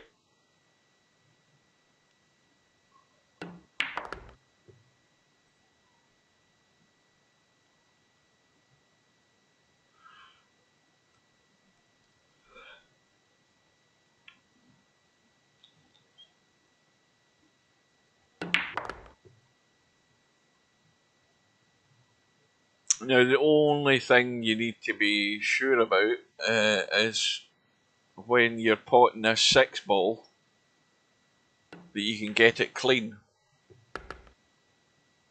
Because the less that you interfere with the 9 ball and start moving it, the less likely you have of the cue ball ending up doing something funny.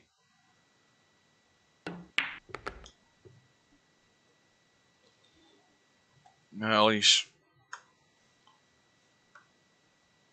I think he's going to catch the back end of this 9 ball. I mean, if you hit it thin, you just really want to come out and have a shot in the 7 into the side. I think he might be able to. He might. It's touch and go whether he can get this clean and avoid everything tonight. Yeah, he has avoided it. That's perfect. So that is it. It is all over, bar the shouting. Just a drop in the 7, kill the cue ball, roll the 8 down, roll the 9 up, and a very, very convincing win once again for Spectre Dawn and Friday Night 9 ball. Let's be honest, LS3 can't complain. She's hardly the sniff. That's the way it goes. It's not as if it's been a whole load of disasters by LS3. She's not had a chance. So Spectre Dawn wins yet another Friday Night 9 ball, and that is it. So it's been a long session since before 6 o'clock tonight, well over 4 hours. Well done to the winners tonight. Well done to Spectre Dawn. Thanks everybody for watching, I will be back soon. When that will be, I do not know. Depending what matches go on the bracket. We're running out of matches, but the next one will be the one with LS3 and Spectre Dawn in that virtual 9-ball World Championship match on Sunday at 8:30 BST. So till we meet again, I'll bid you good night. Take care. Thanks for joining us, and we'll see you again soon.